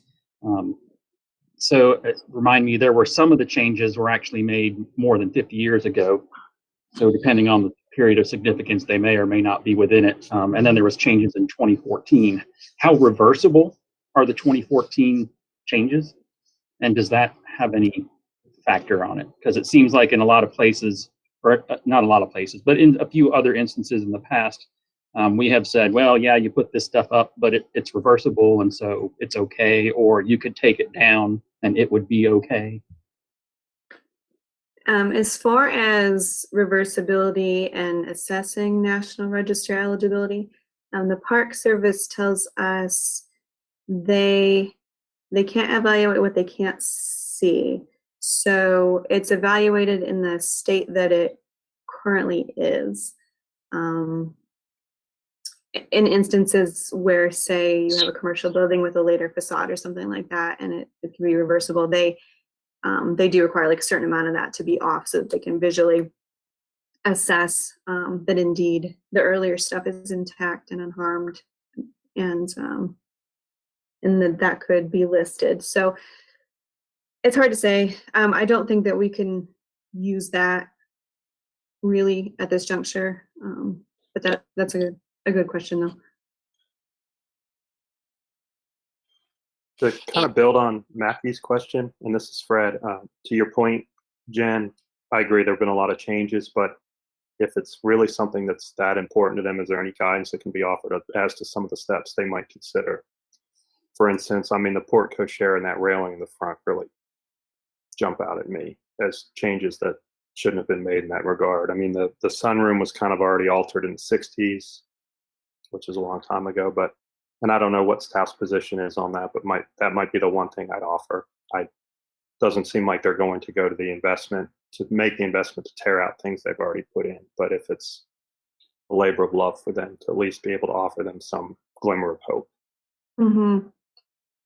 Yeah, I think that's tough. I wish that our office had, our restoration staff had been involved early on and could have potentially guided a little bit of that. Thinking about some potential incentives and what might work and not work.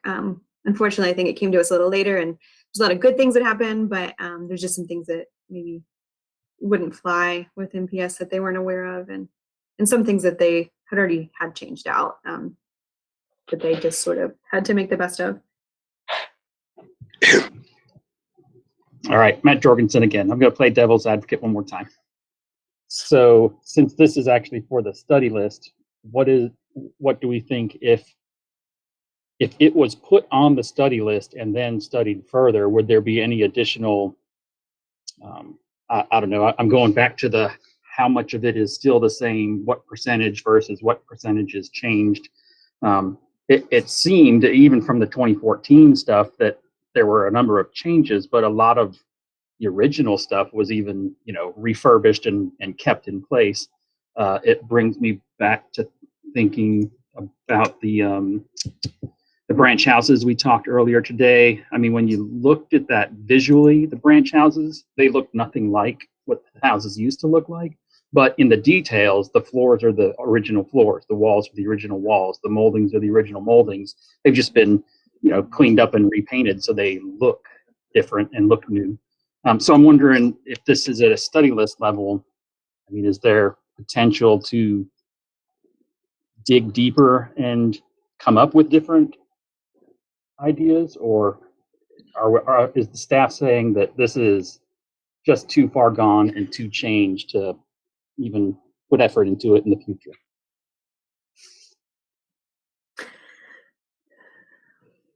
I think staff's biggest concerns were some of the visual changes look up towards the front of the building, the railing on top of the sunroom wing, the railing across the front. I think as someone just mentioned, the loss of the porte cochere right up at the front of the house on the right, and some of the flooring changes, wood to porcelain, oversized tile. But like you said, there's a list of things kind of in each column. So I think. Can I weigh in here for 1 second? And just note that very often study list is often seen as a solid green light for nominations rather than a yellow let's look into it light. And we talked a lot internally about the history of the study list, and it has ebbed and flowed a little bit over the years about how we use it in terms of, is it a yellow light to look into it more, or is it a green light, all systems go? And the applicants often really see it as a green light that this is listable. And staff really struggled with what would we list this for, and its architectural integrity seems so diminished that it can't really communicate a historical significance. Am I correct? I want to say thank you for all that information, and just to be on record, despite my questions, I will be voting to agree with your recommendation. But I did want to clarify a few things before making that decision. A robust discussion is always good. Yeah, and this is Scott. I would just echo what Sarah just said. We've gone through this many times through the years, and you just don't want to encourage somebody to go down the road of doing a nomination, and then it gets to the Park Service and they ditch it, and they spend a lot of money and time and effort when we told them in the beginning it wasn't eligible. Makes us look bad, makes them feel bad. Nobody's happy. And I do agree with Sarah. When we put things on the study list, it's kind of a green light for moving ahead. So that's just my 2 cents. And just I have a question about the railings. Jen, you had said that those were added for like safety and for code regulations, some of them, is that correct? That's what the owner indicated when I asked him some follow-up questions. I think at least in particular the that second floor area. Yeah. Okay. Yeah, because even if we were to go back to the owners and suggest that they remove things that they just might not even be possible, even if it was like economically feasible to do so. So, okay. Thank you. Are there any other comments or questions or a motion to move forward with staff recommendations to not study list this property?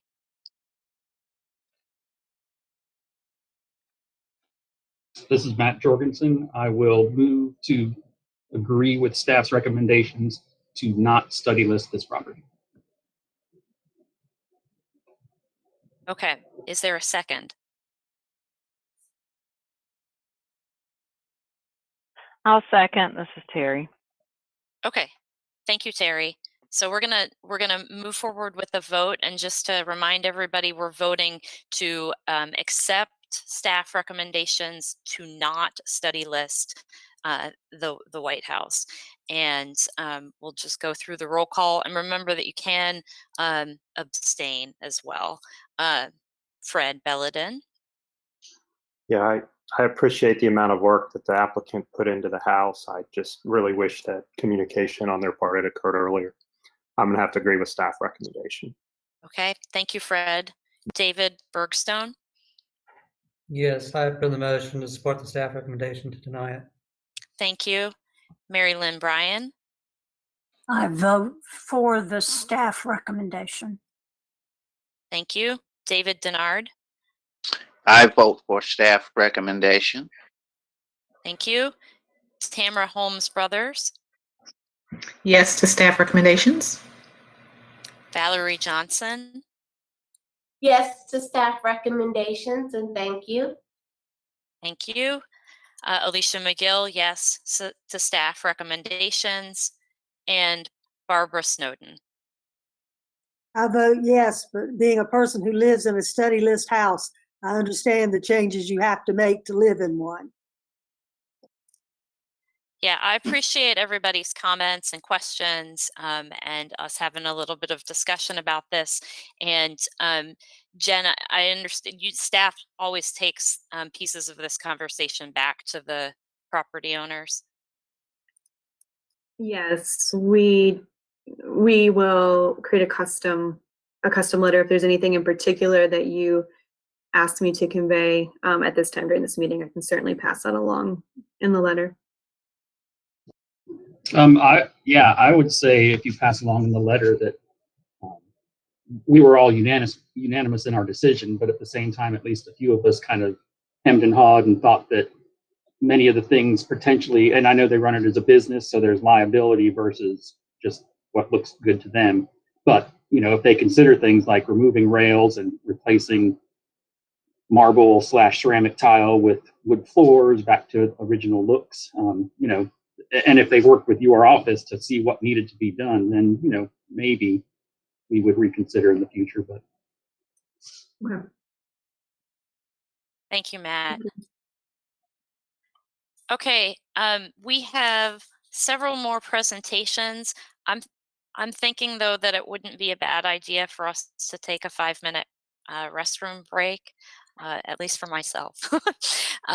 So let's do that, and let's come back. 5 minutes from now is 2:22, so let's come back in just a few minutes. All right, do not sign out, just turn your mics and your video off.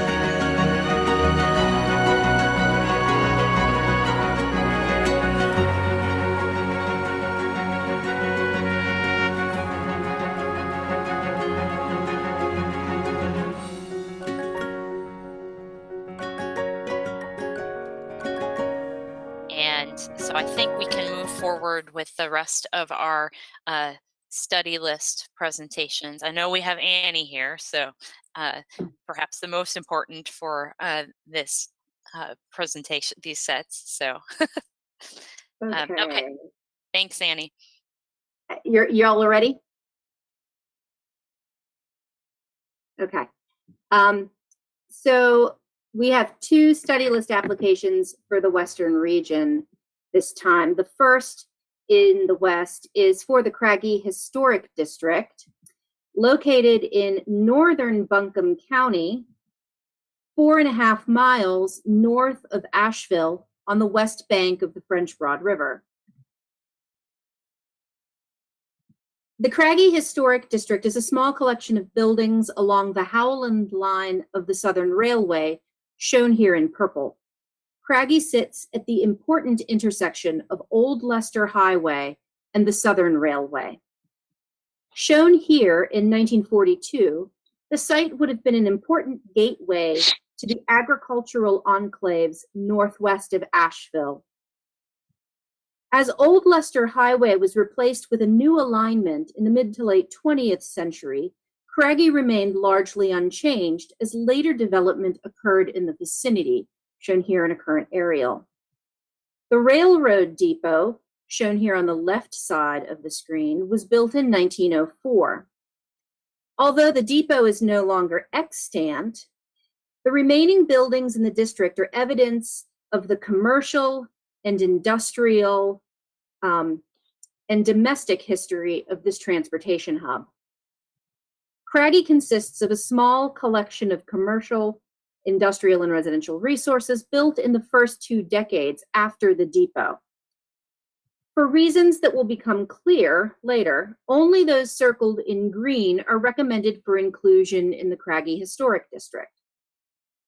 The first building one encounters in the district is Jackson's Store, a circa 1910 one-story rock-faced concrete block commercial building that may have also served as a gas station and possibly an auto repair shop throughout its history. Down the hill to the southeast of Jackson's Store stands Redmen's Hall, a distinctive 2-story commercial building with a stepped parapet facade.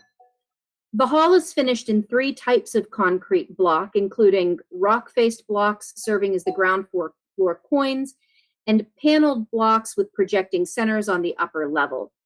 Originally built in 1909 as a gathering hall for the Oswego Tribe Number 57 of Improved Order of Red Men, a whites-only fraternal organization based upon a fetishistic and racist celebration of Native American and indigenous rituals.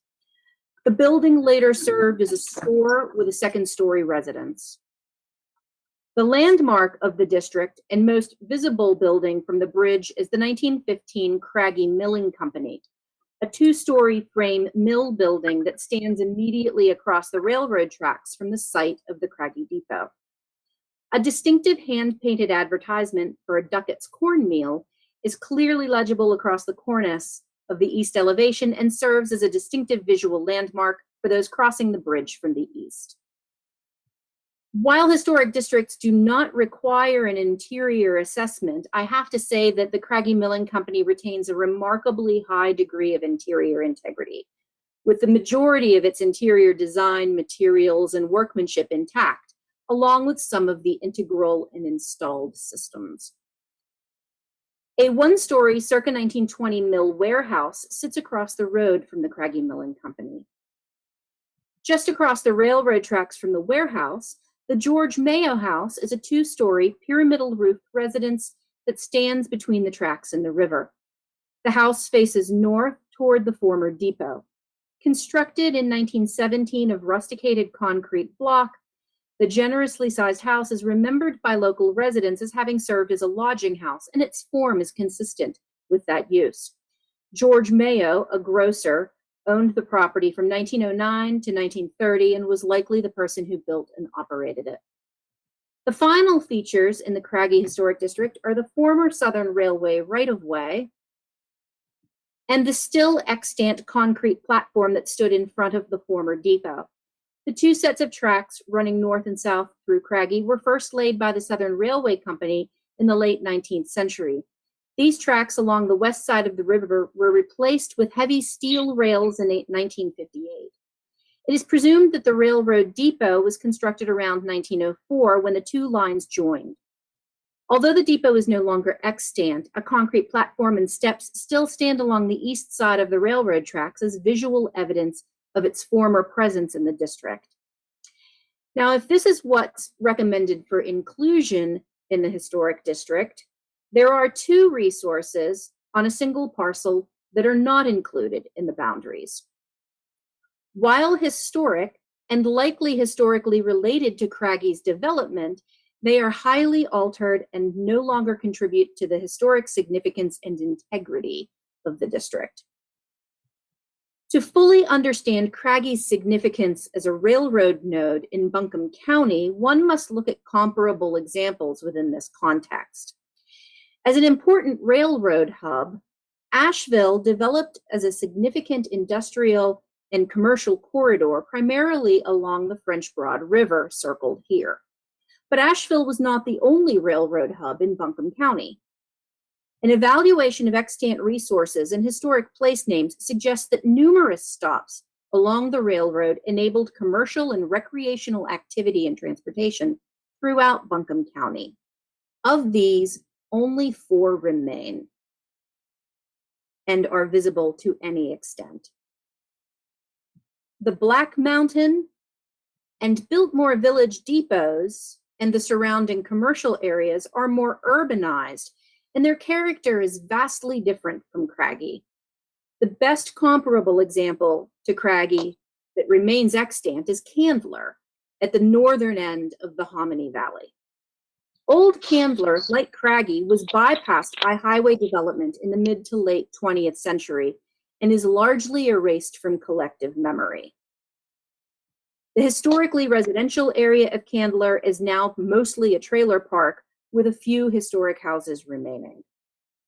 While the historically commercial and light industrial section along the railroad tracks, where the depot is no longer extant, is located across the river and retains very few historic resources, aside from this one-story rock commercial building. And here is a view toward the railroad tracks. The integrity of the Craggy Historic District stands out among comparable railroad hamlets that developed in Buncombe County in the early 20th century, most of which have disappeared. The Craggy Historic District appears to be eligible for listing in the National Register of Historic Places under Criterion A in the area of commerce, and staff recommends inclusion of the Craggy Historic District on the National Register study list. I forgot to mention at the beginning of my presentation, Dr. McGill, that I have different staff recommendations for both of my presentations. Do you want to vote on them separately, or do you want me to keep going? I think we will vote on them separately because we did that with Jen's properties as well. Okay. Thanks. So I'll entertain any questions by any board members. Yeah, that sounds good.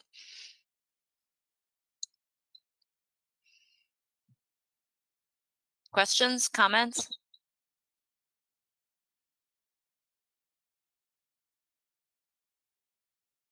Do I hear a motion to approve staff recommendations?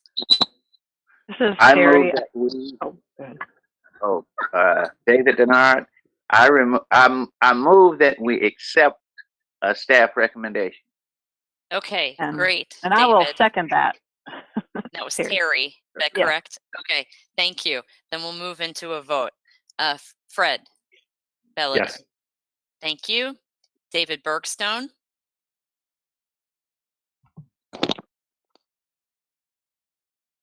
Yes. Thank you. Mary Lynn Bryan. Yes. Tamara Holmes Brothers. Yes. Valerie Johnson.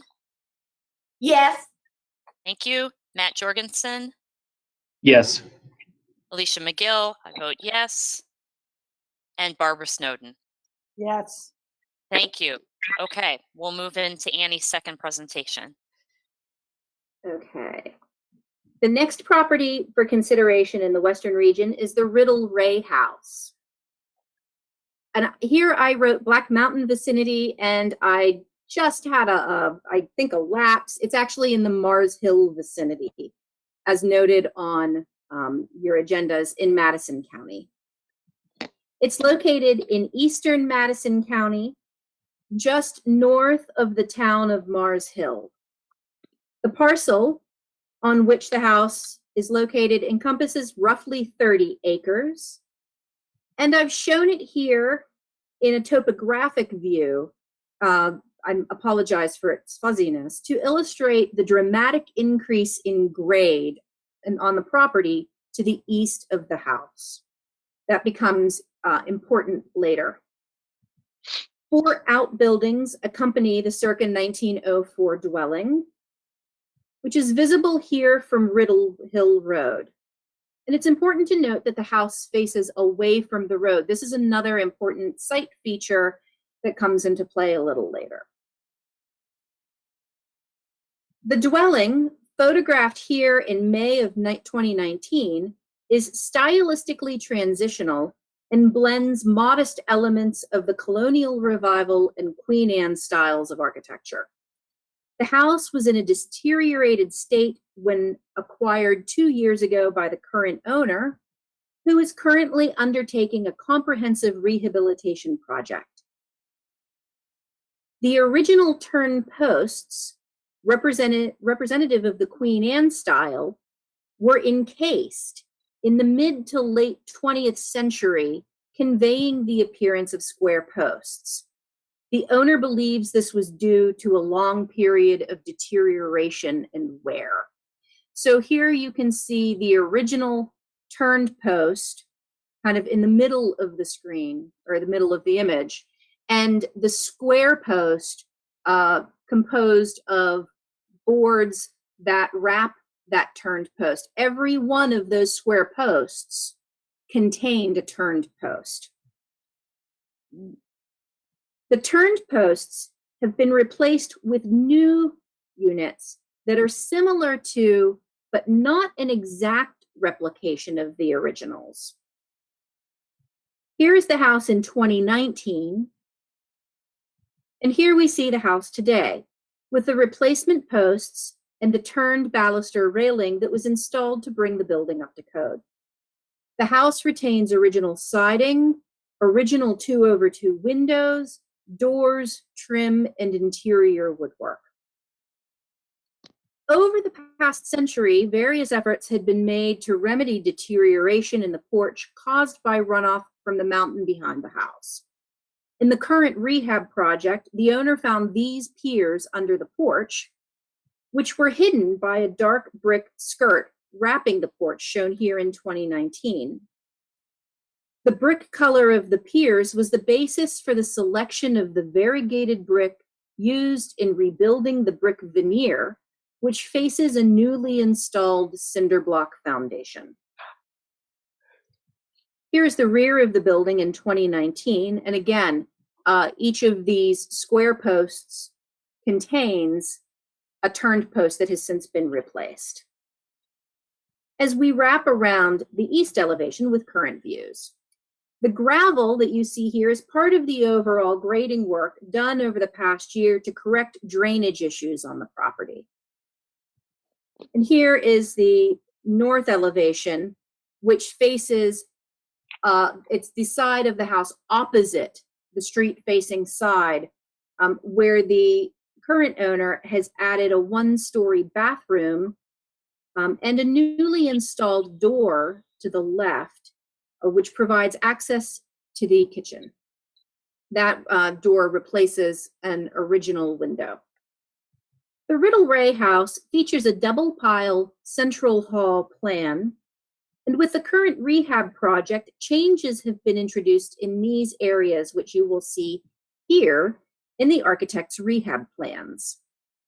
No changes have occurred to the central hall or are proposed for this hall, which is surprisingly wide. The stair rail, newel post, and risers feature faux graining that also decorates the hall side of the doors and trim that open into the adjoining rooms. The two rooms to the south of the hall are substantially intact and feature vertical beaded board wainscot with horizontal beaded board above. Each of the two rooms features a different fireplace mantel. And here we see the first of the interior alterations, where a single width doorway has been widened to increase flow between the two rooms. And though it might look a little alarming, the beaded board removed from the side walls flanking the opening will be replaced if it has not been replaced already. The rehab work is ongoing at this property. To the north of the hall, the front room has had a door inserted to the right of the windows, providing access to the bathroom addition, shown here in the back of the photo to the left. The adjacent room on the north side of the hall has had a similar doorway installed, shown here to the right. It's important to note that the mid to late 20th century alterations to the house also introduced sheetrock over the original horizontal beaded board in this room. On the right, you can see that the owner has removed it to expose the original material. Behind the main block of the house is the one-story L, which features a dining room, shown here. And this is the back or east wall of the dining room with the kitchen beyond. The owner intends to widen the doorway between the dining room and the kitchen to roughly twice its width, approximated here very badly using my poor graphic skills. Beyond the dining room is the modestly sized kitchen, shown here in 2019 with a mid to late 20th century remodel in phases. The window visible in both photos is the same window, and that's the window that now serves as a door. The kitchen has been gutted to accommodate new fixtures and features. However, this is a common alteration that we see in many rehab projects like this. The upper floor features a single room to the north and south of the central hall, and the only changes proposed with the rehabilitation are the introduction of private bathrooms retrofitted in closet space in each room. No changes are planned for the second floor hall. This is the room to the north of the hall with a view into the closet that will house a new bathroom. And this is the room to the south of the hall, and with a similar view into the closet in the lower right. The four outbuildings shown in the earlier aerial view remain and include a substantial barn. The property was used for both Bright and then Burley tobacco production, a shop building, a chicken house, and a machine shed. Now, Madison County has incomplete and outdated survey coverage that dates to the mid-1980s. In advising the owner who prepared her own study list application, I suggested that the topography of Madison County warranted focusing on the area immediately around Mars Hill to the east end of the county. Madison County features rugged, mountainous terrain that impacted transportation and commerce through the early and mid-20th century, which is the reason for that decision to focus on that specific area. The subject property is noted here with the red star. I advise the owner to focus on looking at comparable properties, specifically in Mars Hill Township, where sadly there is very little completed survey because it's incomplete and outdated. The owner's research revealed a few comparable properties, including the contemporaneous Jacob Bascom Huff House, which is probably the most like the Riddle Ray House. Unfortunately, Mars Hill University burned it 3 years ago. This two-story house, dating from the early 20th century, is located in downtown Mars Hill and has been significantly expanded and altered by the replacement of windows, new railing, and the application of vinyl siding when it was converted to a bank in the late 1900s.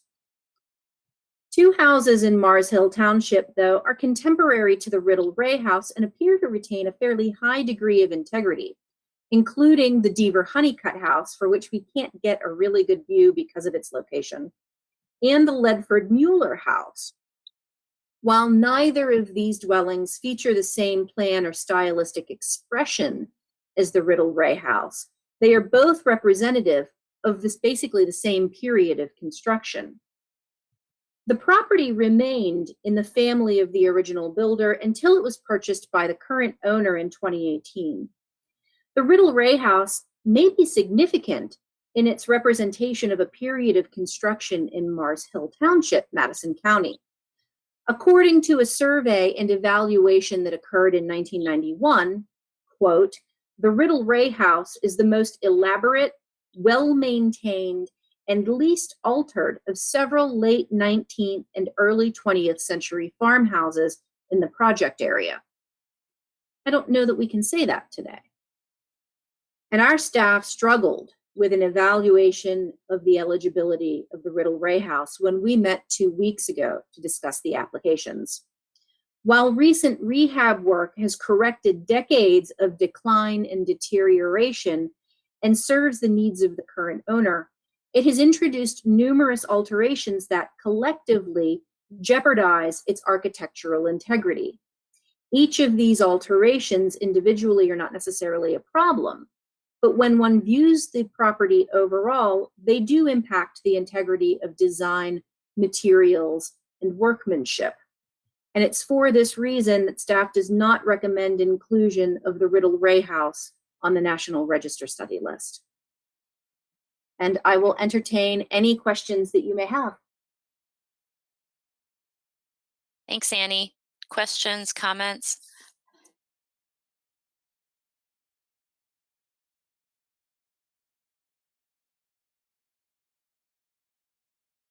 None. Is there a motion to move forward with staff recommendation?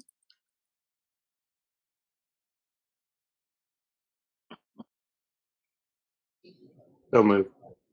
No, Mary Lynn. So then we'll move. Oh, sorry. That's Yeah, all right. sorry. You're up on my right hand corner. Thanks. It's hard to see everybody so small. Okay, thank you, Mary Lynn. So we will move forward with our with a vote. We have Fred, David Bergstone.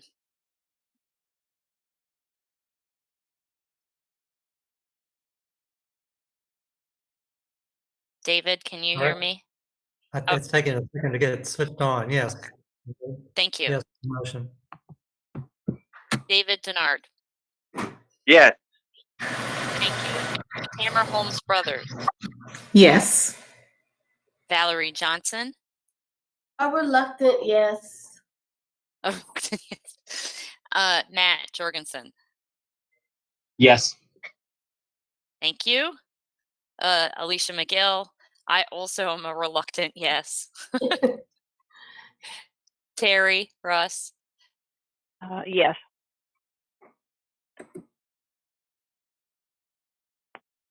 And Barbara Snowden. I'm going to sustain on this one.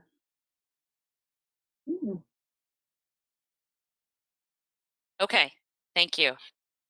I do I don't have. think I missed anybody. All right, we're going to move forward. I just have a quick comment, real quick. Annie, we really appreciate all y'all's work on this. And the reluctance was that here again is an example of folk not getting to talk to folks before they start planning the kind of rehabilitation. So that was kind of my reluctance. It wasn't anything to do with the part of the hard work of the staff. And so thank you. Thank you for that, Dr. Johnson. I will say, Jennifer and I did the site visit in May of 2019 and advised the owner at that time. And she began her rehab work based on timelines and her own needs, and decided that vetting National Register eligibility, being among best practices for historic property stewardship, was something she wanted to pursue. And so I've advised her of the staff recommendation, and she did ask that we still present it in case the board had any feedback or any additional thoughts on the property. So thank you for that. Yeah, I am the same with Valerie. This Barbara, is do you have? Barbara Snowden, what would you tell the property owner to do right now that she could make this a better presentation?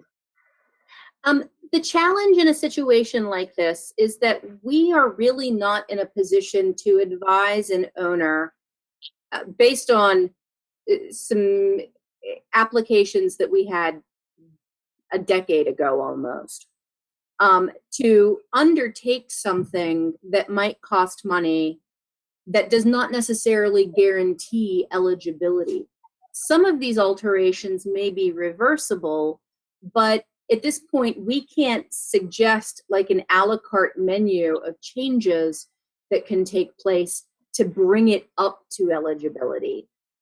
We have continually been informed by leadership and by our advisors at the Park Service that we have to evaluate properties as they come before us. And there are some things that I can't say would help eligibility.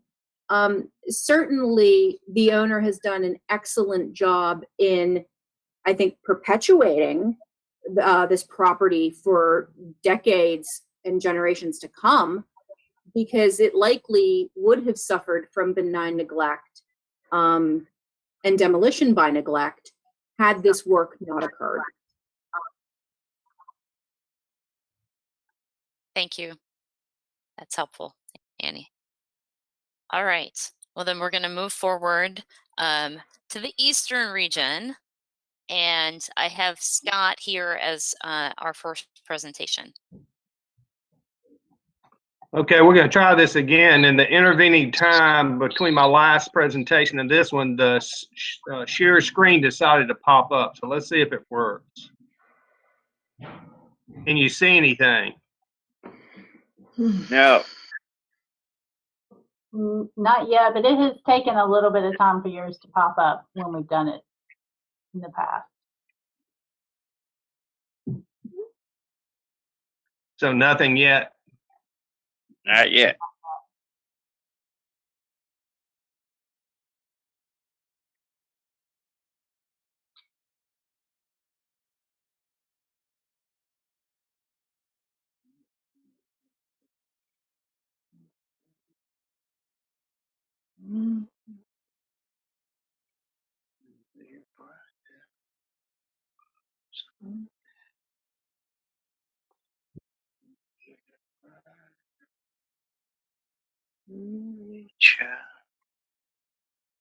Nothing yet? Nothing yet, unfortunately.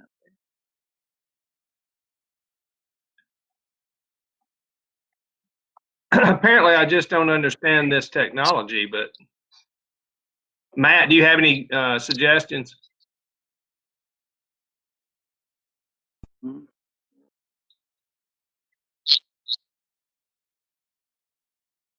Probably in a browser.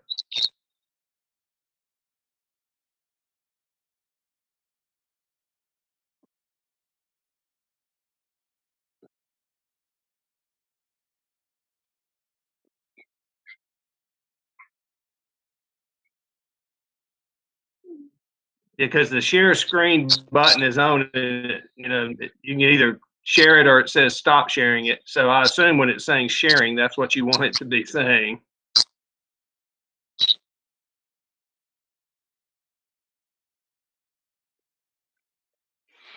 Well, I got a thing now. When I try to get to show the full PowerPoint, it says that PowerPoint has detected that your graphics card may be configured properly for an optimal slideshow experience. That's probably not anything to do with this, does it? Yeah, okay. All right, Scott, I'm gonna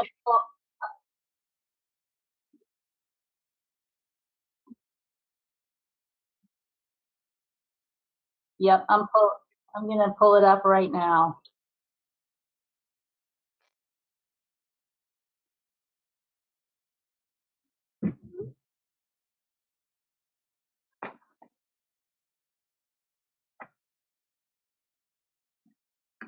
All right, does that have Elizabeth City Cotton Mill up? Yep. Does for me. All right, so Scott, if you'll just give me the next slide, please, then I will forward it along. And Annie, if you could take over with note taking, thank you. Okay, this is the Elizabeth City Cotton Mill. It was constructed by C.H. Robinson and Partners circa 1895, and it remains under the control of the Robinson family, which is pretty amazing. It operated continuously from that time up when it was completed until 2009, when the mill ceased operations, which is also kind of incredible. And if you know anything about Eastern North Carolina, you'll know that you rarely see cotton mills at all, or textile mills at all.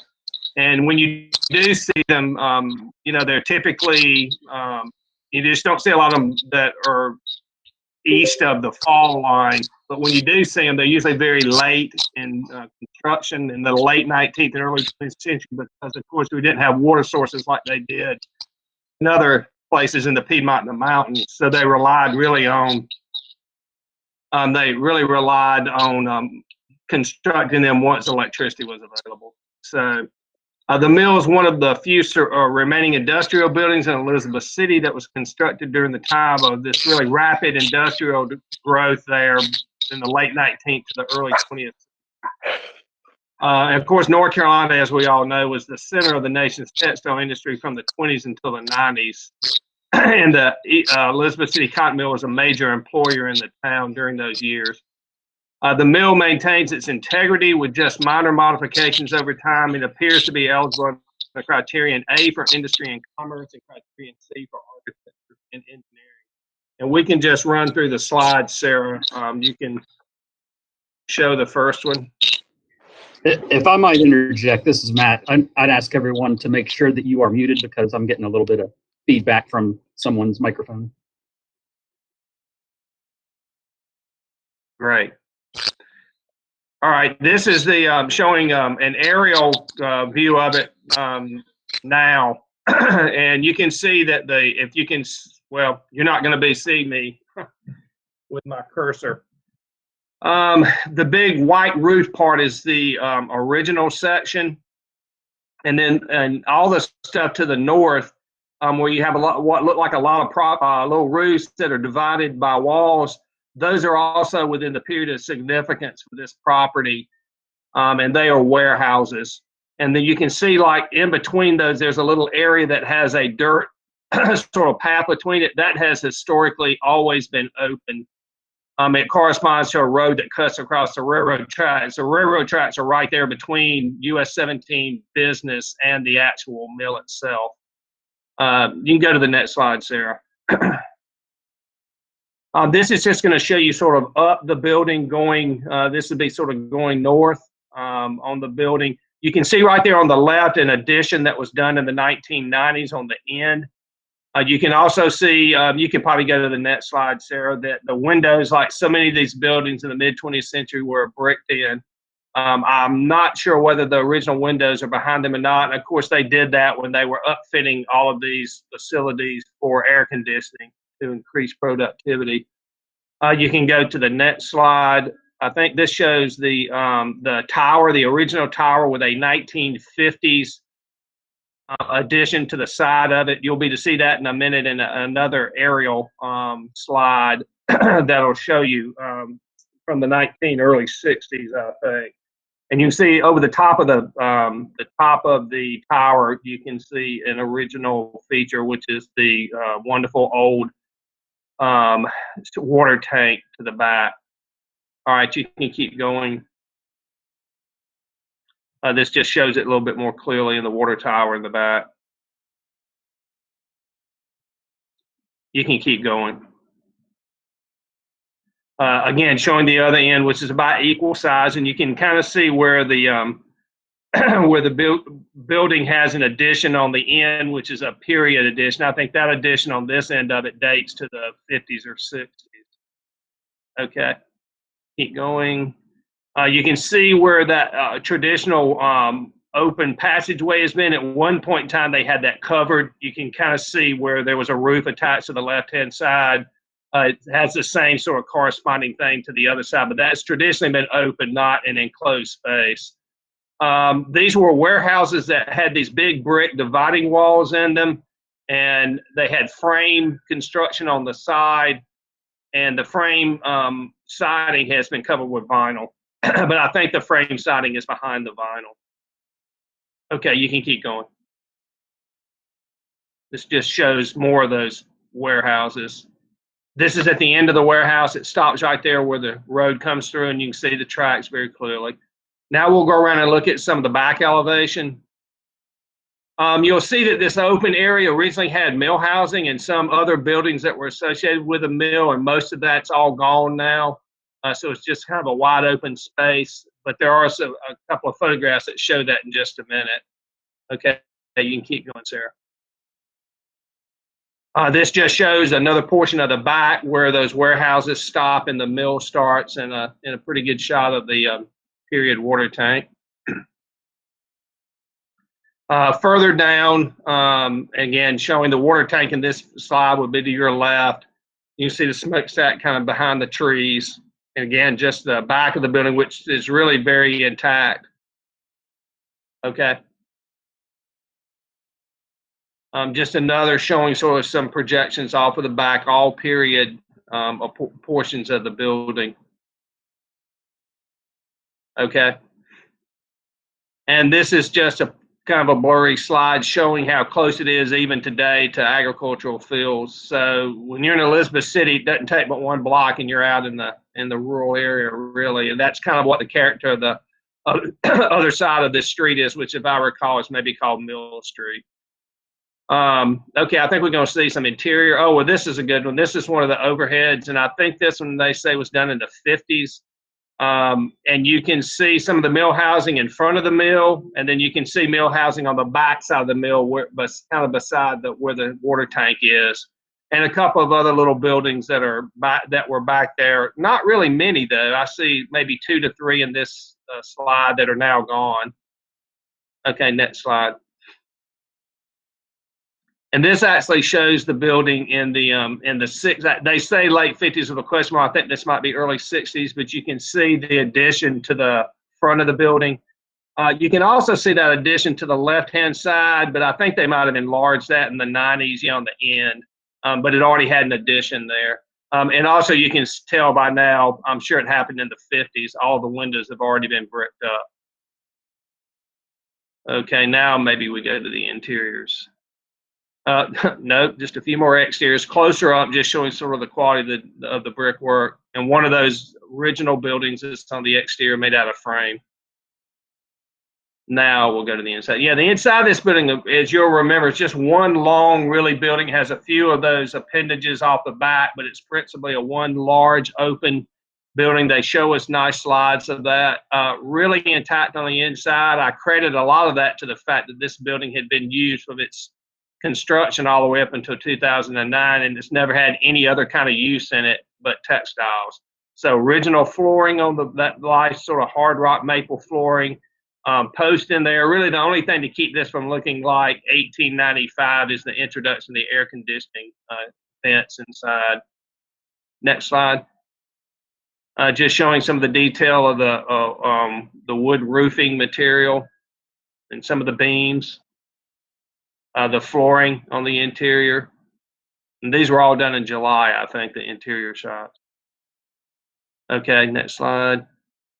I believe this is one of those appendages on the back, and again, historically done, and it has, of course, just the new introduction of air conditioning to it. That looks like, Sarah, can you go back to that last slide? I haven't noticed this before, but it looks like maybe we've got some original windows stacked up over there on the right. So that'll be nice to maybe utilize when they go back with new ones. We think this is eligible. They're pretty rare building types in Eastern North Carolina. And really, when you compare the condition of this to most of the ones we've put on the study list in the central and western part of the state, it seems to have really good integrity. All right. You want me to do the next one and then you can vote on those two before you do John's, or? Scott, Yeah, I think. Yep. Scott, are any of the old mill houses left at all behind the mill? Yeah, Barbara, I think there are not any behind the mill, but I think on the other side of the street, you do have a few of those interlaced in that the edge of that neighborhood. That's, you know, right there on the it's really old 17 highway there. I think there are a few of those left.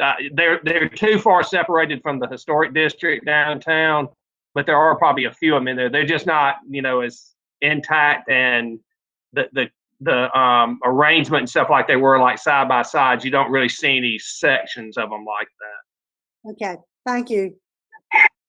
Mm-hmm. Thanks. Any other questions?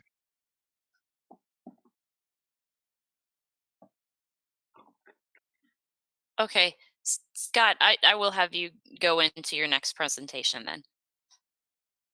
Okay, great. Because both of these are going to be staff recommendation of eligible.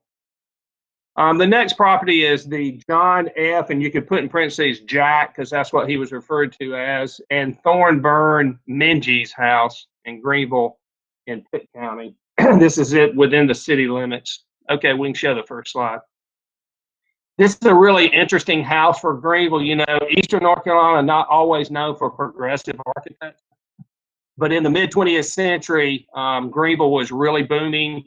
It was, by that point in time, it was one of the largest tobacco facilities for the production and the distribution of tobacco, which is one of the things, of course, that sort of brought it to its claim to fame by mid-century. But interestingly enough, this isn't a property associated with tobacco money. One of the few in the mid-20th century in Greenville. This is what we refer to as the Minges house, and it was associated and built by that husband and wife that I just mentioned. And we think it appears to be both architecturally and historically significant for its intact mid-20th century modern design and for its association with the locally prominent Minges family. The home was designed in 1959 by one of the most prolific design firms in Eastern North Carolina at the time, and that was Dudley and Shue Architects. They were for a long time the only architectural firm of renown in Greenville and in Pitt County. And they were predominantly known for doing really more traditional residential design and then doing more progressive modern institutional design. It's kind of interesting. This was really their first venture, I think, out into doing something that was really wholly mid-century modern in its concept. And they also are the firm that that Dr. Humber hired here in our office to do all of the modern, let me see, what's the best term to use, renovations to the Humber house, which is kind of interesting. The home was designed in 1959.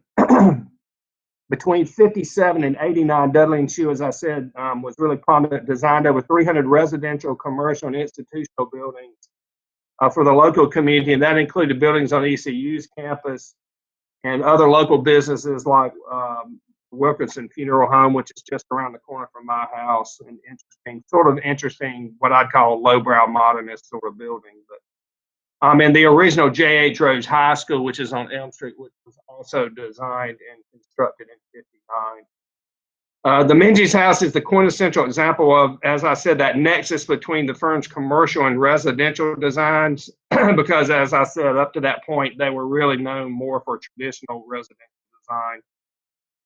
Furthermore, it represents a style that would ultimately characterize the period mid-century modern, and I would say it's arguably the finest example of surviving residential properties that were done in the mid-century modern style in all of Pitt County. And since I did the Pitt County survey and driven every street in this entire county twice, maybe 3 or 4 times, I do think that is a true characterization of it. The house is located at 2000 Pinecrest Drive. It's also significant because it was commissioned by John L. Jack Minges. He was one of 3 sons of M.O. Minges, and M.O. Minges was the first Pepsi franchisee in the country.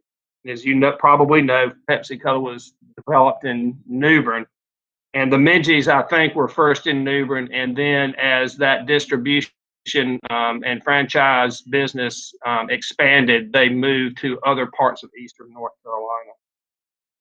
Jack and his two brothers were the ones that inherited that business and expanded it into really the operation that it is today, from New Bern to Kinston and then ultimately into Greenville. The Menzies family is commonly regarded as the first family of Pepsi bottlers, as the first company to purchase a franchise rights for Pepsi in the country. Jack Menzies was responsible for growing the territory in the Greenville and Pitt County area. To this day, the Menzies Bottling Group is one of the highest per capita consumption and fastest growing bottling groups in the entire Pepsi enterprise. Enterprise. And through their philanthropy and community engagement, the Menzies family has left an indelible mark on Pitt County and the Greenville community. Among the more prominent examples of that sort of charity, the Menzies gave money to East Carolina University for the construction of Menzies Coliseum, which is the home of the ECU Pirate basketball team.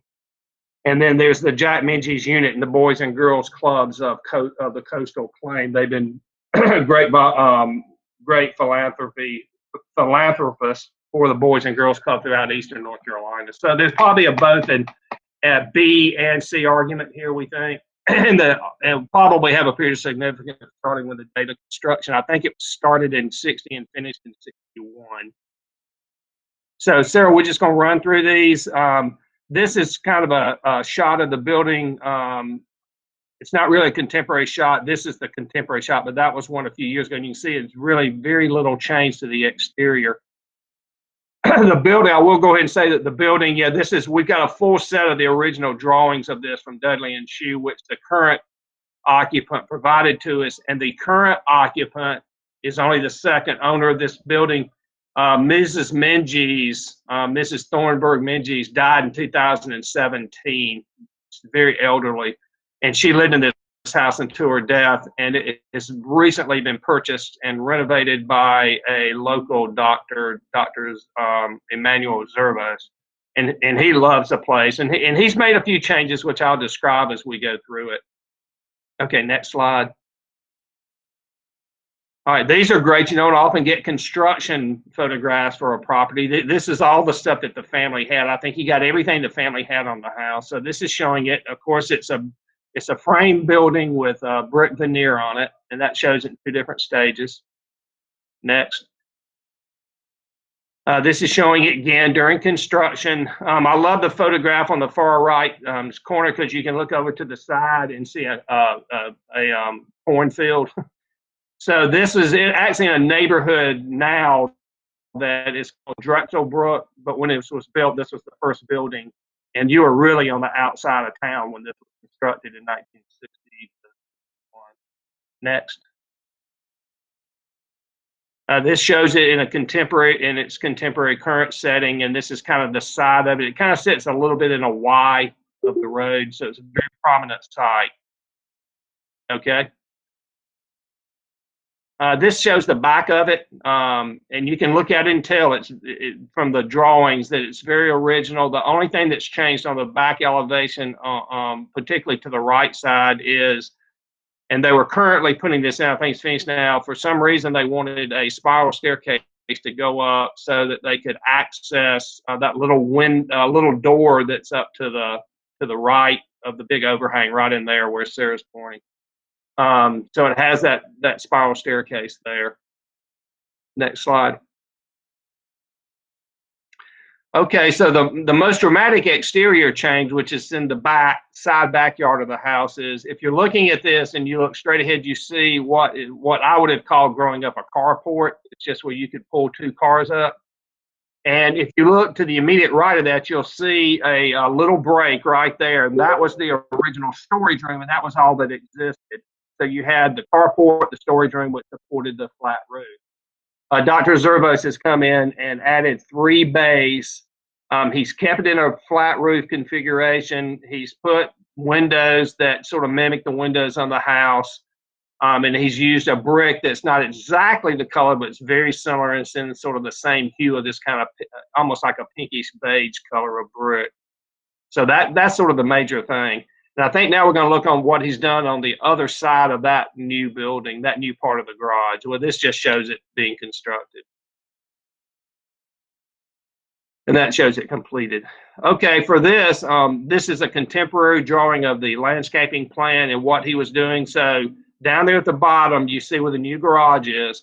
He put a little bump out on the back of that, and he has beyond that a round roofed covered area that has a bar on the outside and some cooking areas like an outdoor kitchen in it. All of that's on the new part of the building.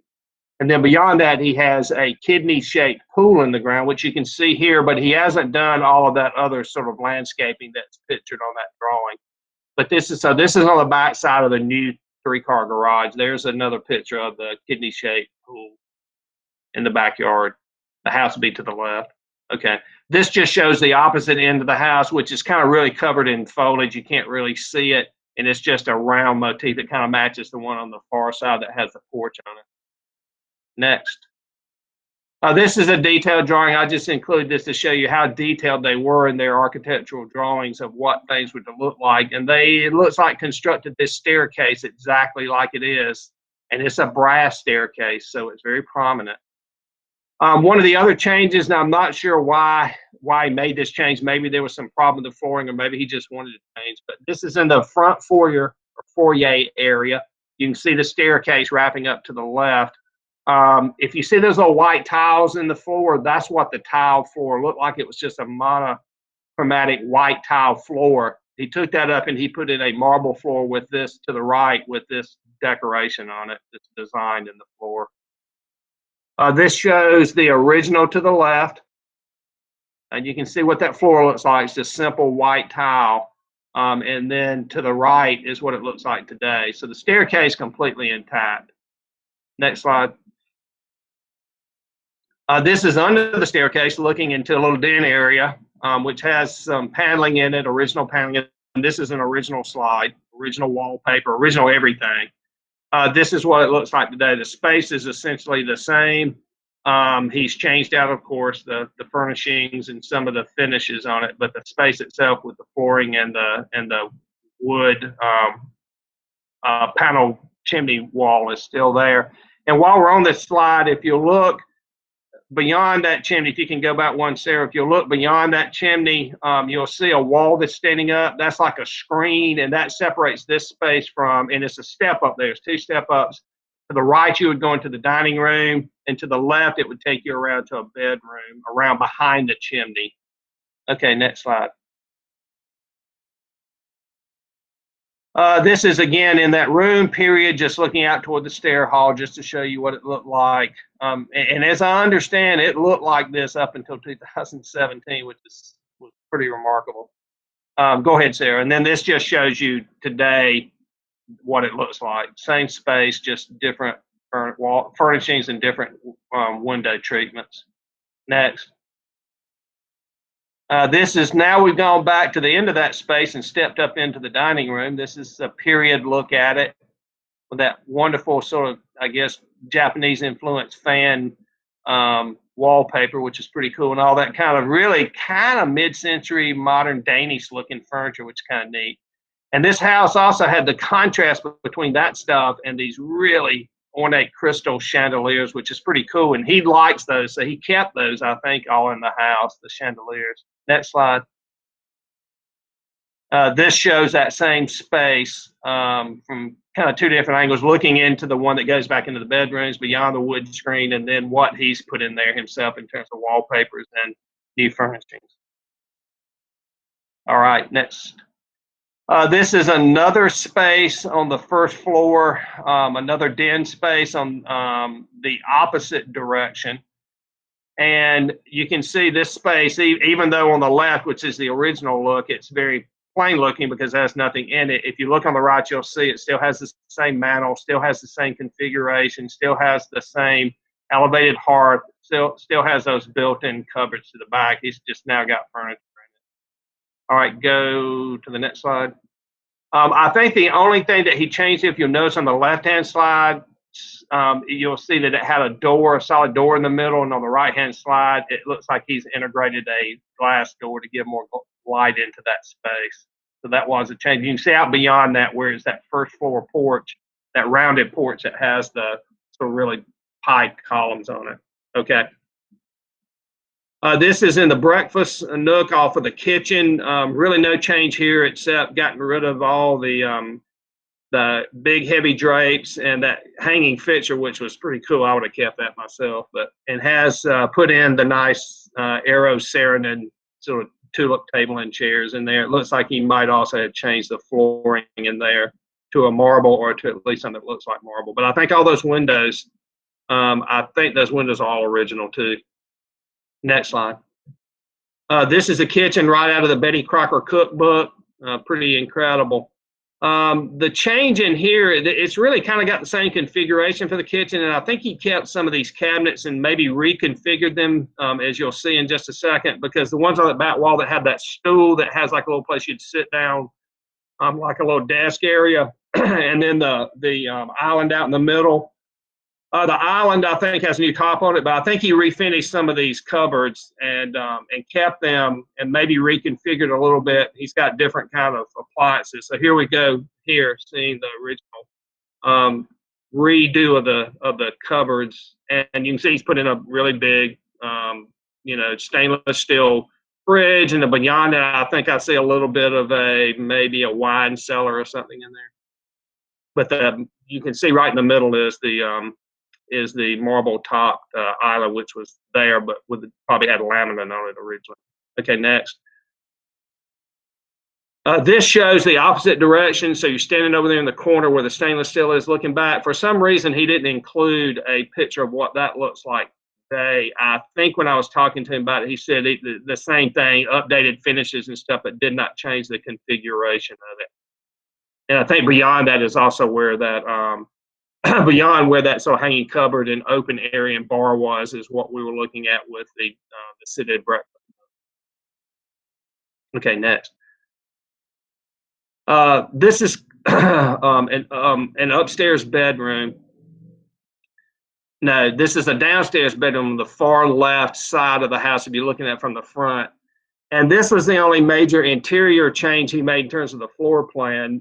This is a bedroom, and the door to the right went into and it was on the radius of the curve of that wall on the far side was a nursery room. And he took this wall out, I believe. I think you can see that. Excuse me. Next slide. So this is where the wall was and where it had been taken out. So that little weird sort of space in there was a nursery in the original layout. Next slide. This shows that space before the wall was taken out. Next slide. And this is that space with new carpeting in it and paint. So it just showed it, as it is now. So it's a big room that has sort of curvature at one end. This was the bathroom that was off of that space. Left is the original, right is the same configuration, just new fixtures in there. Next. That's in that same bathroom, but where you would actually come into it. You can see the original pink tile, and some of the louvered doors, I think, are also original in there for like linen cupboards. The wallpaper, I think, is new. Next. This is a cool space. This is upstairs. This is probably the most modern aspect of this house. So you walked into this big double door entrance bedroom, and you can barely see it here on the left and right, but that wall where the bed is backed up against had openings on either side, which went around to a somewhat open and now very open bathroom. So you can see them on either side. Next slide. This was the original bathroom. I'm not exactly sure how this was configured in there because it's been totally gutted, that bathroom, and has totally new fixtures, as you'll see. This is what that space looks like today. And this is actually looking out that doorway that went out to the back of the house, the flat roof area where they put the spiral staircase up to. Okay, next slide. This is the opposite direction looking toward the front of the house. We're on the second floor now. You can see a new big soaking tub there. Still have not figured out what this glassed in thing is to the left, because that's the wall that backs up where the bed backs up to. So you see just kind of walk around free flowing. Next. And this is what that space looked like. Now you can more clearly see the openings around the sides of it. And then I think he had a slide of what it looked like after it had been renovated next, which is this. Not fully renovated, that looks like carpeting and stuff stuck in there, but that's the new wallpaper, new light fixtures. Next, this is also upstairs. It's a little bar den study area. And I think all the finishes and stuff, I think in here, like the wood and all that stuff, kept all of that, maybe changed out the carpet and the flooring. Next. So this is what it looks like today. I'm not sure that grass cloth was, I think he changed the countertops. Not sure the grass cloth was original or not, couldn't tell from the other picture. And this is just turned around looking back from the bar area into what it would have looked like originally.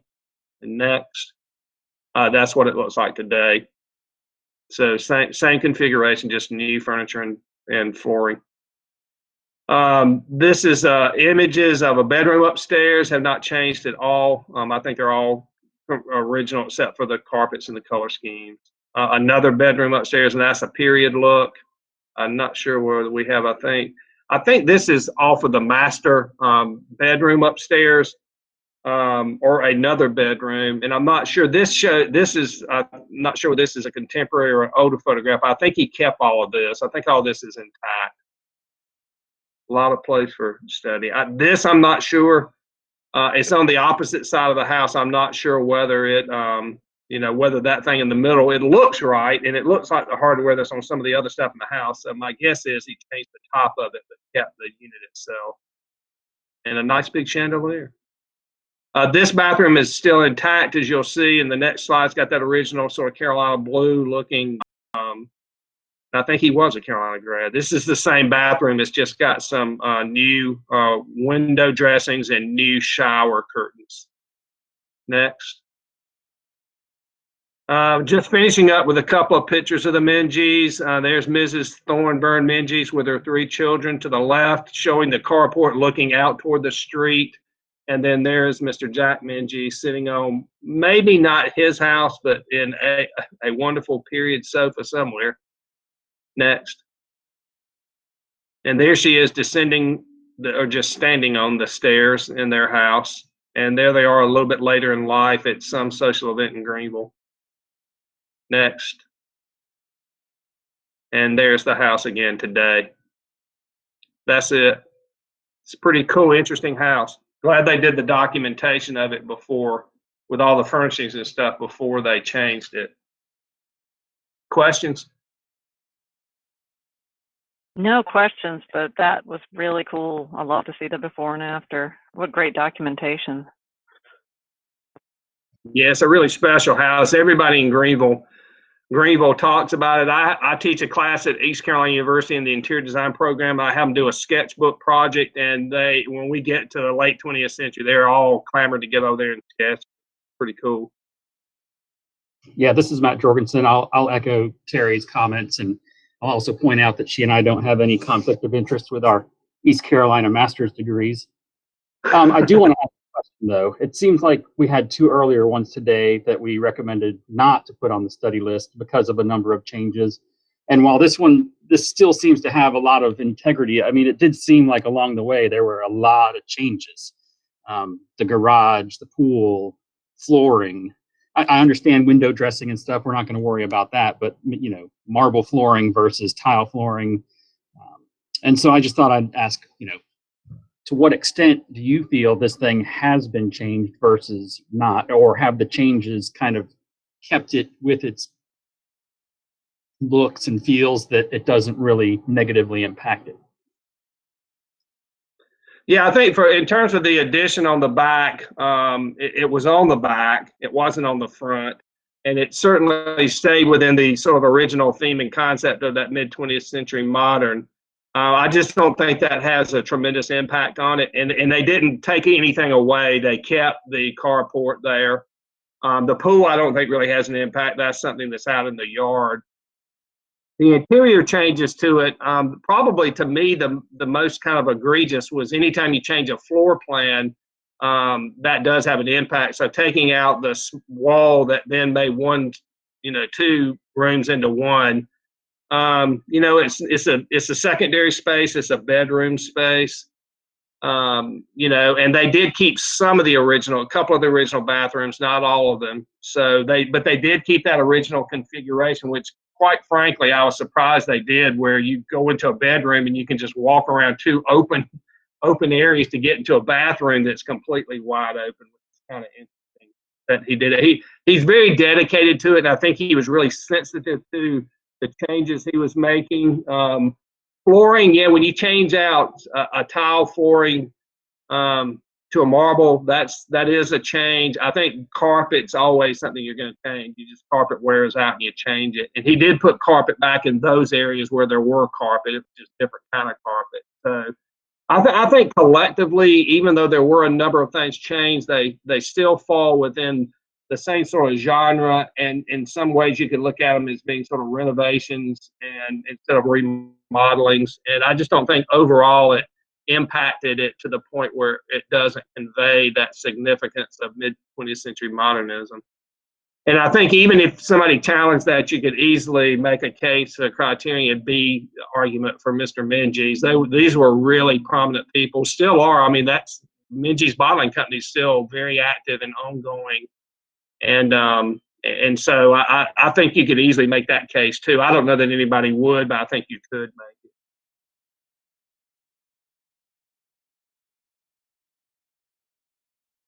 it. Any other questions?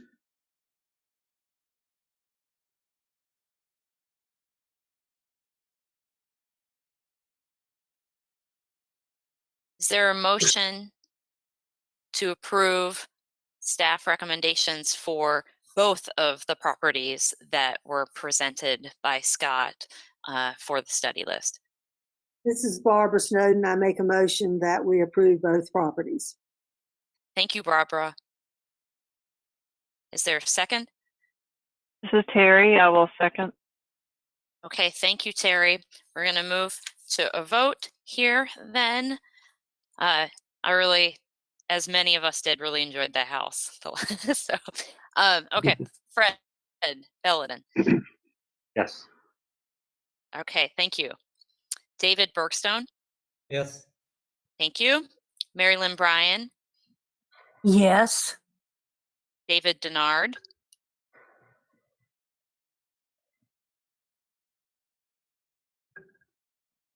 David, you're muted. Yeah.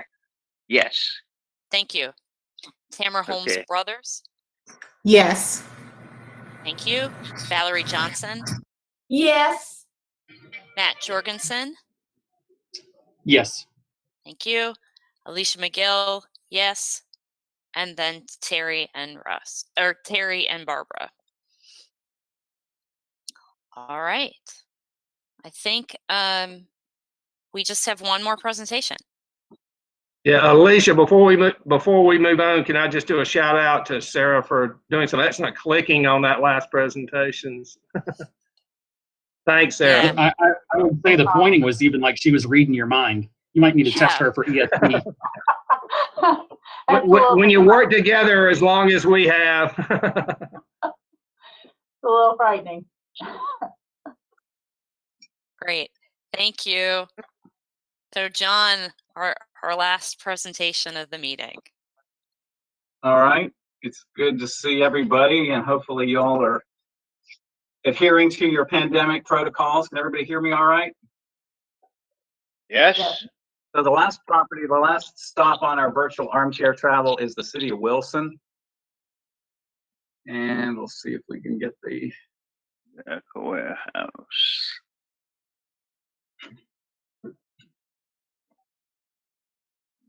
Can everybody see that all right? Yes. We got a slideshow mode here.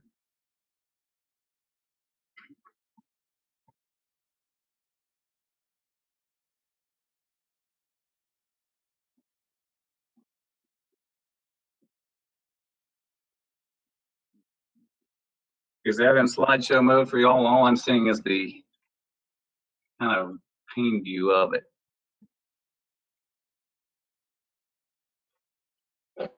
All right, so this property is part of a FY 2019 CLG grant that we awarded to the city of Wilson. And we're in the process of updating the National Register nomination for the Wilson Central Business Tobacco Warehouse Historic District. And this study list application is required as part of that project. So we anticipate that you'll probably see the National Register nomination for this at the next June's meeting. So because of the pandemic, the project was off to a relatively slow start, and our consultant, Jamie DeStefano, who's from Texas, has just completed the field work. So now she's gone back and she's gotten the study list pulled together, and she's now frantically going through and working on updating the nomination. So our second slide here, which I don't know, are you all seeing just one slide?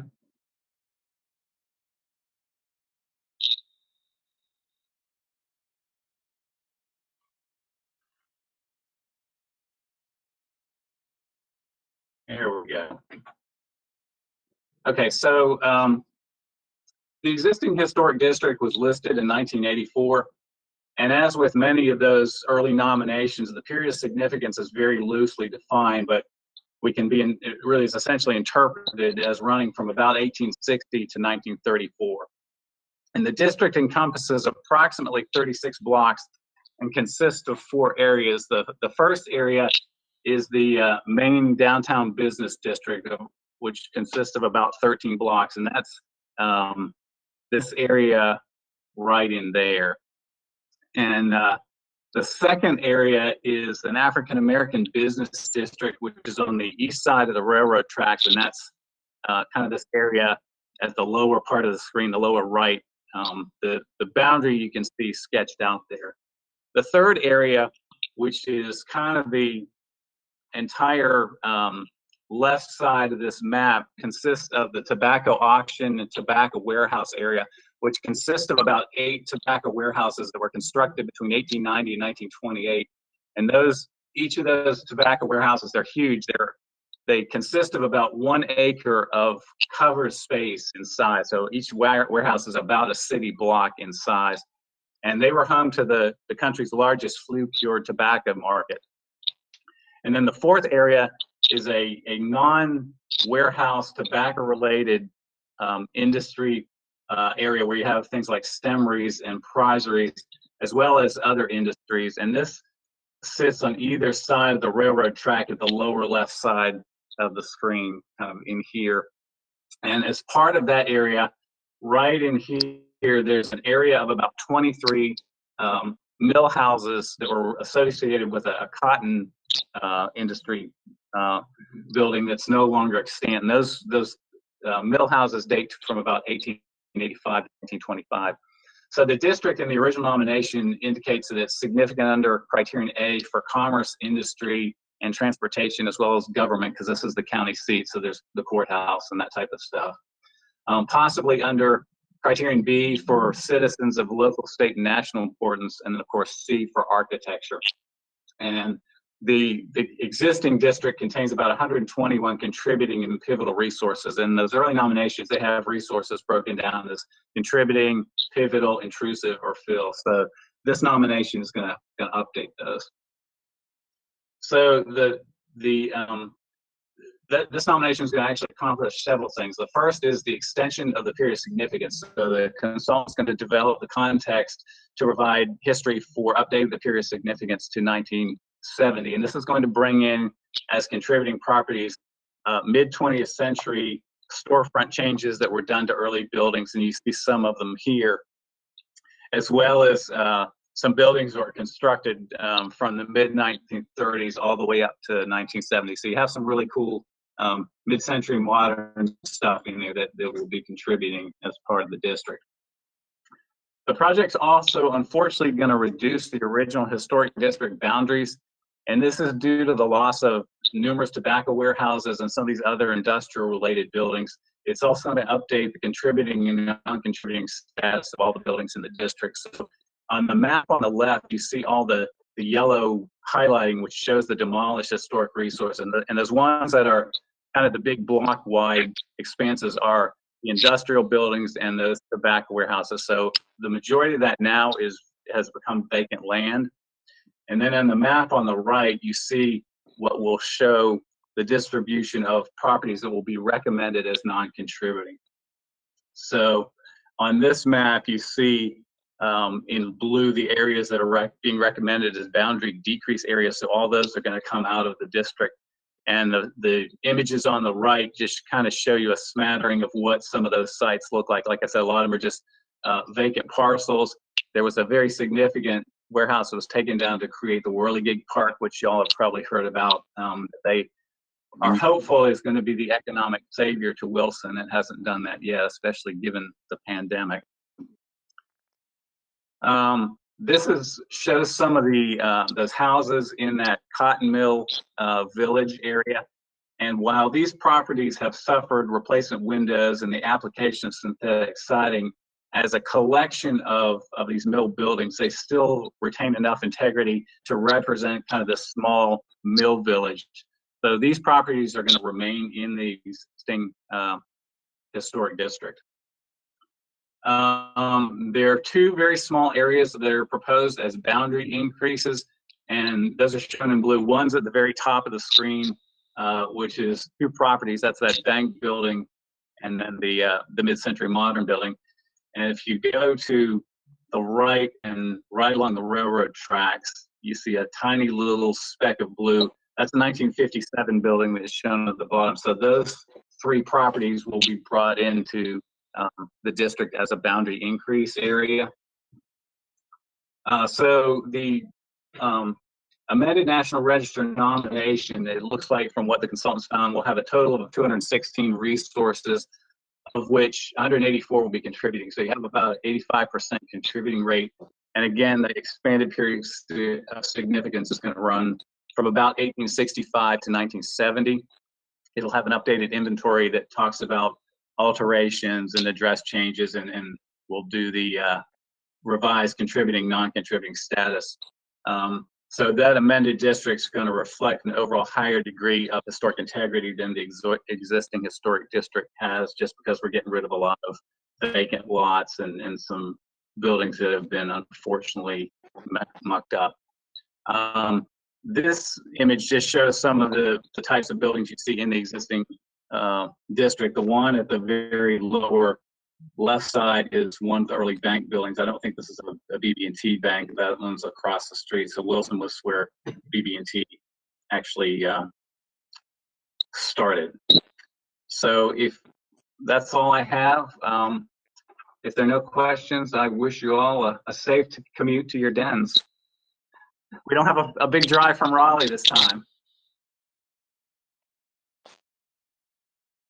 Any questions or comments?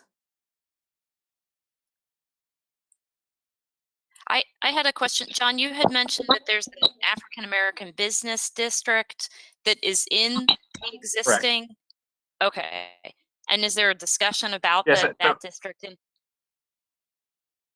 There will be. So downtown Wilson, the main street, which is Nash Street, runs really kind of in a north-south direction, or really it's oriented to the northwest, southeast, and then the railroad tracks run to the north-south. And on the east side of that, that was the main commercial core of downtown Wilson. So that's where the courthouse and the bus station, the hotels, and the commercial. And then right on the other side of the tracks, but contiguous to the downtown, was the African American business district. So that's about a 2.5 block long by about a 2 block deep area of buildings that are all contemporaneous. So time-wise, it's the same dates as what you see in the part of the historic district to the west of the railroad track, but just smaller scale architecture. And there's some really significant properties in there. So there's a fairly good discussion of that African American district in the original nomination, but that's going to be expanded upon because there are some kind of mid-century modern buildings that were built over in the African American business district as well. So it's really cool. In fact, that has probably one of the coolest and last remaining frame 2-story hotel buildings that's totally intact. It's an incredible building. which is, I'm not sure if it was in the Green Book, but it probably should have been if it wasn't.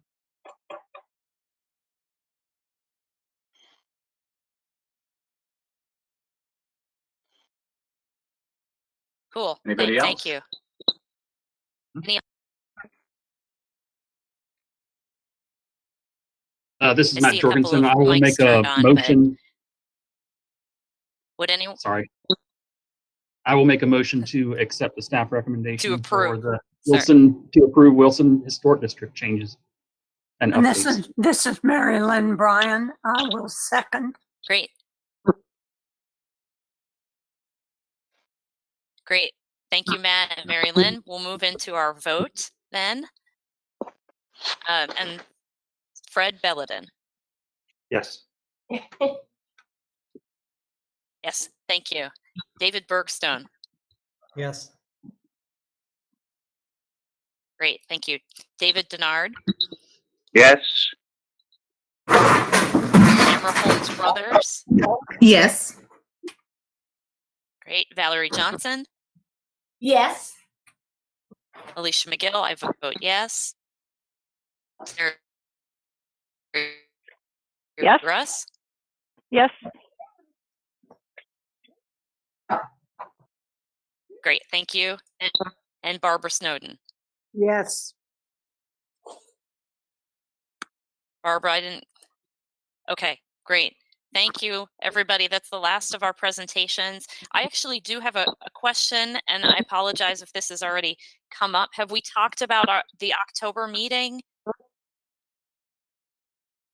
at all? No. We have not talked about it. You all have not talked about it as a committee, so far as I know. We've talked about it internally, and Ramona may be able to offer some clarity, but it does not seem that our building will be open by that point, but I'll hand that off to Ramona. Yes, good afternoon, everyone. Yes, that is an excellent question. And I think the answer will be dependent upon what the health conditions are at that time. But we will take into account some lessons learned too. I think we all did a great job coming from 25 different places or whatever throughout the state, dealing with various kinds of bandwidth and so forth. But we may have to do this again in October, depending on how health conditions dictate. But the plan is to go forward with the same date for the October meeting. Yes. Yeah, Yes. October I- 8th. Yes, I have not heard otherwise. And just as to clarify why I don't know that we mentioned this earlier in the meeting, but why we postponed this meeting from June until now, the local governments that needed to do hearings and consider, the National Register nominations as part of the process, they were in some cases not having meetings whatsoever. And they had just sort of canceled their meetings, for lack of a better way to put it. So we were sort of in a position of not being able to have a full slate and so forth for June anyway. So that's why we bumped things, and I think we'll have a good bit to talk about come October. So Great. Yeah, I just wanted to sort of confirm that we were moving forward with the date as long as everything continues to move forward. So, okay, great. we're gonna count on it. We're gonna count on seeing you all, hopefully in person, but we'll settle for this if this is the best we can do. Yeah. Well, I'd like to thank everyone today for your patience with me, and to staff for and the committee for being so flexible. I think we did a decent job. And I think all we need is a motion to adjourn the meeting. I so move. Okay, and I think all we need is a second, right? We don't have to vote. I'll second. Okay. All right. Thank you, everybody. Take care. Thank you so much, everyone. Take care. Be safe. Okay. Thank you. Ciao. Bye now. Bye. Bye.